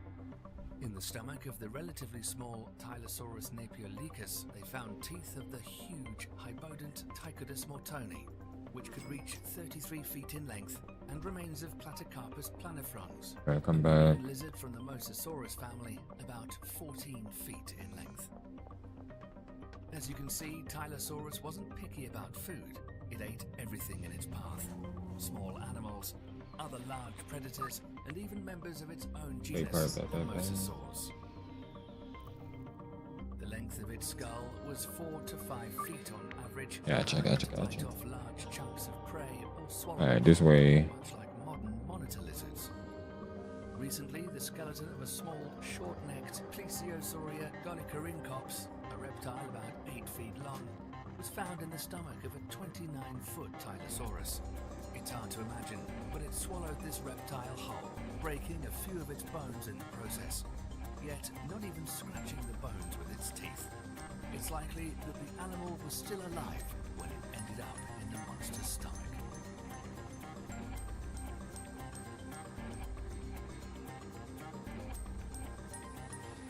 As for Tylosaurus's teeth, they were extremely sturdy, flattened on the inside with a rounded outer surface, likely for holding on to slippery, agile marine creatures. The perfect killing machine, from which there was no escape. If a potential victim tried to hide in the deep where visibility was poor, Tylosaurus could easily find it there, aided by clusters of sensitive nerve endings, or perhaps even electroreceptors located on the tip of its skull, the rostrum. Some skulls have been found with a broken rostrum that had healed during the animal's lifetime, with a bony growth forming in its place, possibly caused by ramming into a rock or even intentionally headbutting prey or a rival. This species was really aggressive, as evidenced by numerous discovered signs of skeletal damage sustained as the result of battles with various predators, often including their own kind.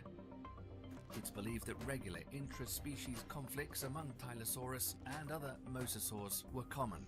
Instead of hunting weaker prey, they fought each other, often wounding and eating one another, rarely surviving to old age.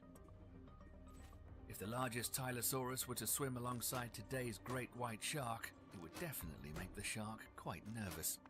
At 47 feet in length, it would be more than 3 times the size of the shark and 8 times as heavy.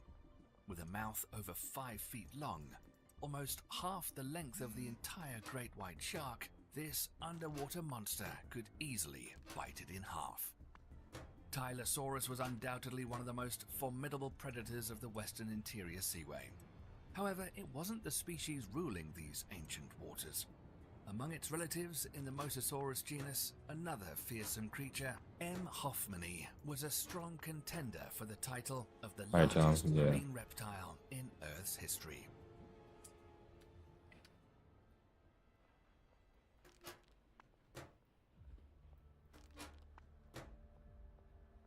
Mosasaurus hoffmanni, a giant whose appearance instills real terror. It was a distant relative of monitor lizards that decided the seas would be a better environment for them. Oh, this shit kind of fun though. I ain't gonna lie to you. This species of Mosasaurus is the type species of its genus and belongs to the subfamily Mosasaurinae within the Mosasauridae family. Among the dozens of other mosasaurs, it stood out for its monstrous size and incredibly powerful build. This species was literally the pinnacle of evolution within its family, a perfectly balanced predator. This marine monster reached colossal proportions. One lower jawbone found in the Penza region of Russia was 5.5 feet long. there have been other jaw fragments that indicate lengths of up to 6.5 feet long. Estimates of the total length of Mosasaurus vary, averaging between 50 and 56 feet.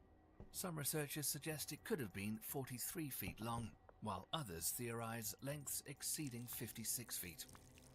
In any case, this mosasaur was the largest marine predator of its time and could have been larger than any other marine predator of the Cretaceous period. The weight of M. hoffmanni might range from 33,000 to 60,000 pounds. If we go by the maximum size and weight estimates, we're looking at the largest carnivorous marine reptile among hyperpredators. Compared to the great white shark, this monster was 4 times greater in length and more than 20 times heavier. The reptile's skull stood out among other mosasaurs for its sheer might. Unlike the jaws of Tylosaurus, which were extremely flexible and mobile, the jaws of this giant were less functional and likely sawed through the flesh in forth movements. Its deep-rooted Alright, then we can teeth drop off aided this shit this in process. a second. The Whatever, I crown have the was time. powerful, slightly flattened on the sides, Alright, with sharp cutting edges used for crushing and slicing flesh. Still, with jaws as long as the average human height, this animal could not only saw through its prey, but also swallow enormous chunks or even consume it whole.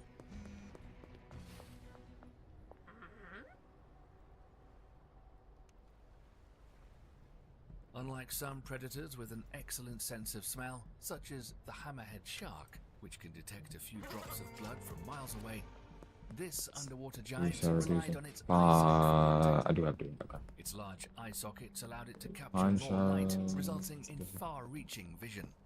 However, its binocular vision was weak, only covering an angle of about 29 degrees. This predator couldn't accurately estimate the distance to its prey, but it didn't really need to. As for the lack of a strong sense of smell, there's a theory that the reason for this was its absolute dominance as a hyperpredator.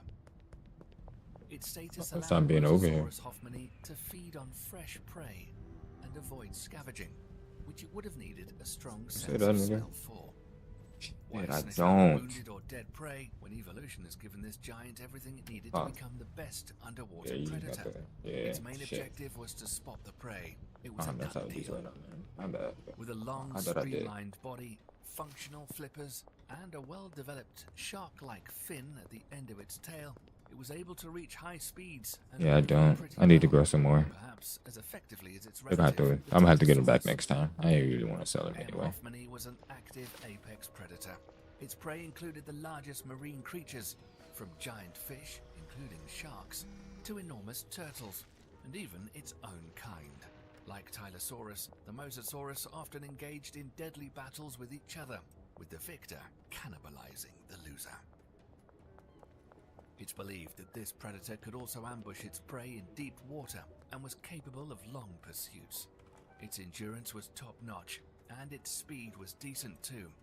The mosasaur swam actively using its tail. It was a warm-blooded animal with a high metabolism, meaning it was always active. Additionally, this predator could drown other marine reptiles, waiting for them to surface for air. It could also dive to considerable depths in pursuit of its prey. There's my sour dude. Shit, I didn't grab it. That's my stupid. That's my fault. Fuck me. I knew I had it. I just didn't grab it. I'm an idiot. I deserve that. Ever existed on Earth.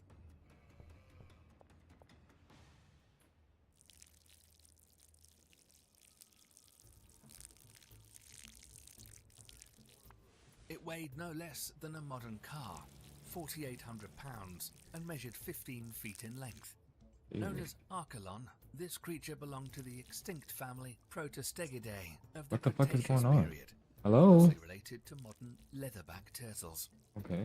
How's it? A true giant of its kind, the span of its flippers reached 16.5 feet. When moving on land, it left tracks as big as those of a bulldozer. Its large, sturdy skull reached up to 2.2 feet in length, and it had a huge hooked beak, similar to a bird of prey, which allowed it to easily crack mollusk shells. Its impressive size made this turtle extremely difficult to prey on. For a predator to grab it by its shell was an unrealistic task, especially since the shell was incredibly tough. If the Tylosaurus, who often used a ramming tactic, had attacked the Archelon's shell, it likely would have failed. But despite having formidable defense in the form of its shell and enormous size, Archelon still fell prey to Mosasaurus hoffmanni on occasion. When it came to that underwater monster, no amount Trent, I got you. Yeah, I gotta get you. could help a living creature that I got you, crossed its Trent. path. Alright, let me go get rid of this shit. This is evidenced by fossilized remains of giant turtles showing injuries sustained in their lifetime, often missing one or multiple flippers. Paleontologists believe that these wounds may have been inflicted when Archelon encountered large mosasaurs such as M. hoffmanni. This sea monster truly ruled the ancient ocean, a predator unmatched in size or strength. However, it's worth noting that there was one criterion which did lose out to another monster of the Western Interior Seaway, bite force. That title belonged to a predator that not only hunted in the water, but also on land. The largest crocodile in history.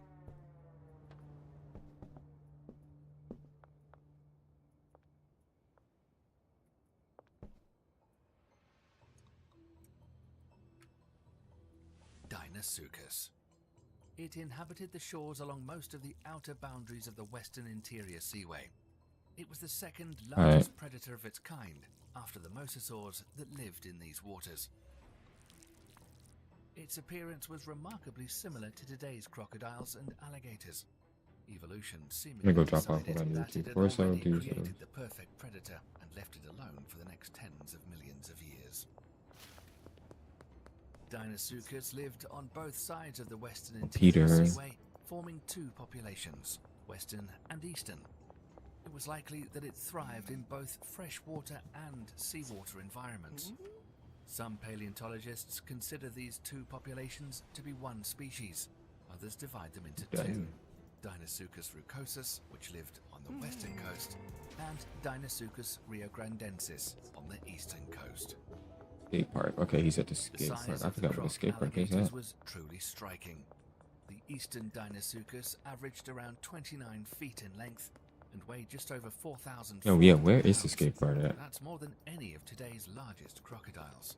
And if those numbers don't seem impressive, No, what? their western Yeah, I don't know the skate park yet. He might not get it because I don't know the skate park. reached up to 40 feet in length and weighed over 17,600 pounds. For reference, the largest living crocodile today is about 17 feet long and weighs 2,400 pounds, making There you go, Kyle. Deinosuchus I see. 2.5 times greater in length and over 7 times heavier. A true giant that hunted both herbivorous and carnivorous dinosaurs of its time. Perfect. Covered in 4 rows of extraordinarily strong, abnormally large, bony osteoderms. Honestly, let me just start. Let me see if I can do these somehow now. Deinosuchus could engage in confrontations with the other basketball large, dangerous predators course. and come out unscathed. You need. Let's see what you It was need. extremely difficult to pierce through these osteoderms. The snout resembled that of a modern-day Mississippi alligator or Cuban crocodiles, wide and lined with massive, thick teeth. Deeper within their mouth, their teeth were blunt and short, perfect Oh for shit. crushing and breaking down dinosaur bones, which they did. Their powerful legs were strong enough to lift their massive bodies, allowing Deinosuchus to feel quite comfortable on land. However, this beast's deadliest weapon was its incredibly powerful jaws. Large specimens could bite with 10 times more force than a Tyrannosaurus. And let's not forget that the Tyrannosaurus had the strongest jaws among the dinosaurs. Some studies estimate the bite size of the Deinosuchus to be 100,000 newtons, which is the equivalent to 22,000 pounds of pressure. This much force could easily crush a car or a boulder. This immense bite force, combined with incredibly strong teeth, suggests that this monster's signature move was to crush its prey to death rather than tear it I'm apart. killing. Nothing could survive the bite of a Deinosuchus. It hunted dinosaurs, large fish, and turtles whose shells posed no issues for its jaws, although Archelon was still too large for it to handle on account of its size. Eastern Deinosuchus, due to their more modest size, couldn't take down large dinosaurs and focused more on fish, turtles, and medium-sized coastal. You don't want this out either? While their western partners in prehistoric business preferred larger game. The larger specimens would grab large dinosaurs and crush them without fear of injury. Their size, weight, fury, and bite force enabled them to do this. But the wildest part of this Because I missed you last time, Trent. was that Deinosuchus would not hesitate to attack and devour large tyrannosaurids like Daspletosaurus and Gorgosaurus, the top predators among dinosaurs at the time. For example, Gorgosaurus could measure between 26 and 30 feet long. So one can only imagine the shores of the Western Interior Seaway when these two predators met. Dominating the coasts and coastal zones, Deinosuchus instilled terror in every living thing that came within its they reach, glitched out. Okay. although they only occasionally ventured into deeper waters. In the depths, the apex predator niche was filled by other giants, such as mosasaurs. But what about the most common predators that lived in the waters of the Western Interior Seaway? If you were unlucky enough to find yourself in these treacherous waters, the first creature you would likely encounter would be a shark.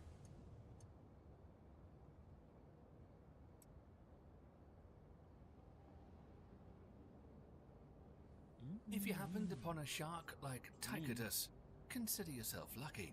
And don't be intimidated by its size, which was comparable to a whale shark, 33 feet. This was one of the least aggressive sharks that resided in those waters. By studying the teeth of this creature, paleontologists concluded that Tychidus had quite a specific and somewhat peculiar diet. It had a large number of flat, sometimes convex, crushing teeth in its mouth. These teeth formed dental plates. The largest of these plates could be up to 21 inches long and up to 18 inches wide. The total number of teeth reached up to 550, with 220 on the lower jaw and 260 on the upper jaw. This indicates that Tychidus belonged to the Dirophagus group of sharks, meaning its diet consisted of creatures with shells, armor, or exoskeletons. The teeth varied in shape from Okay, we're basically done. Alright. Once I assign these customers to Benji, I'm getting all. small ridges that increased bite pressure. I'm gonna pick this shit up. To grip the smooth shells of mollusks. Oh yeah, I gotta cut these off. Were extremely common, with up to 26 species of Tychidus known today. This was because there was an abundance of shelled and non-shelled mollusks at the time. The seas were teeming with them. With such an abundant food supply, Tychidus thrived and could be found in nearly every ocean and sea of the late Cretaceous period. Oh, it's glitched. If you came across a different shark inhabiting the waters of the Western Interior Seaway, then you'd have a good reason to be nervous. I'm gonna assign Ludwig was Squalicorax. After all, this was one of the sharks that sometimes terrorized even medium-sized mosasaurs. Squalicorax belonged to a genus of extinct Cretaceous sharks from the entirely extinct family Anacrocidae. It was a truly fierce predator, though it didn't shy away from scavenging either.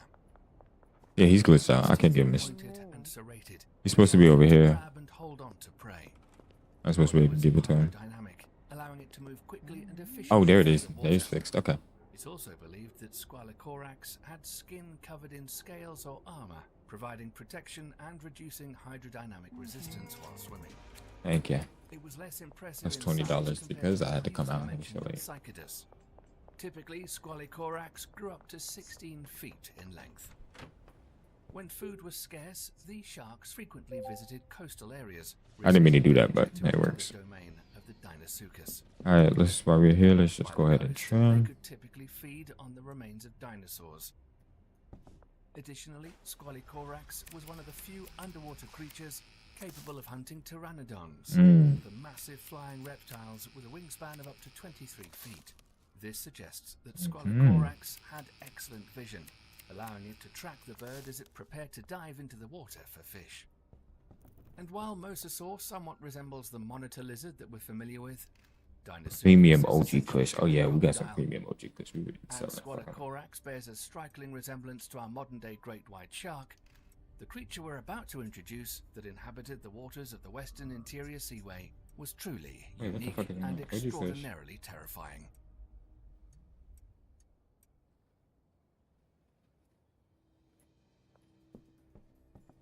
Plesiosaurs, an order of extinct reptiles that lived from the Triassic to the Cretaceous period, were some of the animals with the longest neck to have ever existed.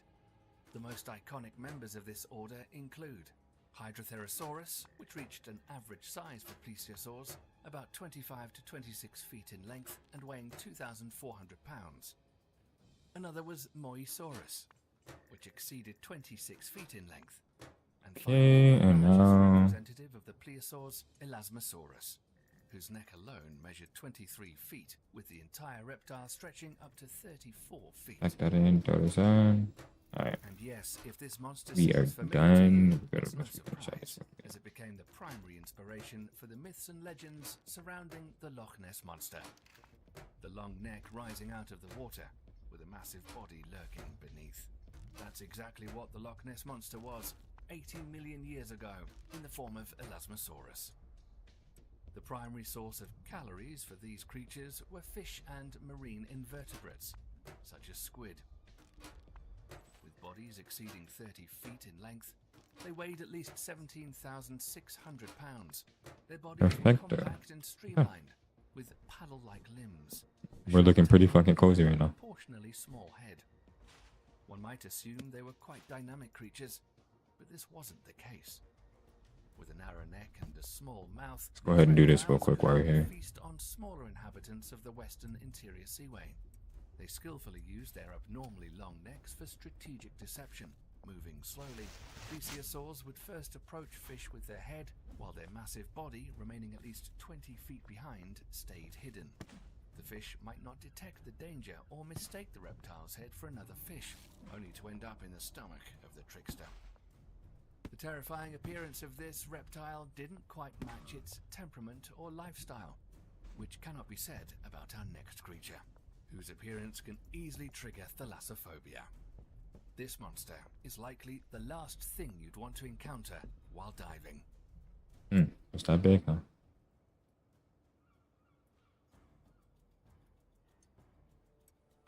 Zephactinus. This is a giant ray-finned fish from the extinct order Ichthyodectiforms. Okay, so and we it would be get the perfect candidate for the lead role in a horror movie about underwater creatures. Next to it, a great white shark would seem like a friendly companion. Zephactinus is often described as a ferocious predator. So we have Glutton 10 would also premium be an sour apt diesels. description. It ate anything it could sink its teeth into. 2 regular Smaller Kush. fish, Okay, turtles, okay. So, pterosaurs, and even young mosasaurs. It's likely that it didn't now we shy can just away go to from sleep. scavenging whenever the opportunity arose. Zephactinus was one of the largest bony fish to have ever lived on. $1,600 profit. We good. We killing. We made it. Killing it. I'm killing on this damn game. This game is actually, I'm sure. Aggressive and gluttonous that at times Green crack now. Finally, Viagra. Oh, we could be mixing because of Viagra, fucking green crack. The most astonishing find was a 13-foot We could make some incredible hope. 6.5-foot fish. Some Broly packs. Inside. It's very likely that the Zephactinus died shortly after swallowing such large prey. Okay. Its body was long and slender, like a torpedo, which likely allowed it to reach incredibly high speeds when chasing prey. Alright, y'all, I'm getting off right here. I love y'all. Y'all have a good one. Was close to 37 miles Good, that's, I'm gonna go ahead and take a nap. Nah, you know what? What time is it? Give me 10 more minutes. Give me 10 more minutes. Give me 10 more minutes. Let me cook up a little bit more. Can I buy Viagra from you? No, I have to go to the supermarket. Yeah, I gotta go to the supermarket. Let's go to the supermarket. I keep coming to him. Let's go to the supermarket and see what they got in the supermarket. For this reason, Zephactinus Take a day off. bulldog fish. The mouth of these fish was lined with sharp, spike-like teeth. The fins were narrow and long, with the pectoral fins armed with an enamel-covered spine along the front edge, which could reach up to 1 meter in length. In short, it was a universal killing machine that struck fear into many underwater inhabitants. I don't even know what the damn story is. As you may have already noticed, giganticism was a pervasive trend in the waters of the Western Interior Seaway. Almost every creature was enormous, from turtles the size of SUVs It's real to estate. ammonites that might shock you when you learn their size. Ammonites were a subclass of extinct cephalopod mollusks, most of which had an external shell. This is post office, $10,000. Nice. These animals were predators that inhabited You buy a car. They were incredibly widespread. I wonder how much they are. Around 40,000 species. As I start making bread, I'm gonna go see. Ammonite is Parapusosia. Just imagine a shell diameter of up to 11.5 feet and a weight of about 3,000. Let's see what clothes you got. With the shell alone weighing 1,500 pounds. If you uncoiled it, you'd have a 32-foot-long tunnel. No wonder it earned the title of the heaviest invertebrate of all time. This deep-sea creature moved like all ammonites, by filling its uninhabited shell chambers with either water or gas using the principle of jet propulsion. Like all ammonites, this titan had a beak and long tentacles, which it used to hunt. It's possible that the shells of Parapusosia became encrusted with marine organisms, similar to the hulls of ships or whale carcasses, growing an entire ecosystem around it. While smaller ammonites faced significant threats from large predators like Mosasaurus, which could easily puncture their shells, Parapusosia likely had few natural enemies. The shell was not easy to break, and its inhabitant was no pushover, ready to bite back.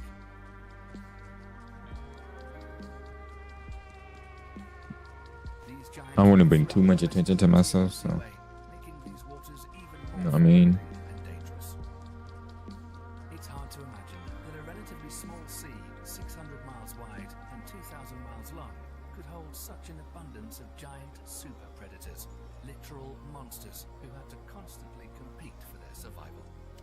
It seems that the Western Interior Seaway became an insane experiment for evolution, Oh, like that. where it dared to test its full force and apply all of its ingenuity in creating the most terrifying and deadly creatures our Earth has ever seen.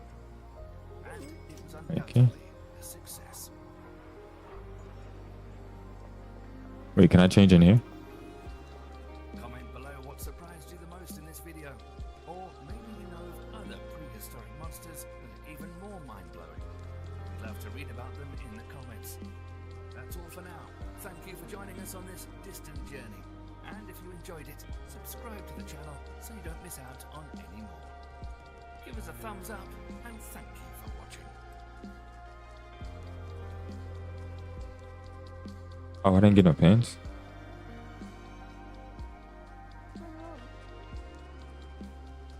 I'm gonna grab some like black.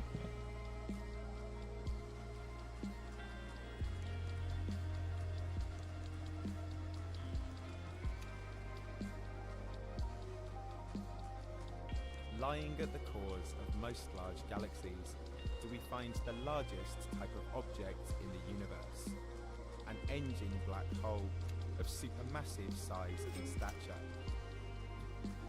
They almost always have masses many millions of times greater than the Sun, while the biggest grow to tens of billions. So large, in fact, that their event horizons would swallow the orbit of Neptune if placed at the centre of the solar system. These incomparable sizes underpin one of our universe's most intriguing mysteries, for no black hole should be anywhere near this large if it started out as a collapsing star. And yet, Me and this bitch. supermassive black holes of bewildering sizes This is scattered funny as around fuck. I ain't gonna lie to you. Alright, let me including at the so- heart of almost hold on. every Wait. galaxy. Exactly what was responsible for seeding these great engines and catapulting them to their immense sizes is a mystery only the James Webb Telescope can shed We take a little light day on. off. Yeah, so. And so, in our final outing of 2024, we will be examining its findings. Alright, and I'm gonna try to find a story hardware, of like the supermassive store real black quick. holes, unraveling the mysteries of the universe's most massive objects.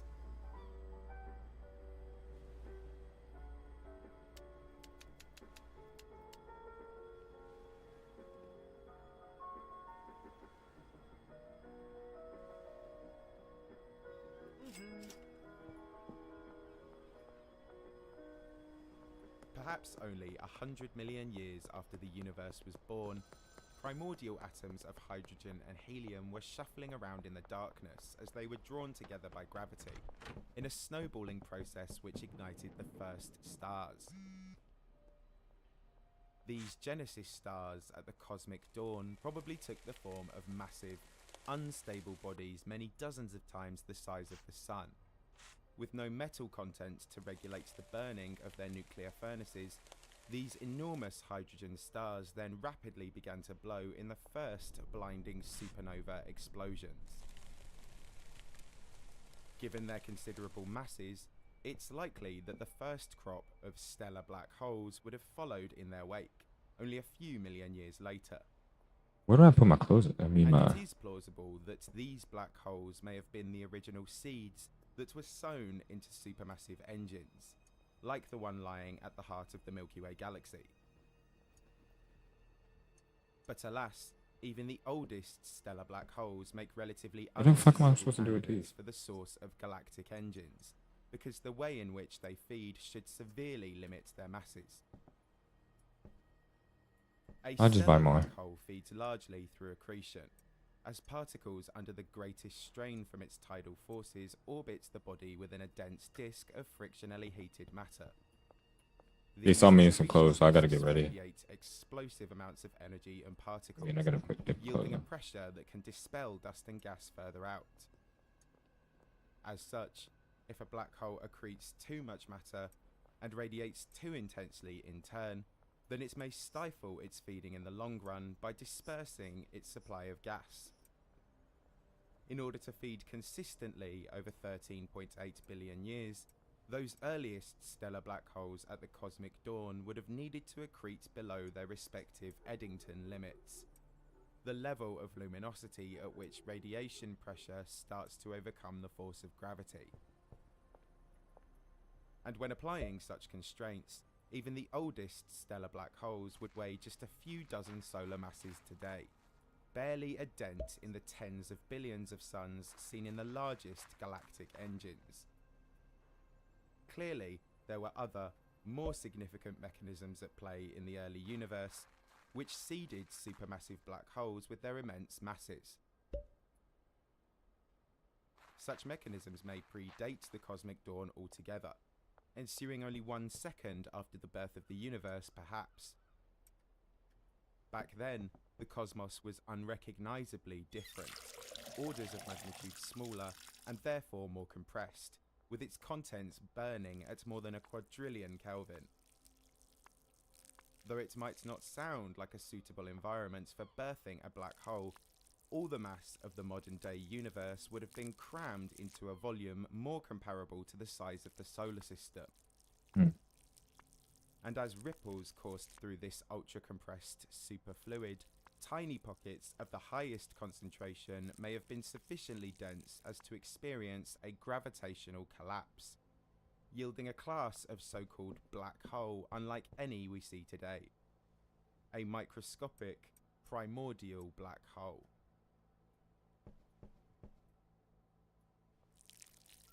Primordial black holes are an unevidenced, hypothetical type of the early universe which would have existed on Planck-like scales, far smaller than both the stellar, intermediate and supermassive.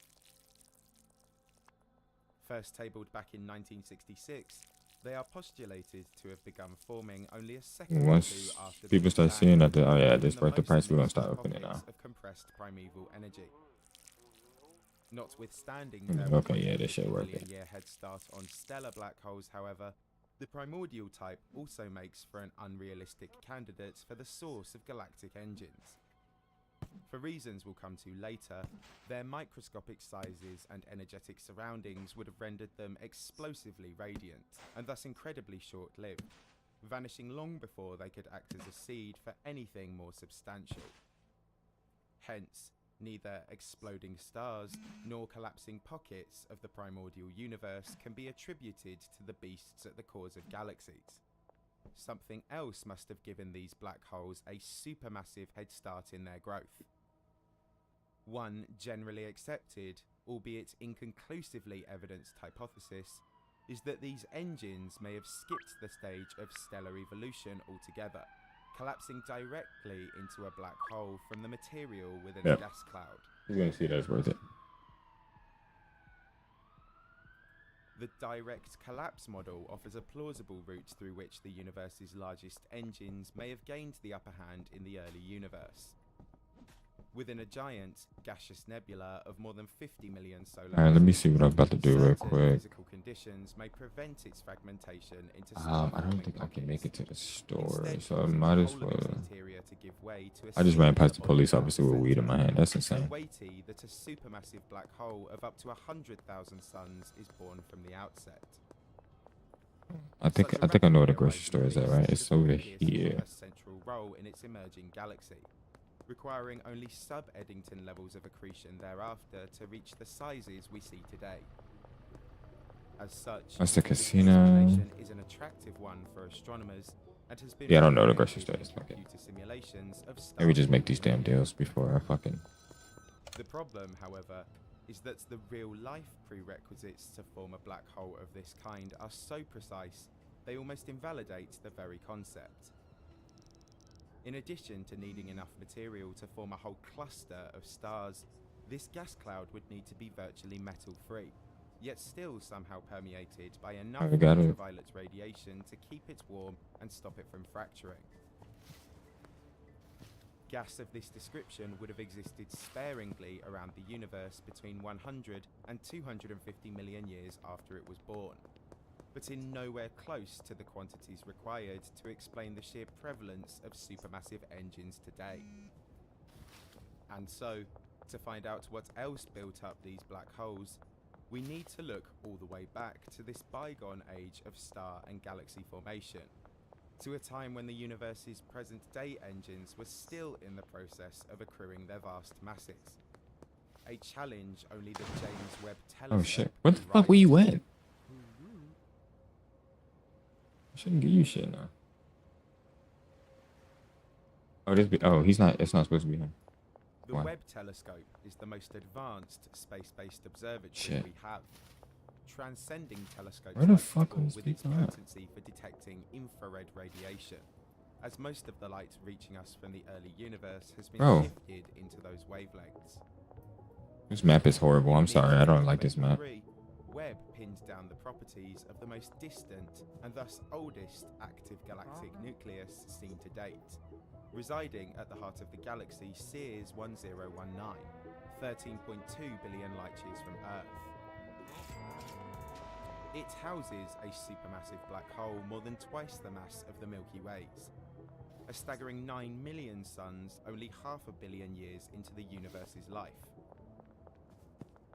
Such a monstrous object so soon after the cosmic dawn implies that rapid, runaway forces hijacked this black hole's growth long after its formation from a dying star or collapsing cloud. In particular, a hierarchical series of mergers with other black holes, supplemented by brief bouts of super-Eddington accretion, have been observed by the Webb telescope as Construction and demolition. Construction and demolition. Okay. culminating in He's beasts not of there. billion That's why he's. suns by only 1 billion years of cosmic time. We've known for the longest time that Oh my mergers have fucking played an god, outsized dude. role in sculpting the jewels of the cosmic web. Since the earliest, scrappiest dwarf galaxies arose from primordial ash, they have been colliding with each other and combining their stars and galaxies. Oh fuck.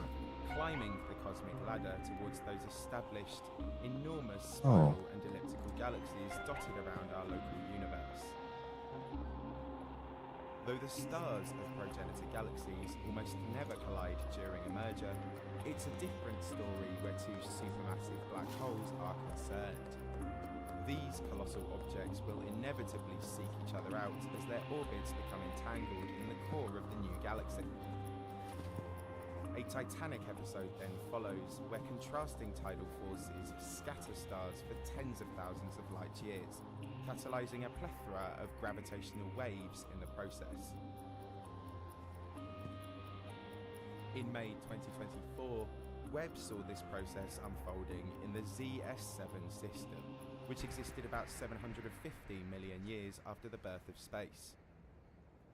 Within the disturbed heart of this tarnished galactic merger, two supermassive black holes of some 50 million solar masses each are circling one another as their orbits tighten, destined to collide later in the universe's life.